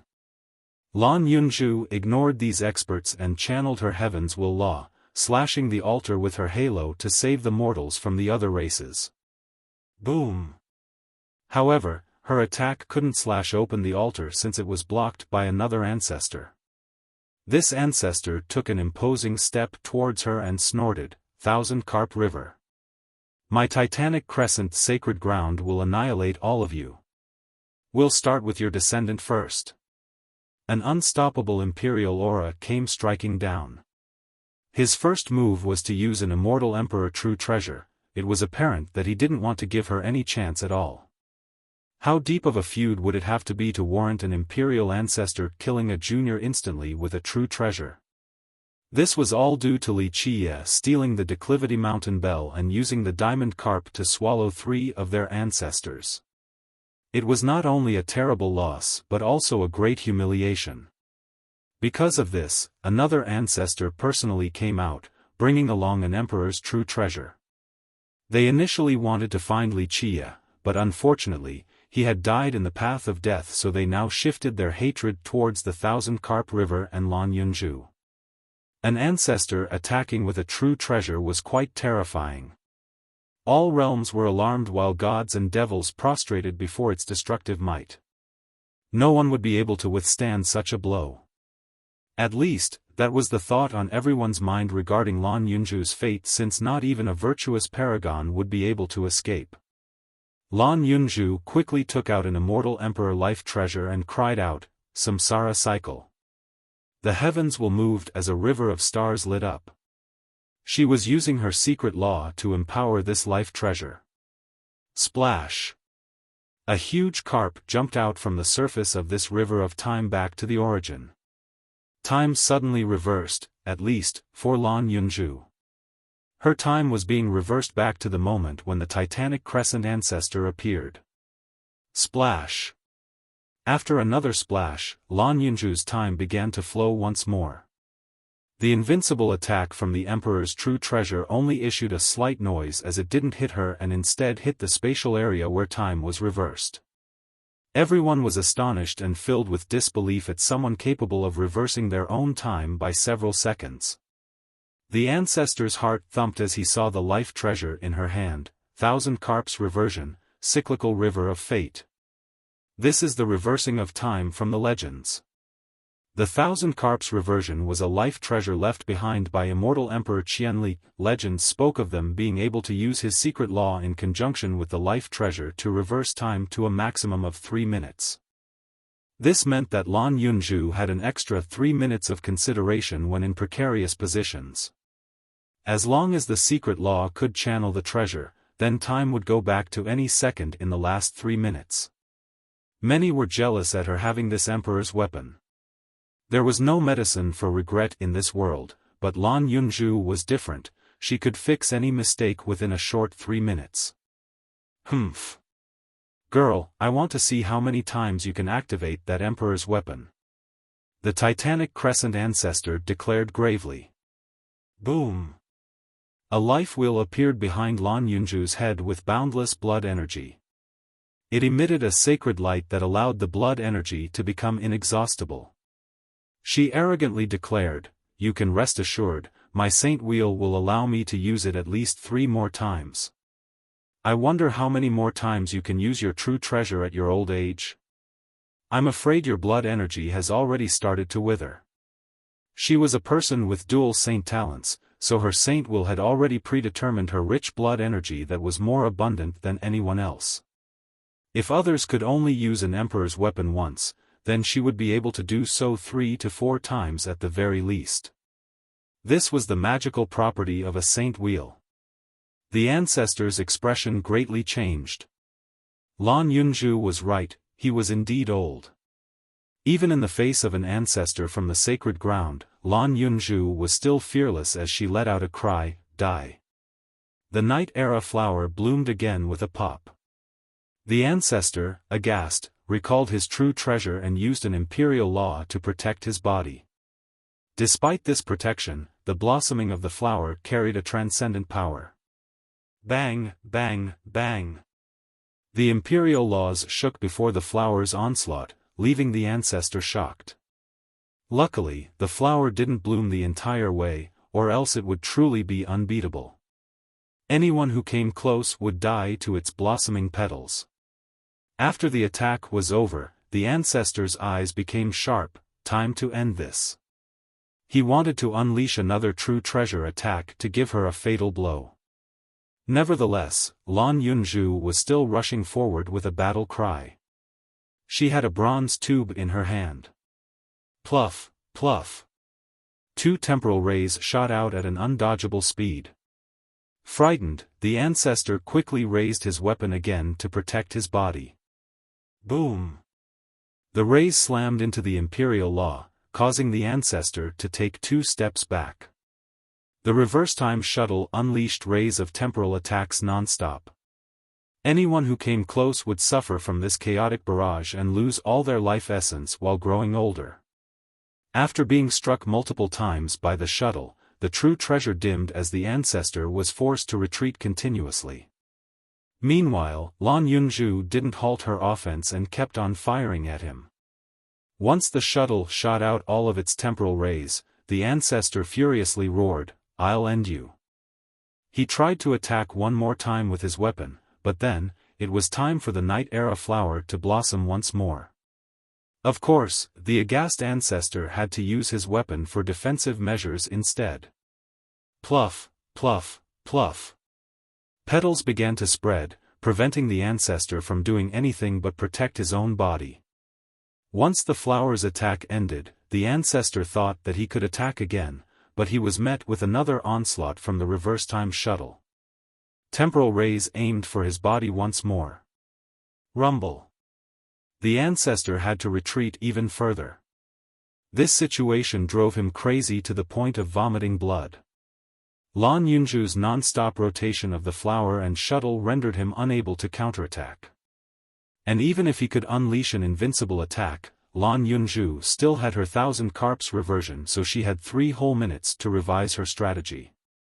It could be said that Wuxia treated her very well and gave her many things. Both the reverse time shuttle and Night Era flower made her virtually unbeatable.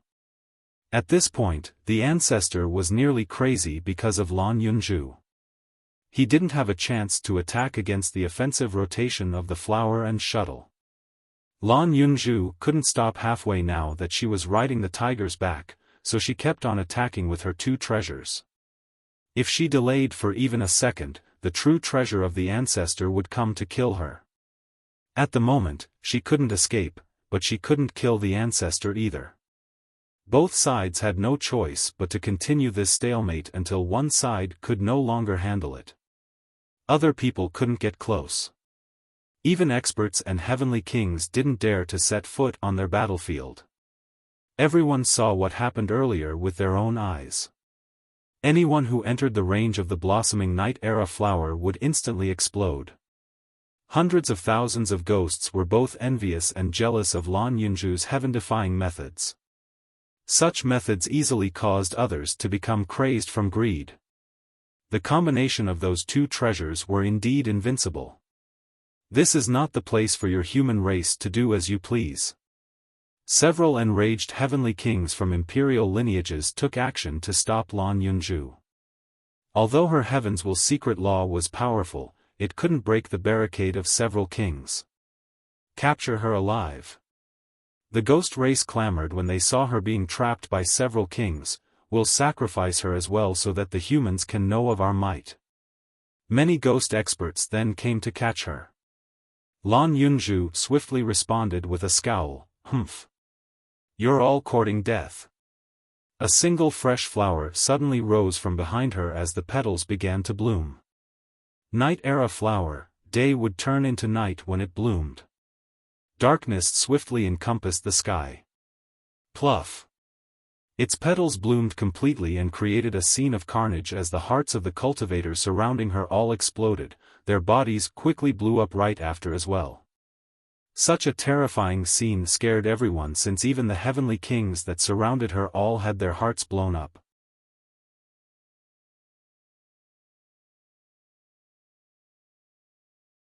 Chapter 587, Monk Daji taking action. Bang, bang, bang. On the other side, the other ancestor with an invincible hammer kept on slamming down with earth-splitting power, causing Xiaofan to be pushed back despite having the protection of the elemental armor. The armor was indeed amazing and was just as valuable as an immortal emperor true treasure. Unfortunately, it specialized in defense over offense, leaving a weakness of Xiaofan's. "I'm not playing with you any longer," Xiaofan furiously roared. Boom! In an instant, Xiaofan's blood energy became as wild as a tidal wave. With an emperor's art, another emperor's true treasure shot up high as if an immortal emperor had descended to the mortal world. A huge shadow loomed over the 9 heavens and looked down on all gods and devils. Mortal sword. Everyone became aghast at the sight of this immortal emperor true treasure. This unbeatable sword was in the possession of the gigantic shadow up above. It was the true fate weapon of immortal Emperor Fan Chen, the second emperor of the Immortal Kingdom. Lan Yunju was using the Night-era flower in the reverse-time shuttle to bombard the Titanic Crescent ancestor, forcing him to only defend, resulting in his wild anger.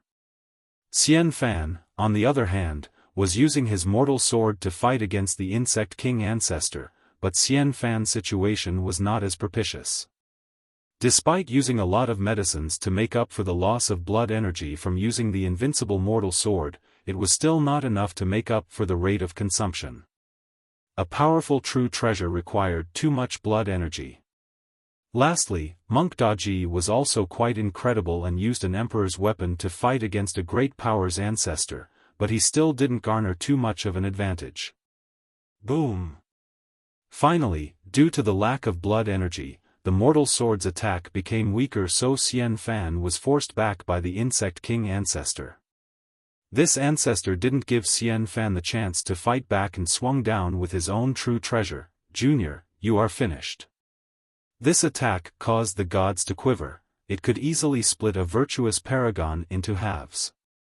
The mortal sword couldn't withstand such a mighty blow, but Xiaofan didn't retreat. Xiaofan scowled as the elemental armor emitted a rumbling sound as even more images and immortal lights filled the sky, completely encompassing Xiaofan's body. Bang! The slash overshadowed even the moon and sun in the sky. However, Xiaofan forcefully met it. The elemental armor was too terrifying. It could withstand an attack from a true treasure without any signs of cracking. Xiaofan was merely jarred from the force of the blow. "Old man, you won't be able to."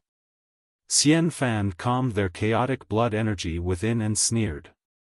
Although the mortal sword expended a lot of Xiaofan's blood energy, the Insect King ancestor was not in a good spot either. It still required a lot of his reserves to unleash an invincible strike from the Emperor's weapon. Die! Xiaofan's will to fight became even stronger. How could an unparalleled genius like Xiaofan be afraid of battle?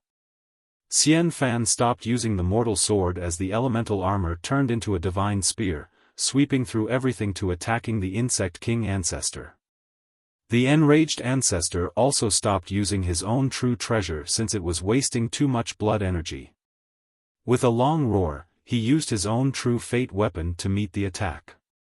Bang, bang, bang, bang, bang. On the other battlefield, Monk Daji unleashed 5 attacks from the Emperor's weapon like a storm, causing yin and yang to reverse and the void to shatter. However, an ancestor was indeed an ancestor. Although he was blown away while spurting blood, he used other treasures as a shield to block Monk Daji's bombardment. His cultivation far exceeded Monk Daji's, so even though the monk had an emperor's weapon, he couldn't kill this ancestor. The ancestor made it through the most difficult time and screamed, "Traitor, it's your turn to die." All types of powerful treasures headed for Monk Daji in a crushing manner. Monk Daji was quite alarmed and relied on his emperor's weapon to pour down endless universal laws to protect his body. Earlier, his bombardment spent too much blood energy, so he had no power to fight back and could only rely on his defense. Boom! Monk Daji was blown away by the ancestor's counterattack. Although the emperor's weapon protected him, he still vomited blood. It seemed that he was a bit weaker than the matchless Xiaofan.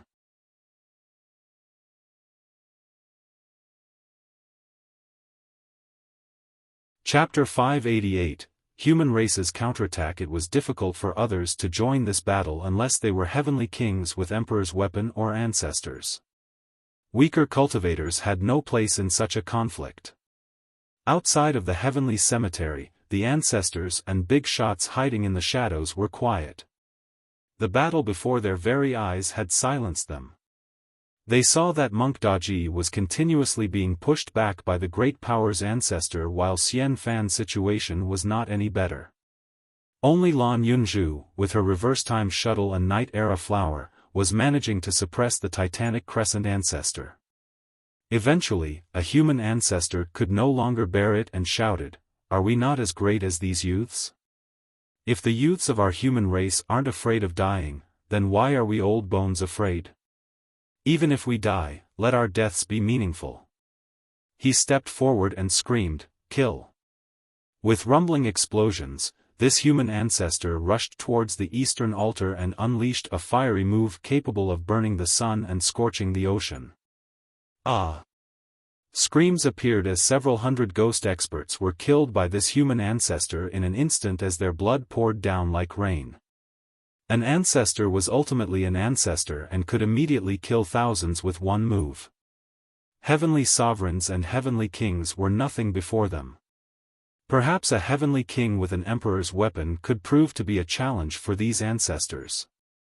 There were a dozen ancestors guarding this place, so one of them came out to stop this human ancestor. "Human, cease your assault."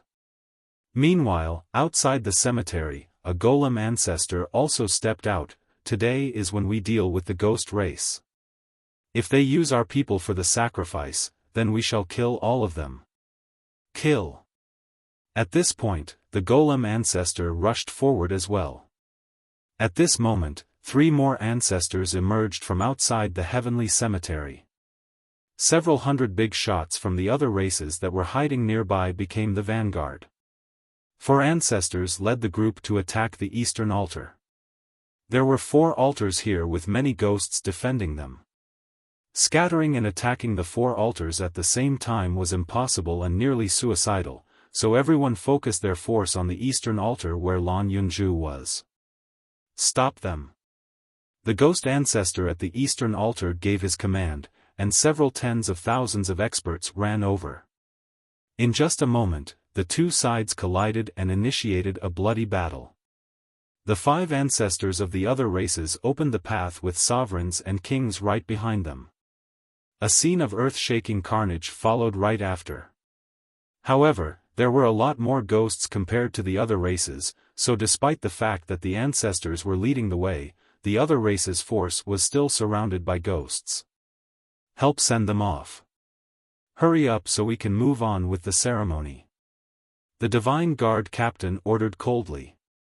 With this command, the ancestors of the ancestral city joined the fray. 3 of them joined the battle, all with emperor's weapons. Rumble. The three ancestral city ancestors joined and caused the sky to be bathed in blood. Several hundred big shots from the other races were massacred, only leaving about 100 behind.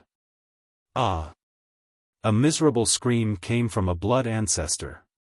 Despite his best effort, he couldn't stop the killing from the three ancestral city ancestors and met his end as his blood spurted everywhere.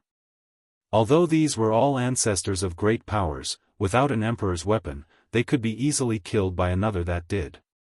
Pluff! Pluff! Pluff! At this moment, the reverse-time shuttle shot out rays of temporal light, causing the three alarmed ancestral city ancestors to block with their emperor's weapons. Die! While Lan Yunzhu was occupied with saving the ancestors from the other races, the Titanic Crescent ancestor unleashed an invincible attack from his weapon. Even virtuous paragons of the same level wouldn't be able to stop it. However, Lan Yunzhu was well prepared and performed her cyclical river of fate to empower the Thousand Carps reversion. Whoosh! Lan Yunzhu's time reversed, dispelling the invincible attack. Poof! After dodging the attack, the Night Era flower bloomed once more, so the Titanic Crescent ancestor could only shout as he anxiously defended himself with his true treasure. Seeing the disadvantageous situation, Lan Yunzhu thunderously shouted, "Gather together!" At this moment, everyone understood as Monk Daji uttered a cry and headed towards the ancestors of the other races. Xiaofan also ignored the Insect King ancestor and ran towards the others. Within a short period of time, Lan Yunzhu's group came together and the ancestors of the great powers erected a powerful barrier. However, this barrier wouldn't be able to last long. The Titanic Crescent ancestor and Insect King ancestor, with their true weapons, rushed forward. Given sufficient time, they could easily destroy this defensive perimeter. Moreover, there were also several 100,000 ghosts lying in wait.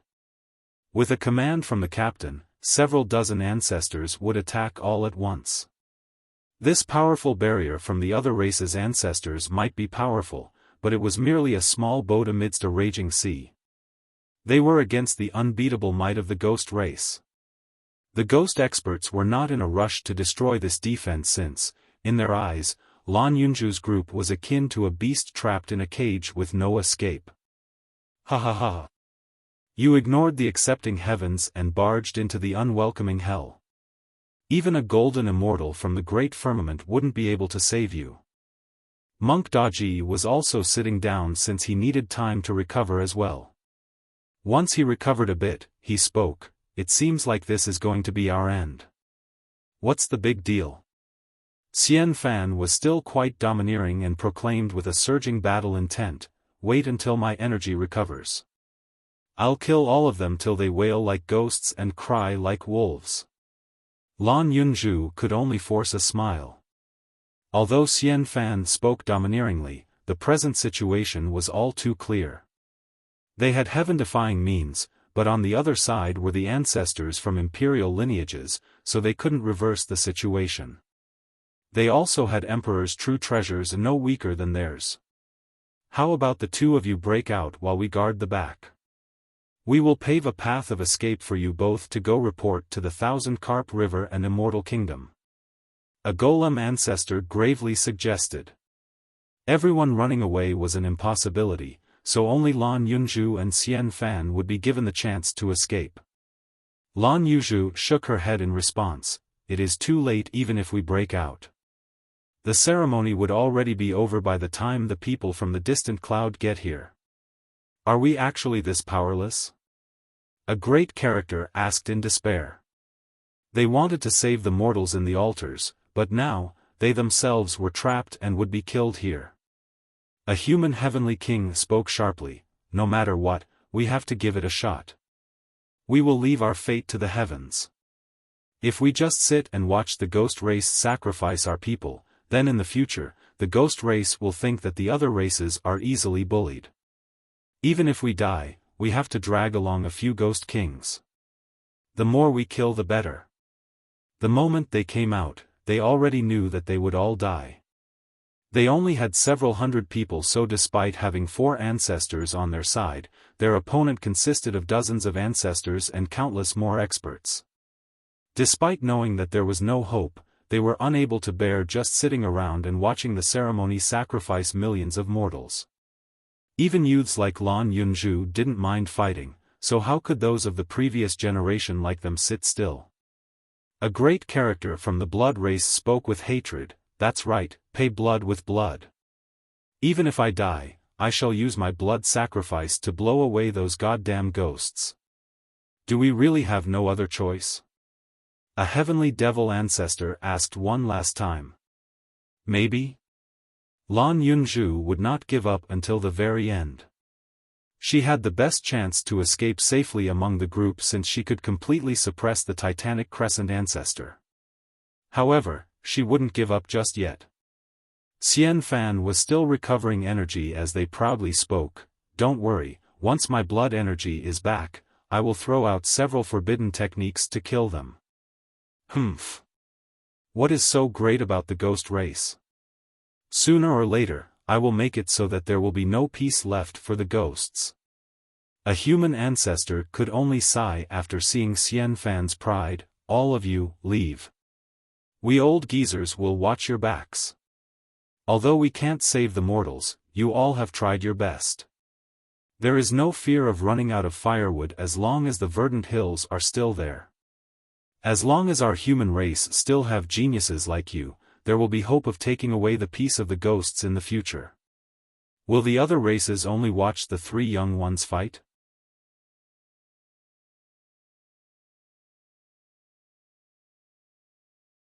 Chapter 589, Heavenly Annihilation, Great Massacre. This human ancestor didn't want to see Lan Yunzhu and Xiaofan die in this place since they were the hope of the human race. Their fiercest and most heaven-defying genius had entered the path of death, and his fate was unknown. If these 2 brilliant geniuses were also trapped here, then it was over for the humans. One ancestral city ancestor declared with a serious tone, "If you all surrender now, the ancestral city will not make it difficult for you. We will let your sects come and pay a ransom for their descendants." Utter rubbish. Your words smell as bad as fart. Monk Daji smiled and said, "Surrender? In your dreams. Good, good. If you want to die, then we'll lend you a hand. What can you do with just 100 people? The Titanic Crescent ancestor's eyes narrowed and revealed a sharp murderous intent. Bang, bang, bang. However, right when he finished speaking, corpses flew everywhere along with blood like the blooming of flowers. The spurting blood was especially mysterious and beautiful. Ah!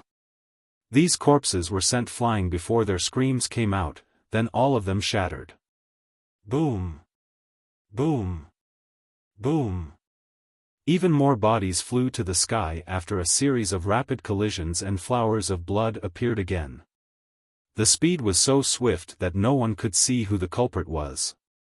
The army of 100,000 that was trapping the group of Lan Yunzhu had been penetrated. In the blink of an eye, both heavenly sovereigns and heavenly kings were blown away. None of them could see the enemy before they were knocked flying. Break! An ancestor from a great power that belonged to the ghost side took action and slammed his palm down to create a seal. Boom! This ancestor's seal was also shattered as he was forced to take 3 steps back. The person rushing past everything was stopped by the ancestor, so his figure became clear. This was a young man with a very ordinary-looking appearance. The great army all took 1 step back in shock after seeing this young man, as if they had just seen a ghost. Wuxia. Impossible. Countless people gasped while feeling the creeps after seeing Wuxia before them. The ghost ancestors were startled as well and exclaimed, "No way. No one has ever left the path of death alive." Even the human ancestors in the entrapment blinked their eyes to look at the living Wuxia. This is unbelievable.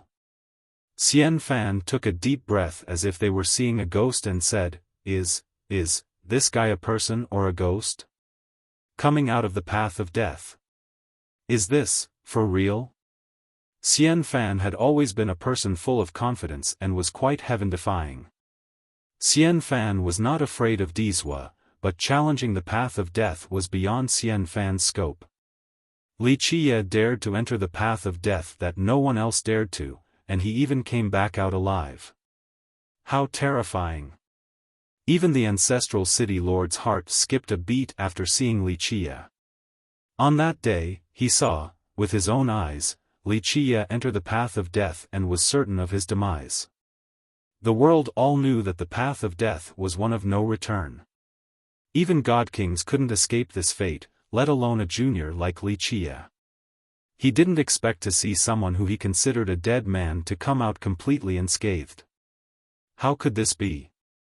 He took a deep breath while murmuring as his gaze was fixated upon Wuxia. This was the most devilish and terrifying being he had seen in his life. Lan Yunzhu only smiled to see Wuxia. She knew that there was nothing in this world that could stop him from stepping forward. Like Wuxia said before, even the king of hell would not be able to take his life. Wuxia. The Titanic Crescent ancestor's eyes glared at Wuxia as his hatred burned even stronger with a rolling murderous aura. He brought this true treasure to the heavenly cemetery just for Wuxia. However, by the time he arrived, Wuxia had already entered the path of death. He wanted nothing more than to personally make mincemeat out of Wuxia, and now, Wuxia was standing right before him. You ignored the accepting heavens and barged into the unwelcoming hell. Little animal, this date next year will be your funeral's anniversary. At this time, he didn't carry the bearing of an ancestor at all. Wuxia interrupted him and said, "It will be the funeral anniversary of all of you." He then smirked ruthlessly and declared, "I will massacre all of you today." With that, he flipped over his hands, revealing the yin-yang refining immortal mirror as his hands lit up. The ancestral city lord's expression greatly changed as he shouted after seeing the light in Wuxia's hand, "Watch out, he's using the resplendent break." Boom! All the realms quivered as yin and yang stretched across the world. Two supreme true immortals arrived to annihilate myriad worlds. Heavenly annihilation. Everyone shivered before this terrifying attack. The hearts of both sovereigns and kings thumped as they trembled in fear. Some ancestors of the great powers reacted much faster and immediately fled after hearing the words of the city lord. Heavenly annihilation. No! A heavenly king cried out with unwillingness. The mirror and its heavenly annihilation immediately massacred all the ghosts in its path. This was the ultimate attack of an immortal emperor true treasure. Normally, people called them a heavens will attack while others shortened it to heavenly annihilation. This spectacle was truly horrifying. The three ancestral city ancestors were blown flying into the sky, spilling blood as their emperor's weapons cracked. As for the two true treasures, they felt threatened by this attack, so they unleashed their most powerful imperial aura to protect themselves. Nevertheless, the Titanic Crescent ancestor and Insect King ancestor also vomited blood. Luckily, they had true treasures, so their situation was much better than the other three ancestors. These three ancestors felt a sharp pain as their emperor's weapons had been cracked. Although these cracks were tiny, the damage still decreased their weapons' power. Even emperor's weapons could break and turn into trash before the might of the heavenly annihilation, unless they were true treasures. Everyone felt a chill running down their spines. Not just the ghost experts that maintained a distance from Wuxia, but even a few frightened ghost ancestors quickly retreated. Without an emperor's weapon, even these ancestors couldn't escape death in the face of the annihilation. Even the ancestral city's ancestors that had such weapons were blown away, so one could easily imagine their own demise. The three ancestral city ancestors flew back and noticed the discolored expressions from the other two imperial ancestors. One ancestral city ancestor encouraged, "Don't be afraid, he can only use the resplendent break once. There won't be a second round." After hearing this, the other ancestors calmed down and breathed a sigh of relief, then proceeded to surround Wuxia. Meanwhile, the rest of the other ghost experts ran extremely far away. They were much more cautious and didn't want another taste of the heavenly annihilation. The Insect King ancestor said spitefully, "Little animal, what can you do without the resplendent break?" His expression was quite ferocious, with the boil on his head moving back and forth. Even if his expression wasn't so twisted at this moment, it was still frightening enough. The resplendent break was once the best secret technique of immortal Emperor Fei Yang. It allowed him to dominate an entire generation. However, it had a fatal flaw: it required a long time before being able to release a second blow. Moreover, this second blow required a massive amount of blood energy and would instantly drain one's blood energy. The ancestors trapped inside were quite alarmed to see Wuxia under siege by 5 ancestors. There was no way Wuxia could handle this, since they even had true treasures. If Wuxia couldn't unleash another heavenly annihilation, then the 5 of them were more than enough to kill him. "We have to help him," the human ancestor anxiously said. Lan Yunzhu noticed Wuxia's calm demeanor and shook her head to say, "Don't worry, wait and see." Wuxia looked at the 5 ancestors with imperial weapons in their hands and a frightening surging aura, then smiled to say, "Is that so? It is definitely difficult to unleash another resplendent break in the same day, but that is only for other people, not me." An explosion came out right after his words. 12 palaces appeared to form a new firmament.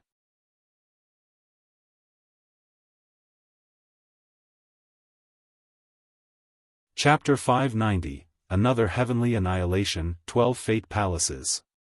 For many people, this was not their first time seeing Wuxia's Fate Palaces, but it still incited envy and hate each time. The 5 ancestors were also jealous of his Fate Palaces, so they roared, "Die!" They didn't mind expending all of their blood energy. Such a devilish monster couldn't be left alive. The heavens appearing above Wuxia's head was only the beginning. In an instant, a 13th palace jumped up into the heavens. This was a peerless Fate Palace throughout all the ages. It would forever be above all else. It was above the heavens and myriad Tao and became one with the primordial essence of the world to create a distant eternity. It was as if it had already existed before the start of time. Boom! Wuxia took out another treasure, the Declivity Mountain Bell. Buzz! The sound of the bell appeared as a distinct tall mountain appeared. It stood alone, proudly amidst the world that seemed like a land of deities. Another resplendent break. It was actually another resplendent break. This attack drained a lot of Wuxia's blood energy, and even the yin-yang sea of blood couldn't replenish it. No! The 5 ancestors were scared out of their minds in the face of another heavenly annihilation. They might be wielding Emperor's weapons, but they didn't have the ability to unleash the weapon's ultimate attacks in the form of imperial massacres or heavenly annihilations. Boom! The 5 emperors' weapons shifted from offense to defense. Unless they could unleash their own ultimate attacks, they would not be a match for this oncoming heavenly annihilation. Along with noises of bones breaking, blood spurted for 10,000 miles in the face of this ultimate attack. The 3 emperors' weapons were full of cracks as if they were about to shatter. The 3 ancestral city ancestors might have been protected by their weapons, but their bodies were mangled and bloodied. Their lives were most likely over. On the other hand, the Titanic Crescent ancestor and the Insect King ancestor held their true treasures at the last second. The weapons emitted an extremely terrifying power, as if immortal emperors had come back to life to protect the weapons' bodies. The true treasures remained unharmed, but the 2 ancestors' bones were broken. Their state was not as miserable as the 3 from the ancestral city, but they couldn't escape having all the bones within their bodies broken. In just a short moment, the world became quiet as all the sounds disappeared from myriad worlds.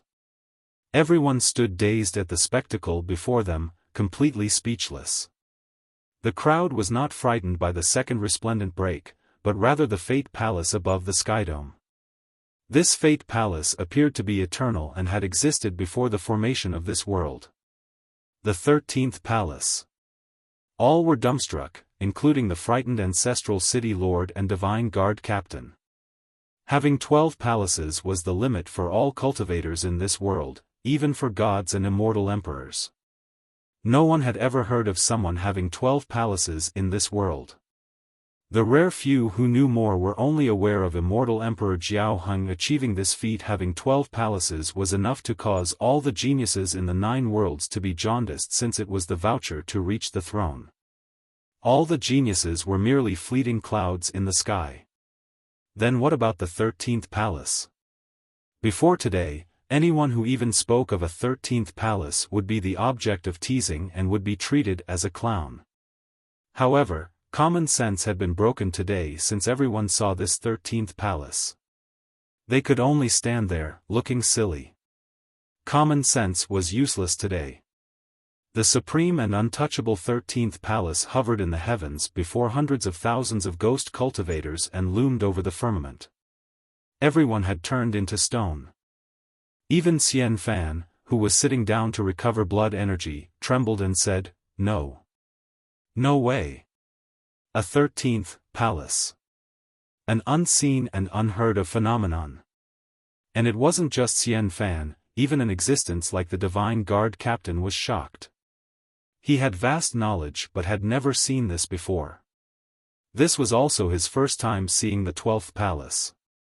Lan Yunzhu was already mentally prepared, yet she was still caught off guard. Countless geniuses yearned and strived for 9 palaces, let alone the 12th. The 13th palace, on the other hand, was beyond even their imaginations. I tread alone throughout the endless time. The boundary of the heaven and earth and the extremity of myriad Tao have no effect on me. Wuxia calmly uttered a phrase in an insipid manner to show his arrogance and disdain for all the eons. No one, at this moment, thought of him as a pompous man, since he was qualified to speak such words. If he didn't have such qualifications, then no one else in the world did. It was difficult to unleash a second resplendent break, but Wuxia had 13 fate palaces and could surpass all limits to escape the confinement of the heaven and earth. The chains of the heavens and the Tao had lost its power of restraint on his body. "It is for me to kill." Wuxia smiled and said, "Little girl, let me borrow the mortal sword. I have to rotate between 3 invincible weapons or else they will be damaged." Xiaofan, who was sitting in a meditative pose, was both angry and surprised.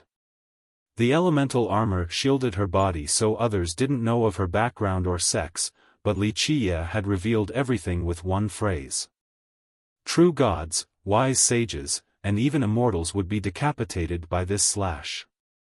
The 5 ancestors on the opposing side were scared out of their minds and shouted, "Run!" They let go of their status and quickly turned their backs to flee. Clank! The heavenly annihilation in the form of a sword encompassed the 3 ancestral city ancestors. Their emperor's weapons were much weaker than an immortal emperor true treasure. The annihilation descended. Clack! The already cracked emperor's weapons couldn't bear the force and little pieces fell from their main bodies. Whoosh! At this key moment, the 3 weapons abandoned the 3 ancestors. Their spirits woke up and no longer protected the 3. They emitted an extremely scorching immortal aura to pierce through the void to escape the heavenly annihilation after paying a huge price. Boom! Nevertheless, the escaping damaged weapons still had parts of their main body rend despite escaping. No! The ancestral city ancestors lost the protection of their emperor's weapons, so one could easily imagine the outcome. They let out unwilling cries of despair. The annihilation turned them into ashes. At this point, Wuxia's blood energy was still blaring as the sea of blood continued to pour out endless power along with the help of the ancestor ginseng. His energy quickly recovered after another resplendent break. Monk Daji's eyes were reddened with lust after seeing this scene. "Oh grandma, there is actually such an extravagant way to use medicine in this world? Directly using an immortal medicine as a supplement, there is no justice." Xiaofan and other big shots from the other races along with the ghost experts were all stunned. Such an exorbitant usage was too heinous. The only one used to this was Lan Yunzhu, since she had seen all of Li Qia's luxurious undertakings before. Directly using an immortal medicine as a supplement was only a small matter. Today, I will kill until your 2 imperial lineages won't dare to breathe out loud anymore. Li Qia used the mirror to chase after the 2 fleeing ancestors from the Insect King lineage and the Titanic Crescent sacred ground. Li Qia's soaring immortal physique already had no equal.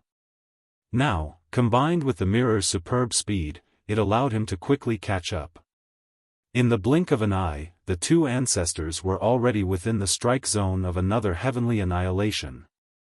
The experts and other ancestors of the ghost race were scared frozen.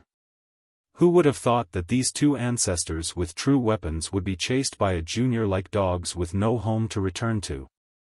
No one would ever have been able to imagine this scene. Boom! Another heavenly annihilation was unleashed.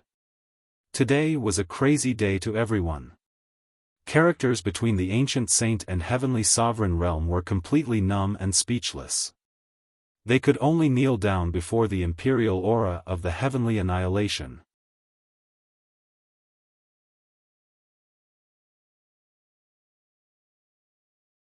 Chapter 591, Killing till true treasures have to escape. At this moment, the Titanic Crescent ancestor and Insect King ancestor couldn't run away. They conjured all of their blood energy and used their true treasures to protect their bodies. However, this was not enough. The treasures were awakened by the threat of the heavenly annihilation. Their imperial power erupted as laws turned into boundless immortal chapters to stop the annihilation. Boom! No one dared to get close.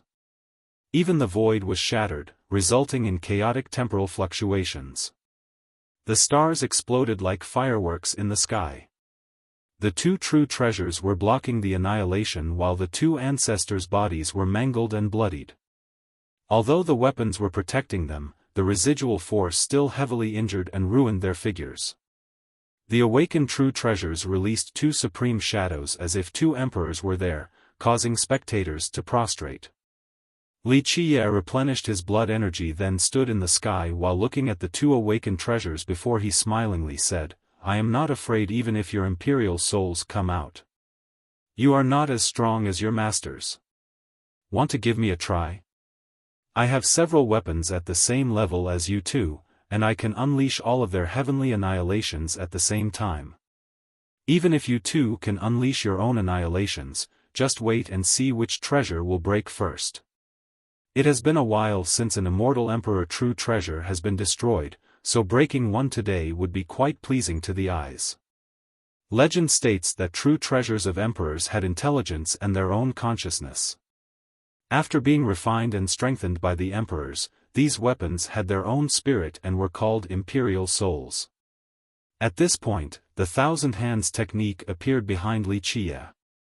One hand wielded the mortal sword, another the declivity mountain bell, one more with the yin-yang mirror, and a fourth with the heaven-sealing pentagate.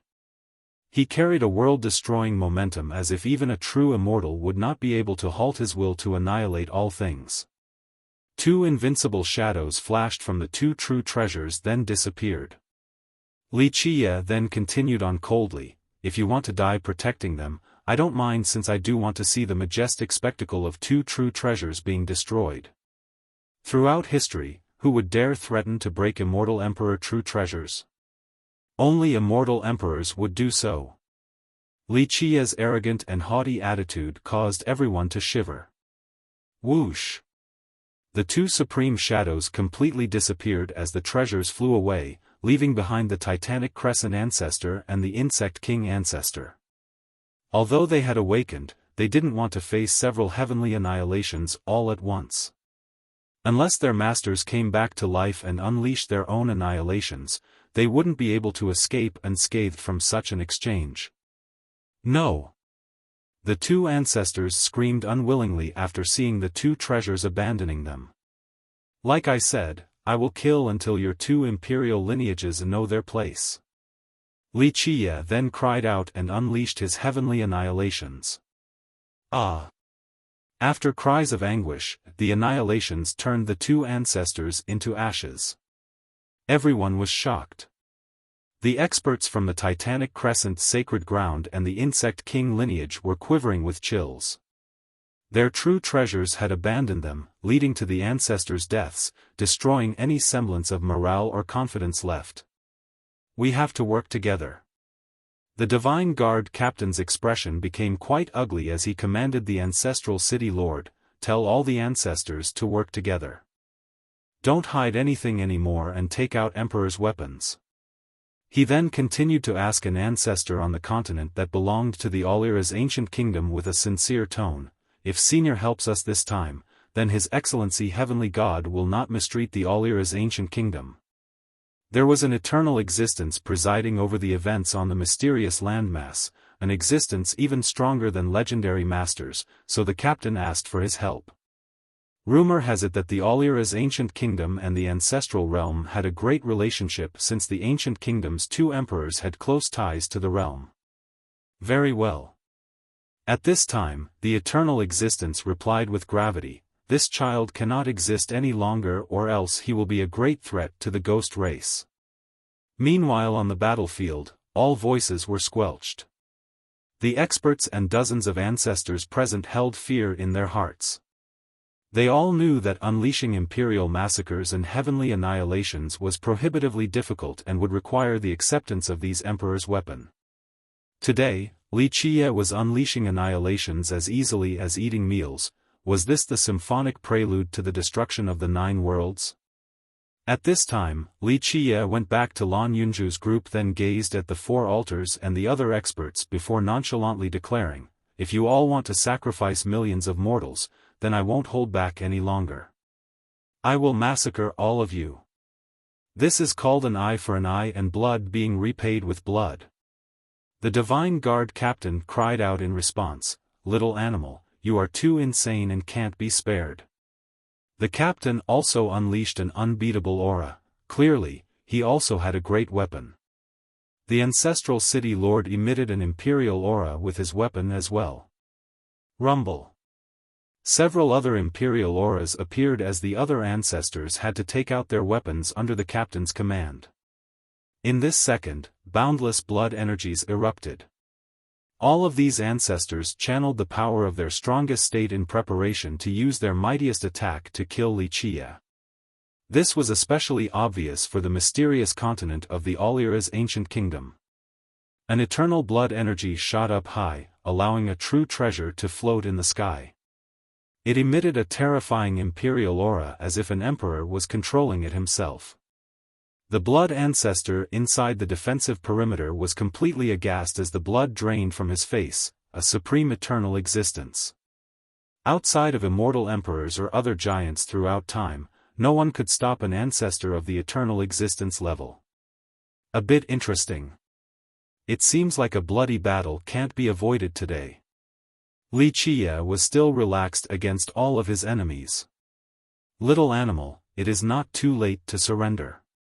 The captain, along with all the ancestors, had an oppressive momentum as if they could kill all in their path. They were getting ready for a heaven-shaking blow. Although Wuxia could unleash heavenly annihilations, the captain's group still held a great advantage, especially with the eternal existence of the Allira's ancient kingdom. Whoosh! However, as the ghost side was preparing for their attack, space suddenly shook and a person appeared from the void. It was a headless man that first appeared in the pond at the end of the path of death. Only Wuxia knew this man. Wuxia narrowed his eyes and became serious when this headless man came out. The captain was startled to see this headless man and shouted, "Who might you be, acting all mysterious here?" He got no response. The captain became furious since he was a high and above existence and wasn't afraid of the headless man's background. "Wait until I catch you." The captain shouted as a gigantic palm swooped forward towards the headless man. Pluff! It was a very faint sound. The captain, who was attacking the headless man, suddenly turned into a bloody mist. This happened so suddenly that no one knew what was going on. The captain was an existence that even ancestors were wary of, someone completely comparable to legendary masters, but now he had been turned into nothingness. No one clearly saw what happened. Everyone was startled and instinctively took a step back. The ancestral city lord and all the ancestors felt a fear as if they had just seen a ghost. "Honored sir, from where do you hail?" The speaker was the eternal existence above the mysterious landmass. This was an existence that had opened the tablet of the deities, an extremely heaven-defying and terrifying existence. The moment the eternal existence finished speaking, the headless man stretched out his hand. Rumble. The All-Era's ancient kingdom's mysterious continent suddenly collapsed and instantly detonated. Die. The eternal existence rushed out and unleashed his true treasure. However, with another wave of his hand, the headless man extinguished the immortal emperor true treasure's radiance as if it was a flickering candle. Something even more horrifying came next. The eternal existence was being gripped by the headless man like a powerless chicken. The true treasure, on the other hand, was defeated and quickly escaped with its light dimmed. All were frozen and scared silly, including Lan Yunju's group. Everyone felt that this development couldn't be reality. At this moment, the Titanic Crescent Ancestor and Insect King Ancestor couldn't run away. They conjured all of their blood energy and used their true treasures to protect their bodies. However, this was not enough. The treasures were awakened by the threat of the heavenly annihilation. Their imperial power erupted as laws turned into boundless immortal chapters to stop the annihilation. Boom! No one dared to get close. Even the void was shattered, resulting in chaotic temporal fluctuations. The stars exploded like fireworks in the sky. The two true treasures were blocking the annihilation while the two ancestors' bodies were mangled and bloodied. Although the weapons were protecting them, the residual force still heavily injured and ruined their figures. The awakened true treasures released two supreme shadows as if two emperors were there, causing spectators to prostrate.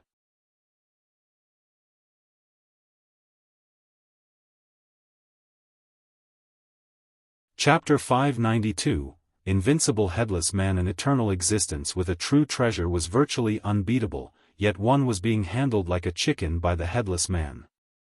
The eternal existence's true treasure couldn't harm his captor at all. The stupefied crowd couldn't believe their own eyes. They watched this powerful ancestor face off against the headless man.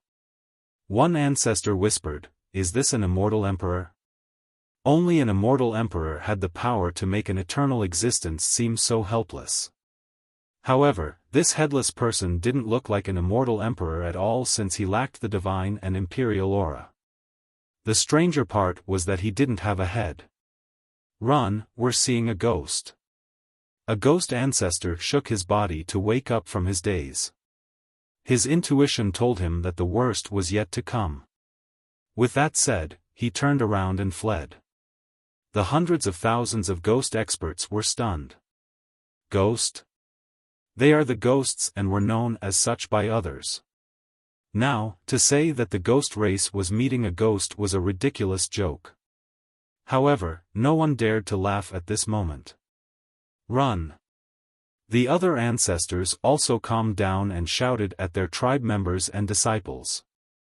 Everyone turned around to flee. However, at this time, the headless man swung his sleeve and caused a raging wind to appear. Countless experts were sucked into his sleeve. The ancestors cried out, "No!" They used their strongest merit laws and even emperor's weapons to try to escape the engulfing force, but it was all in vain. In a short period of time, countless ghost experts were sucked inside, including the masters from the ancestral city. The ancestral city lord wanted to run, but he couldn't elude the headless man's spread sleeve. He roared and took out his best weapon in an attempt to seal the source of the vacuum, but it was in vain. Ultimately, the lord was sucked up as well despite his unwillingness. No! Screams continuously resounded as several hundreds of thousands of ghosts, including heavenly kings and ancestors, all suffered the same fate. This spectacular scene didn't care for any of the struggles and unwilling screams of the victims, as all of them became prisoners to the headless man's sleeve. As for cultivators below the ancient saint realm from the ghost race, although the headless man didn't suck all of them up, they didn't have the strength to get up and escape with their legs feeble due to fear. In a short amount of time, 1/3 of all the ghost cultivators were inhaled, including all the experts at Ancient Saint and above. At this point, the headless man swung his sleeve and all of the trapped ghost cultivators were thrown into the Lost Island's mist. Ah! Miserable screams appeared from all the cultivators being thrown towards the island. Bam! Bam! Bam! All of them were turned into a rain of blood. This fascinating carnage scared everyone out of their wits. The flowers of blood slowly dissipated along with the mist, revealing the true face of the lost mythical island. The remaining ghosts all squatted down on the ground as their hearts sank from fear. They no longer had the courage to withstand or face their impending doom. Even the ancestors were mere ants to the headless man, so what's there to say about themselves? The headless man was without a head, but his divine intent resonated as loud as thunder. Those who help the enemy, scram back to your lairs. This supreme and ancient voice encompassed the whole sky. All the gods and immortals would tremble in fear from such a sound. The headless man swung his sleeve once more before the hapless ghost experts paralyzed on the ground. Whoosh! Hundreds of thousands of ghosts were swept out of the prime ominous grave and were back at their own sects before they knew what was going on. Those who found themselves back at home were completely aghast. Their clansmen and fellow disciples saw them murmuring like insane people. Ghost! A ghost! That was a ghost! They murmured like fools for 3 days straight before finally calming down. Meanwhile, after all the ghosts were swept away, only Wuxia's group and the experts from the other races remained. Members of the other races were shocked and fearful as well. Ancestor-level characters were stricken with shivers and didn't dare to look at the headless man. Only Wuxia was calm from beginning to end. He knew exactly what would happen the moment the headless man appeared. The headless man seemed to be looking over at the lost island despite not having a pair of eyes. After a while, he shifted his gaze over towards Wuxia for a bit without saying anything before disappearing. Pop! Pop! Pop! Pop! Right when he disappeared, the 4 prison altars all disappeared. Surely, it was his doing. After the prisons shattered, both cultivators and mortals from inside were scared silly and couldn't calm down in a short amount of time. The experts from the other races began to regain their composure a bit after the headless man disappeared. They shivered at the thought of what had transpired just now. It was beyond their imagination and something they would never forget. After a while, Xiaofan stood up and took a deep breath before asking, "How come the headless man helped us earlier?" She didn't say anyone's name, but it was clear that she was asking Wuxia with her stare. "Helped us?" Wuxia smiled and shook his head to say, "He was helping the ghost race, not us." Helping the ghost race? The surviving experts from the other races were skeptical. The golem ancestor exclaimed, "He blood sacrificed more than 100,000 ghost experts. I would have done it if he didn't." Wuxia said nonchalantly, "I wouldn't only use their blood as an offering to the mist, I would also kill all of them." Humph, the ghost race wants to stretch their claws towards mortals? I don't mind going to all the lineages for a massacre. This sounded arrogant, and uninformed people would think that Wuxia was blustering. Opposing the entire ghost race was quite suicidal. However, the experts and ancestors here were all silent. Even the confident Xiaofan had no comments regarding Wuxia's domineering statement. Anyone would be frightened by Wuxia's 13th palace. Having 12 palaces alone was amazing enough, but having a 13th instilled an endless sense of awe and fear like a never-ending river. When it came to the 13th palace, no praise would ever be deemed an exaggeration. The first and only throughout all the eons. Li Qiye deserved any and all praise thrown at him. He continued to say, since he took action to end this feud, then I won't hold them accountable anymore. He stared at the mortals next to the 4 pillars with a serious expression. I can forgive the ghost race, but I will destroy the ancestral realm. They can have a taste of destruction if they dare to sacrifice millions of mortals. The surviving experts couldn't help but look at each other. They didn't question his determination and didn't think that these were empty words. However, declaring war against the ancestral realm? It was said that the heavenly god was invincible. What means and secrets did Li Qiye have? Send them to the distant cloud and prepare a place for them. I trust that you all have the ability for that. Li Qiye told the other experts after looking at the mortals. At this time, the millions of mortals next to the altars were still lost. Although they didn't die from this disaster, they didn't have time to celebrate. They required more time in order to digest this monumental experience. You're tuning into the Xiaofan's Wuxia Tales YouTube channel.